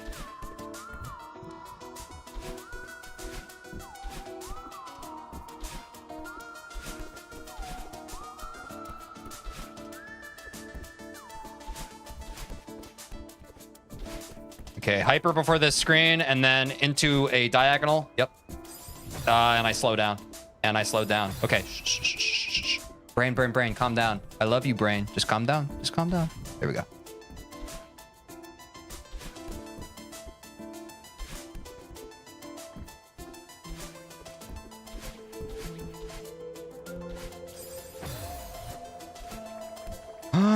I got the dash I wanted. Wow, I've never done that. I've always wanted to rip and extend it there because I feel like that's a massive time save for that room. I need to remember to do that more, but not rush the input, you know?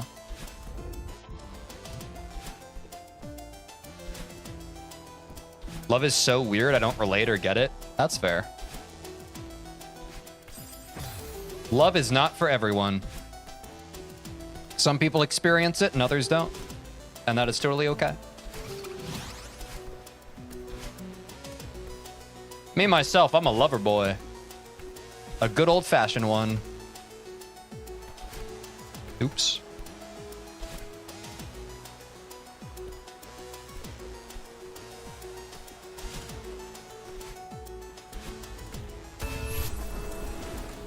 The world record is 720 something? That's crazy for Summit.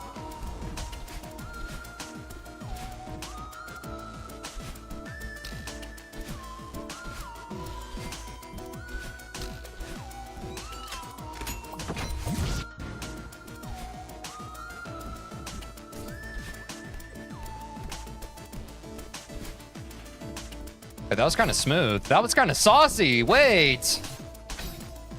I'm a speedrunner. So they've told me. Somebody told me that I should speedrun. So I started to speedrun and I really like to do it.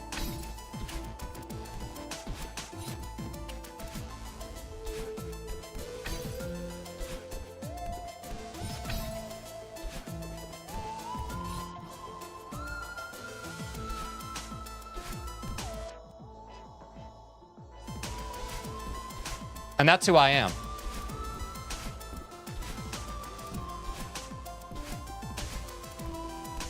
And that's who I am. You see what happens when we cultivate good vibes of believing in each other and achieving our dreams instead of being chippy and, you know. Words have power. This is a great reminder. Words have power.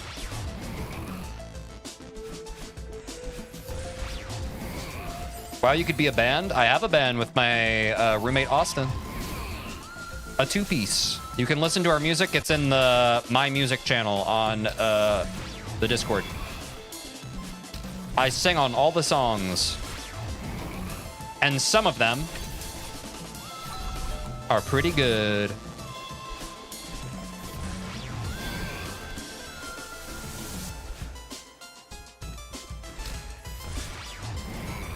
Scuffed.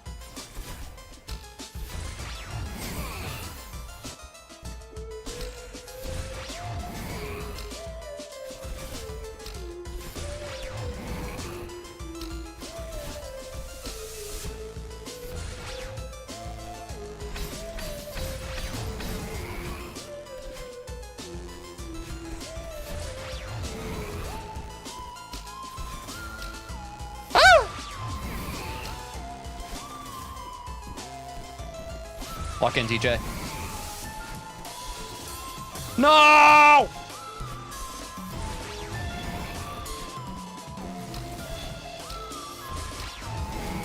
Oh, holy scuffed.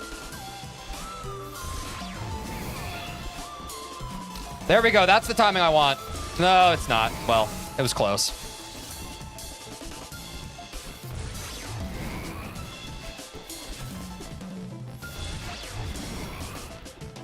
The clutchest stash in the century. Whatever. A10's fine. A10's fine.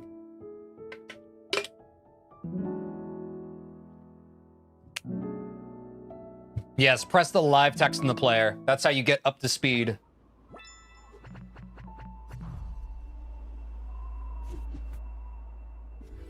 Ugh. These chicks don't even know the name of my band. But they're all loony like they wanna hold hands. Cause once I blow, they know that I'll be the man. Just cause I'm the lead singer of my band. My band, my band, my band, my band, my band. Have you guys ever thought about that before? Chat, is this real? Oh my god. 3A final is certainly a thing. I just have to lab it more. Most of this stuff is all strats I've only learned this week. They just need to sit in my muscle memory bones a little bit longer, you know? So I really can't be too impatient here. Like, a lot of this stuff is quite new, you know? It'll have time to cook. I've never thought in my life.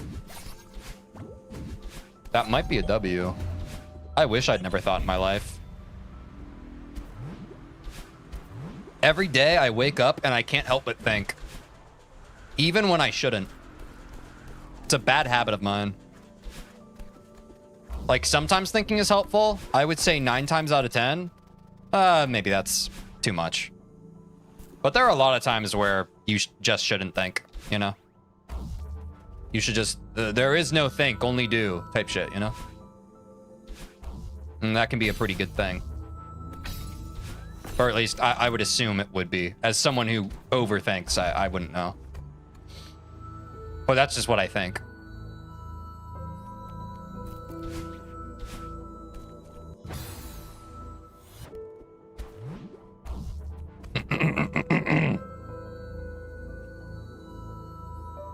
Deep cleansing breaths, they call them. And that's why we breathe. Breathe, and it will release you. And I don't want you see me, 'cause I don't think that understand. Breathe, imagine the feather. It's true. Actually, imagining the feather helps. Well, not for me, because I have aphantasia.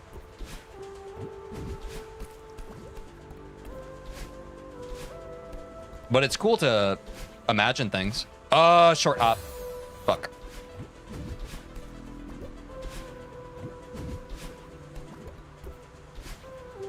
I believe. Yeah.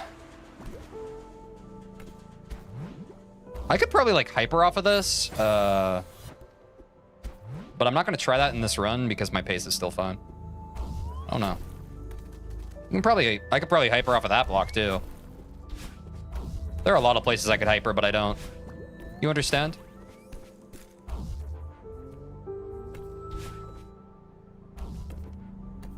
You also have aphantasia? Yo, who up has aphantasia? Imagine.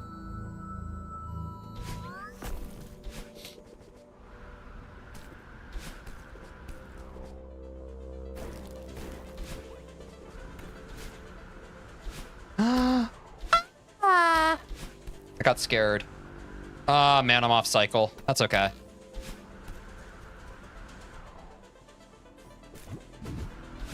Me, and that's a W. Aphantagics. I wish I didn't. Yeah. It seems cool to have a mind's eye image. I'm quite jealous. Although I was never jealous until I realized that it wasn't just a metaphor, that people can truly see stuff. Like, that sounds fun. Like, I already suffered from maladaptive daydreaming when I was growing up. Maybe that's why I have aphantasia. Because if I didn't have aphantasia, my maladaptive daydreaming would have just been worse. What am I doing? I'm breaking my rules.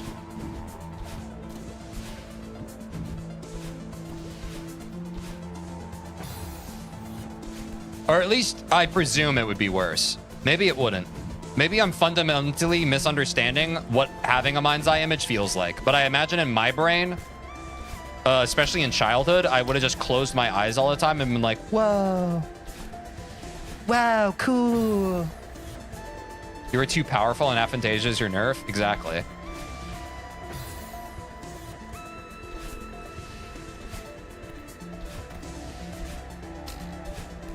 Like, my brain from young childhood was still like just always just overactive and just like, what if something different was happening right now? What if something other than what was currently happening? What if something else was happening right now? And that thing was like this and like this and like this and like this and like this and like this. And then the adults in my life were like, bro, can you vibe for a second?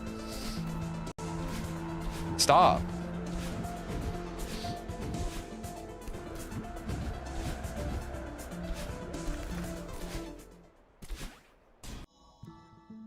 Yeah, drugs can help visualizations and that sort of thing.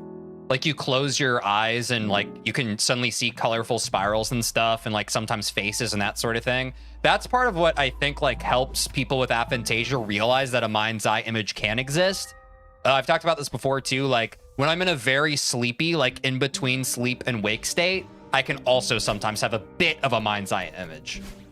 But I don't have like, I can't like lock into it the way I think non-aphantagics can, you know?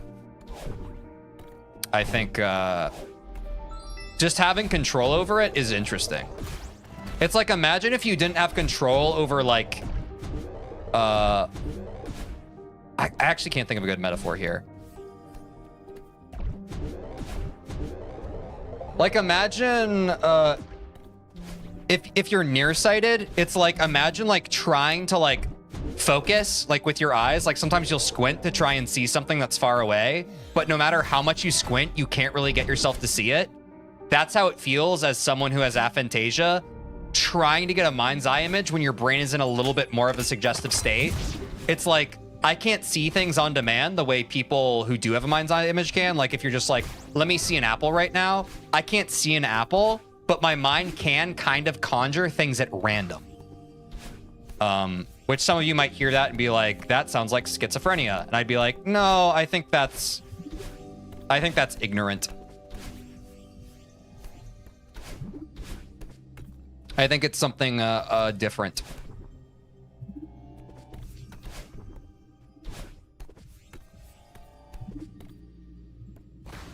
Closed-eyed visuals. Oh, shit.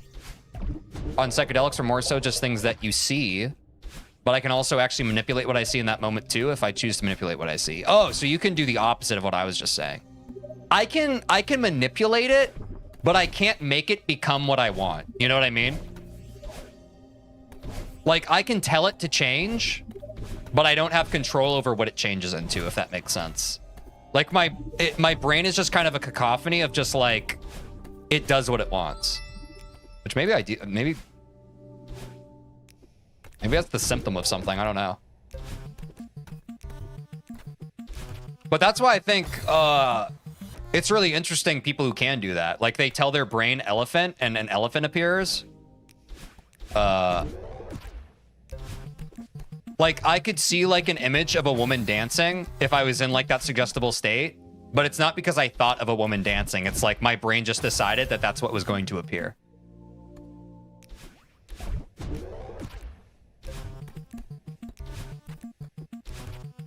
Fuck. Okay, I'm not locked in right now. I'm not in the moment. That's my fault. Question with fuck! Sorry, I need to solve this cassette room. Hold on. I will read chat in just a second. Dude, what the fuck is going on, actually? Wait, no tilt. What actually is happening? No tilt. There we go. There we go.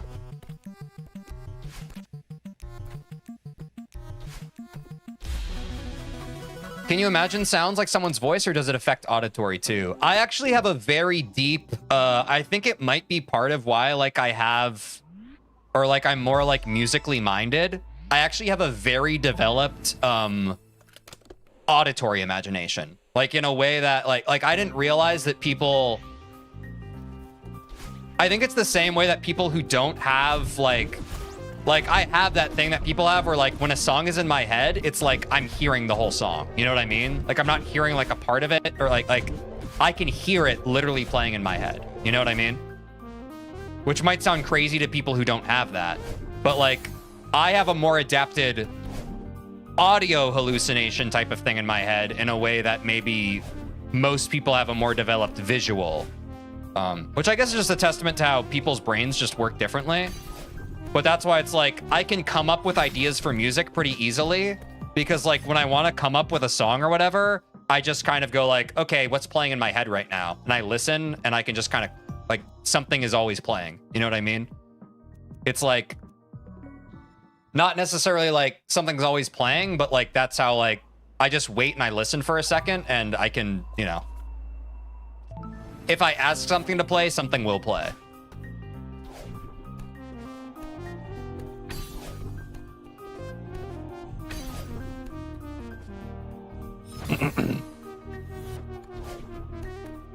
And that's how I've come up with like any song I've ever had, is I'm just like, well, let me listen for a second. How do I feel right now? Let me introspect. Let me, like, what song is playing in my head right now? What melody is playing? What part is playing?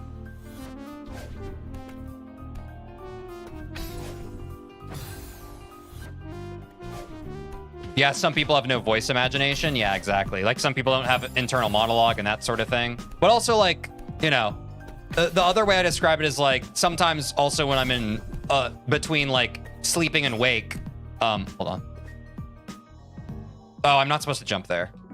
You know how sometimes, like, when you're about to fall asleep, it kind of sounds like you can start having those auditory hallucinations where it sounds like someone's saying your name?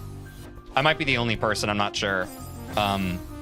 But sometimes, like, it's almost like you hear someone say your name for a second, like, as you're falling asleep.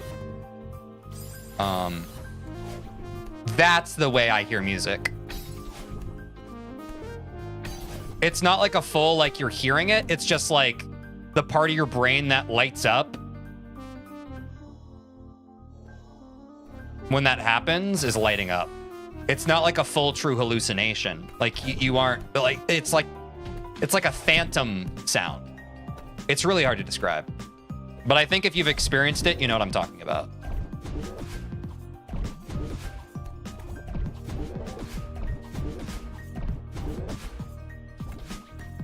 Sorry, y'all, it's 5B. I have to lock in a bit more. But I am enjoying the conversation. One moment.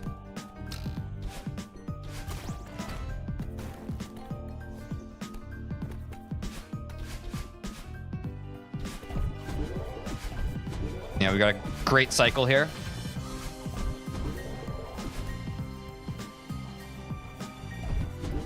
A fantastic cycle. That is the best that room has been in a run.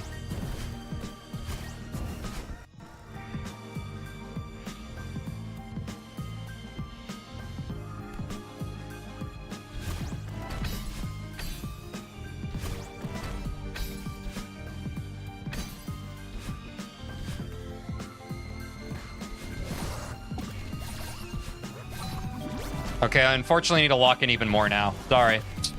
This suddenly became a very good run.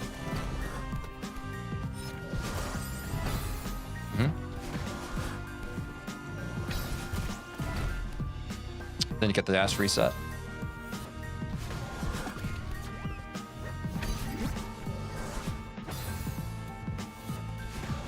Breathe, TJ. No frustration, no tilt. Simply breath. Do not roll the eyes.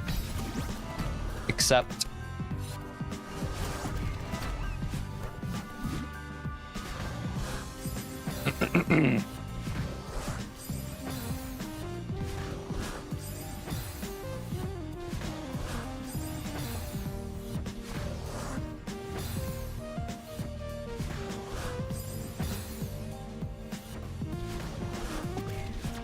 Oops. I wasn't expecting to make it.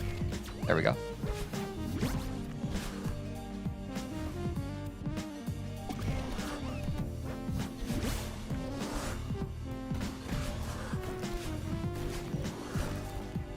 Well, that's unlucky. And that's unlucky.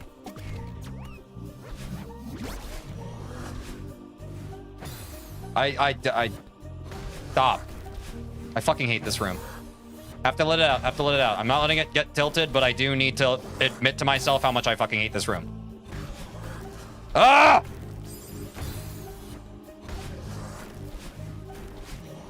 Like, that Seeker is so unfair. That Seeker is so fucking frustrating and annoying, and I hope it fucking kills itself in real life. Sorry, had to get that out. There we go. Had to get the toxicity out. Sorry, just had to say that. Now that I'm no longer in the room with that Seeker, I apologize. I'm sorry I said that. I was hurt and I didn't mean it. I'm sorry. I hope that Seeker has a wonderful, fulfilling life. I'm sorry. I'm not a perfect person. I'm actively trying to be better.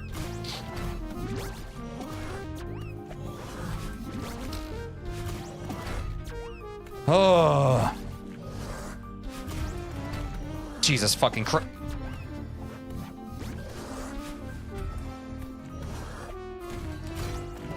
Yeah, you do need the Seeker if you can't hyper dash.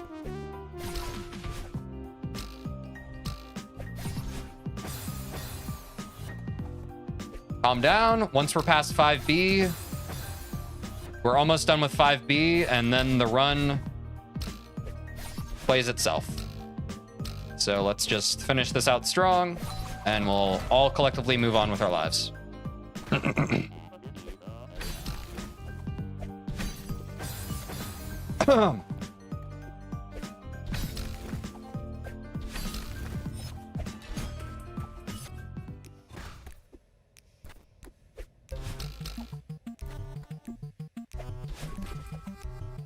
Oh my god, thank you. Wait! Oh no, that's actually not that good.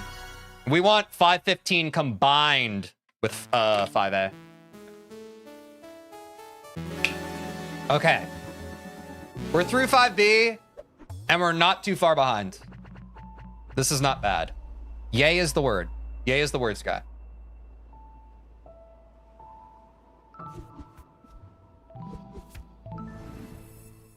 You got through and your time loss isn't bad? Yeah, and honestly, like, I wanted to work on that individual room, and I chose to not open up Everest so that I could work on it. So, you know.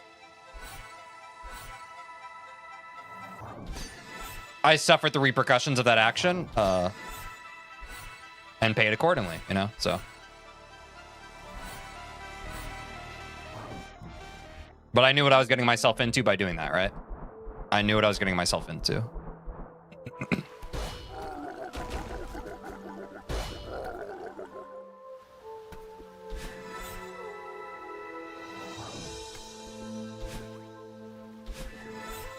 Ooh, you can just dash right into that, huh?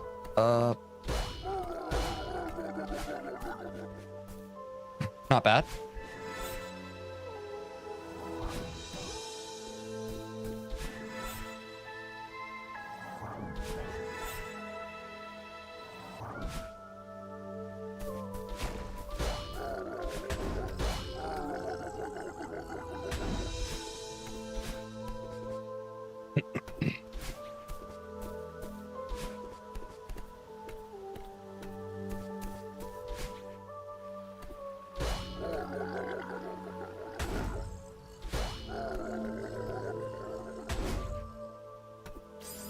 Got all good.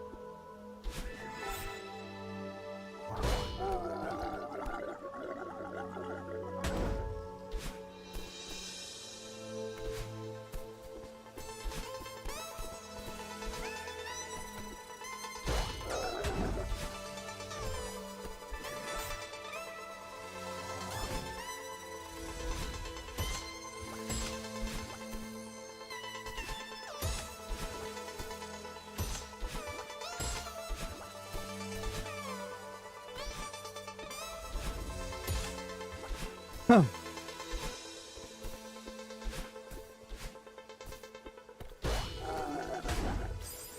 Oops, I hypered off of that. Didn't mean to do that. Oops. Just use the momentum.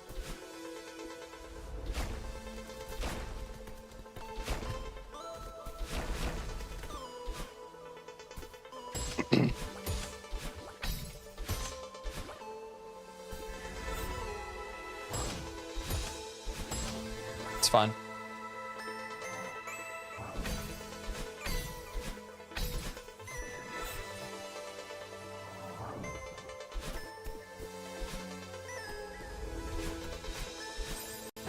Mm-hmm.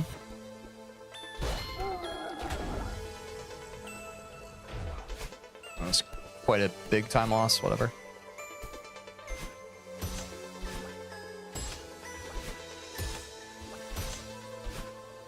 Oh, thank fucking God.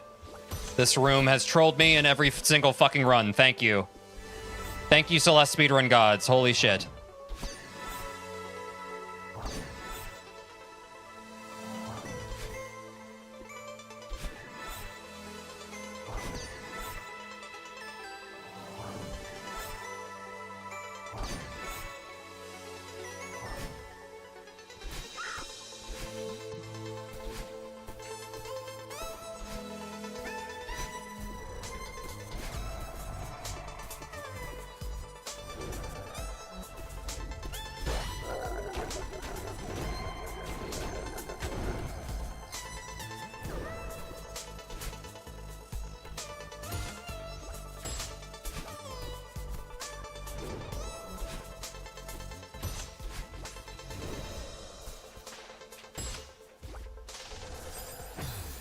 Yep.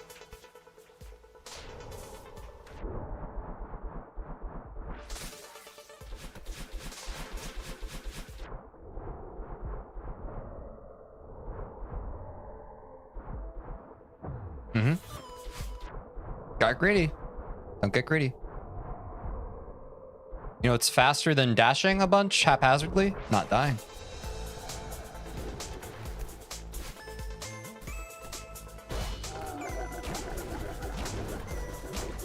Do I go for it? I think I absolutely do. Now or never. Let's fucking go! I'm that motherfucking... Oh.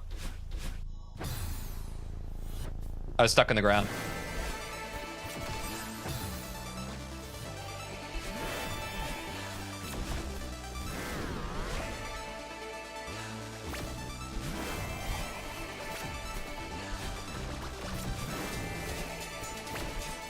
Let's fucking go, y'all. That was crazy.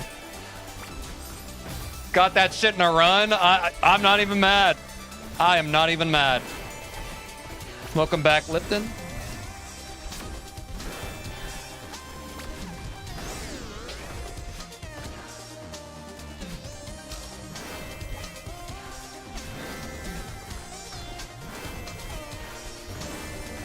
Oh, I got it.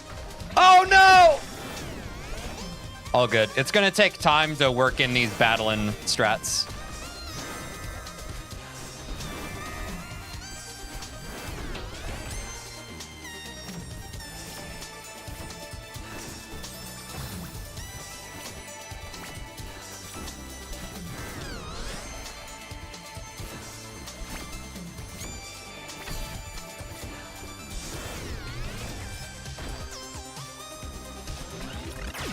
Oh, no, this is the demo room.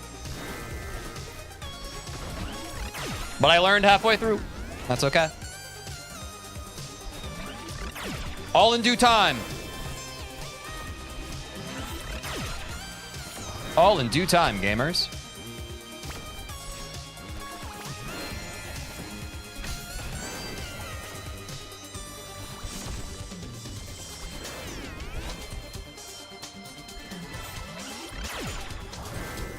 Oh, sorry, I got in my head. I was supposed to slow fall into this feather.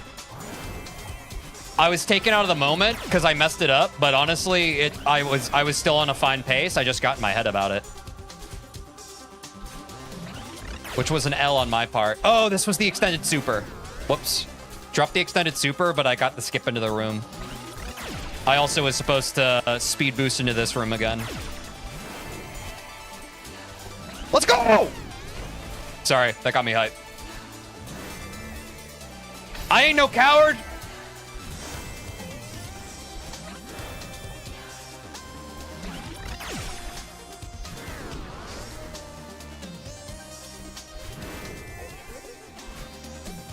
It's so anxiety, but getting this hype, I'm saying. Had to send it. We got the hyper B-hop. The hard part's over.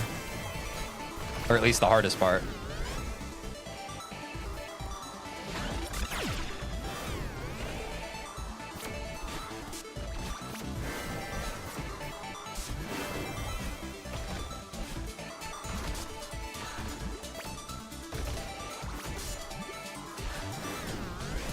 I'll take that solve.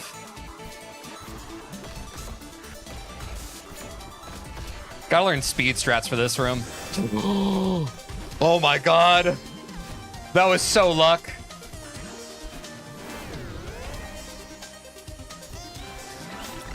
Battlin's actually a paid actor.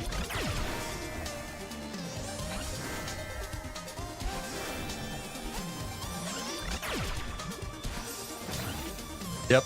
When you get the speed boost and you upright dash, it's just so troll.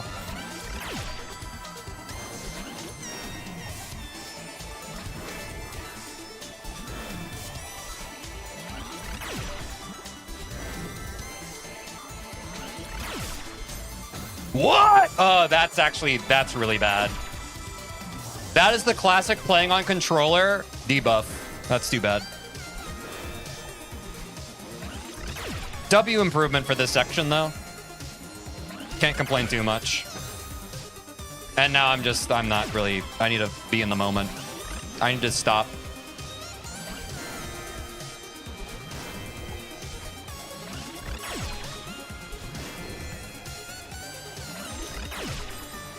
Yeah, my brain's just making bad decisions now.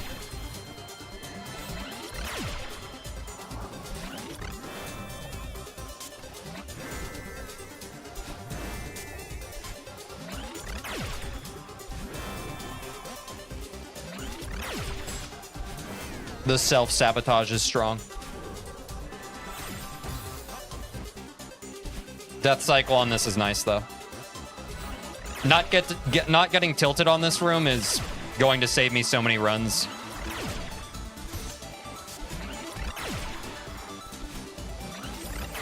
Not like that, though.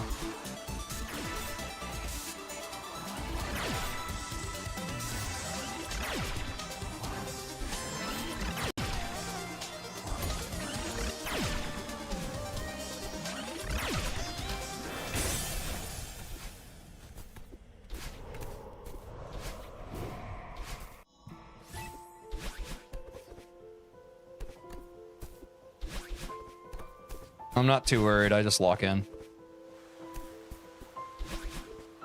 Genuinely not too worried. It is meant to be this way. The speedrunning gods foresee it.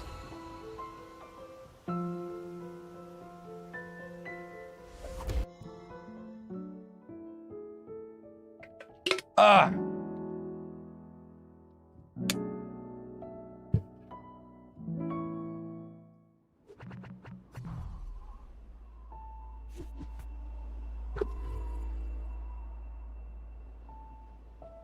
Without further ado, I'll see you all on the other side.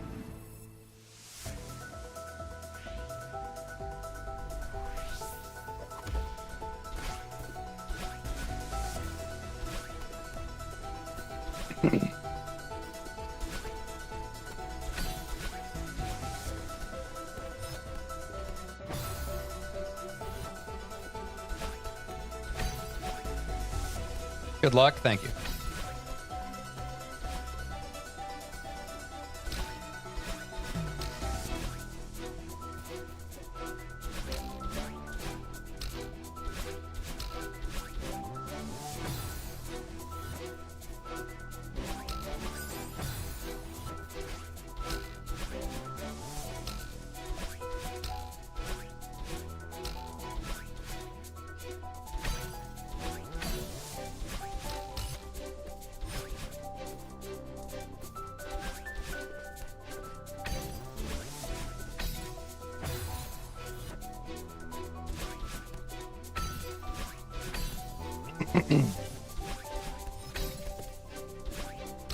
My goal isn't to PB. It's to not get tilted on 7A. Keep that in mind as you watch this.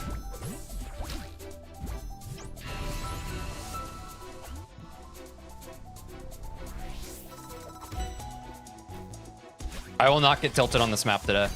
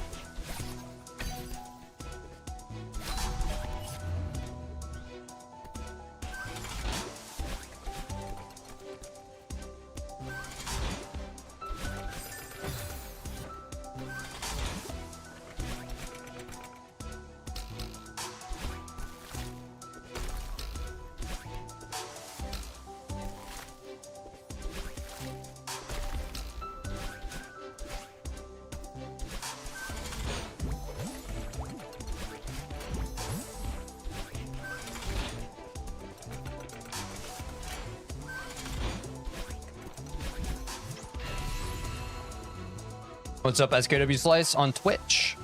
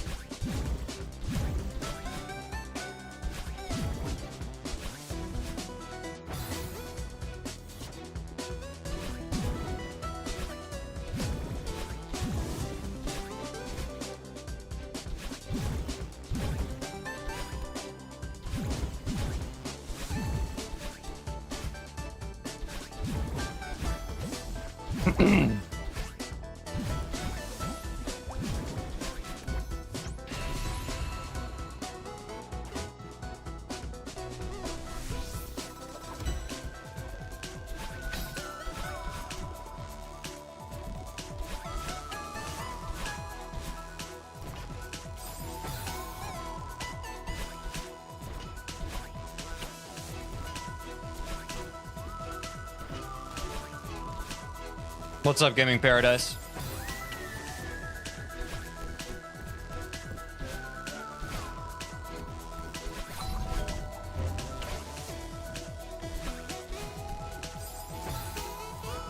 That was actually almost new tech. That was kind of sick.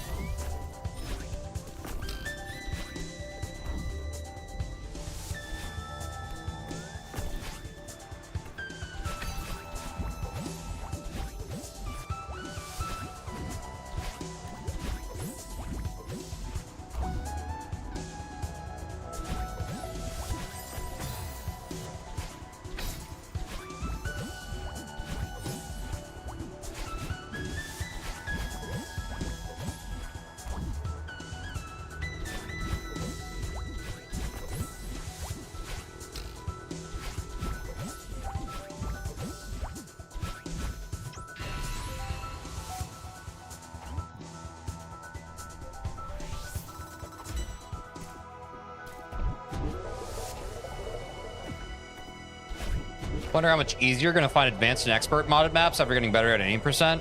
Probably a lot easier. Because a lot of the fundamental movement tech I've been getting more consistent at now. You know, I'm still not perfect at it, but I'm pretty sure my fucking Celeste play has gone night and day. You know, since starting this. Fundamentals equals gamer, true.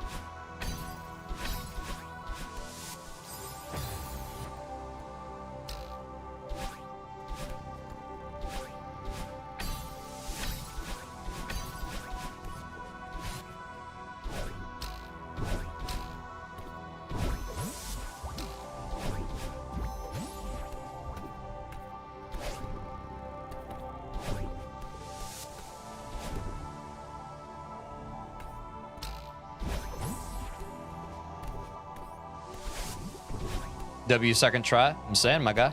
Not bad. The most educational thing about this run is I'm realizing if I always get angry at messing up a specific part, I will always be angry messing up a specific part. If I tame the part of me that gets frustrated when I fail a section, I can become one of the best to ever play this game. There's no question in my mind. That's the only limitation.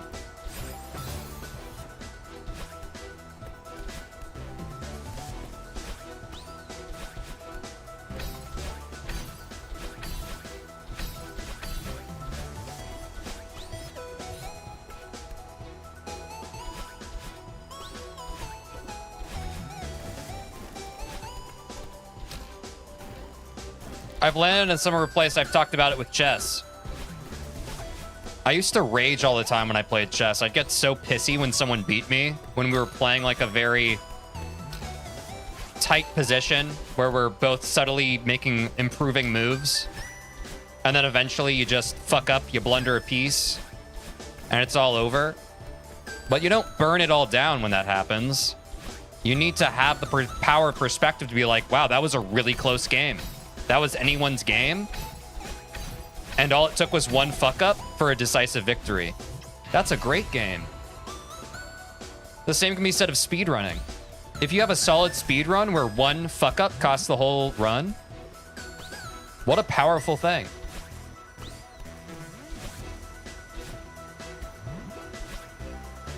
That means you're getting really consistent.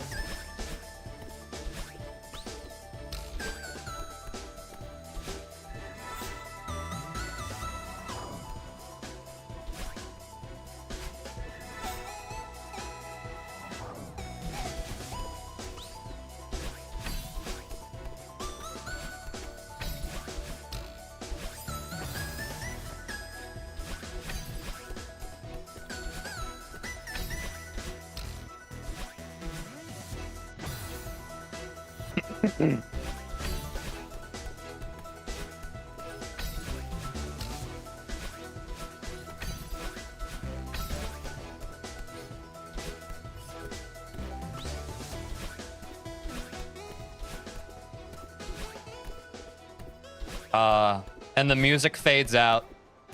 The music finally fades out. With the stamina drain.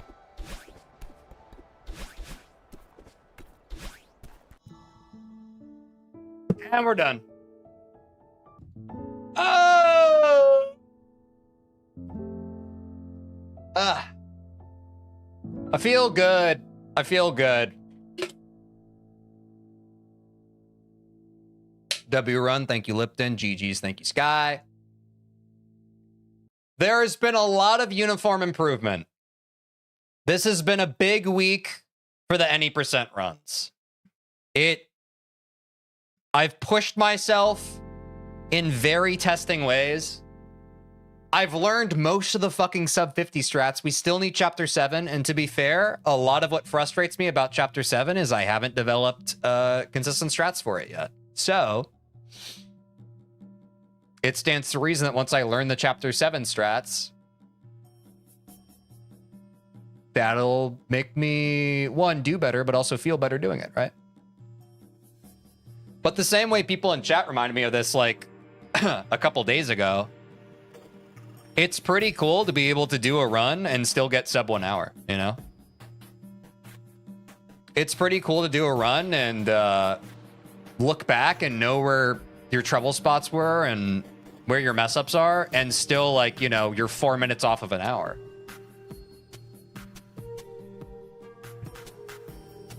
So W progress this week, and also in general. 5B is a part of the route, which is exciting. And if I have the time and energy, I think I'll try to finish up by learning chapter 7 off stream, not here. Because I think I'm cooked on streaming for the week. I need some solo TJ time. But thanks everybody for being around. I've really been enjoying speedrunning any percent. And I'm really excited when I get back for us to continue grinding sub 50 and then sub 40 beyond that. I think the only thing standing in my way, the greatest obstacle, obviously, is my mental. Or I won't say obviously, but for me, I want to be able to speedrun this game and not crash out when things don't go my way. For some reason, that's harder in Celeste than it was for Super Mario 64, which is fair. Different stimulus begets different outcomes. So that's my #1 priority. 2, I need to sit more with the muscle memory of these new strats I've learned outside of this week. Because I basically did the version of cramming before a big test, because I wanted to try and get sub 50 before the end of this week of streaming before I went on vacation. And as a result, we learned a lot of stuff. Like, I think we learned most of the sub 50 video this week. Like, at least chapters 3 through 6, which is a lot of stuff to learn. So definitely should give the space and recognition for that. I don't know. I'm just looking forward to continuing to judge all of these different strategies and tech, and for them to become second nature. And I also just love the feeling. I can feel myself getting there in Celeste. I've already been there in Super Mario 64 for a bit. Obviously varying levels, and, you know, the goalposts are constantly changing. But what I like about the level I'm at in Super Mario 64 is you reach a level of consistency where your true trouble spots just kind of jump out at you like a fucking like big exclamation point, right? And I can feel myself getting there with Celeste. I think once I learn Chapter 7 and the sub 50 strats, that'll become even more apparent. But that's starting to happen with Celeste now as I do runs. Like I'm compartmentalizing like, oh yeah, it's this room again. This room really fucks me up. And that only comes from continuing to learn and lab and practice, right? So that's a really gratifying thing that this time last week, I didn't get to experience yet. Don't forget to downright dash after the hit stun in that 1-6A room where you constantly just straight dash. Right, like, but it's not one input. It's, and at least for my brain, my brain doesn't work that way where it's like, don't forget this one thing. It's like, I think so big picture. It's like, I need to laser focus on, I'm dropping many things because I've tried to learn so many things this week. You know what I mean? And I'm not saying that to defend myself. I'm saying that as like, that is simple fact. Probably a more pragmatic approach if I were to recommend it to a new runner who wasn't trying to fool's errand get good as fast as possible. The classic phrase that I've said on stream before of, when you're in a hurry, take the long way around. You probably should just focus on one chapter at a time and lab that one chapter, but do runs with just the tech of that chapter, full runs, where you get to practice it. Like my brain right now is like, okay, I have to do all the chapter 1 stuff. I have to do all the chapter 2 stuff. I have to do all the chapter 3 stuff. I have to do all the chapter 4 stuff. I have to do all the chapter 5 stuff. I have to do all the chapter 6 stuff. And on top of that, have people in chat like, hey, you missed this one thing. You know what I mean? Like, I've just learned like all this shit. And it's a lot, you know? So certainly with my practice, I need to lab more off stream. Yeah, fair. Sorry. No, yeah, that wasn't me. I wasn't trying to. I just wanted to illustrate that point for everybody. It's like, let's look at the bigger picture for a second. I fucking learned a lot this week. Like, and it's fine because I wanted to, but we also need to stop and recognize like, it's a lot of information. And probably a lot of people who do it off stream, you know, you're doing it for yourself and you can introspect and you're not doing it in front of people and your fuck ups aren't broadcasted. And so you have that room and that space and that grace to self-reflect. And y'all are watching me imperfectly perfect it in real time. So I appreciate the feedback, but do also understand that as I am doing these things, I'm well aware, even as I'm doing it, that shit is falling through the cracks. But I am at peace with that. Part of my learning process is I accept that shit's gonna fall through the cracks. In the bigger picture, there's a big W of a week. Yeah, exactly, for sure. So my goal is, I probably am gonna play a little bit more today off stream. I kind of like the idea of trying to start learning a little bit of Chapter 7 before I go on my vacation, because something in my brain is like, well, I'd like to learn, like, at least get my hands on all the tech in the sub 50 video before I take several days off. But that's my brain. Obviously, your mileage may vary. Anyway. I'm yapping and now the horns are playing. Thanks everybody for a great week of streams. Take care of yourselves. I will be back next Tuesday, Central Time, my time. So I will be gone 4 days. Enjoy your trip. Thank you. But yeah, take care of yourselves in the meantime, y'all. I will almost assuredly be back with more Celeste any % speedrunning next Tuesday. And we will be back to our regularly scheduled programming. We'll run a Variety Friday vote. But yeah, good night, good noon, wherever you are. Take care of yourselves in the meantime. I'll see y'all soon. Bye-bye.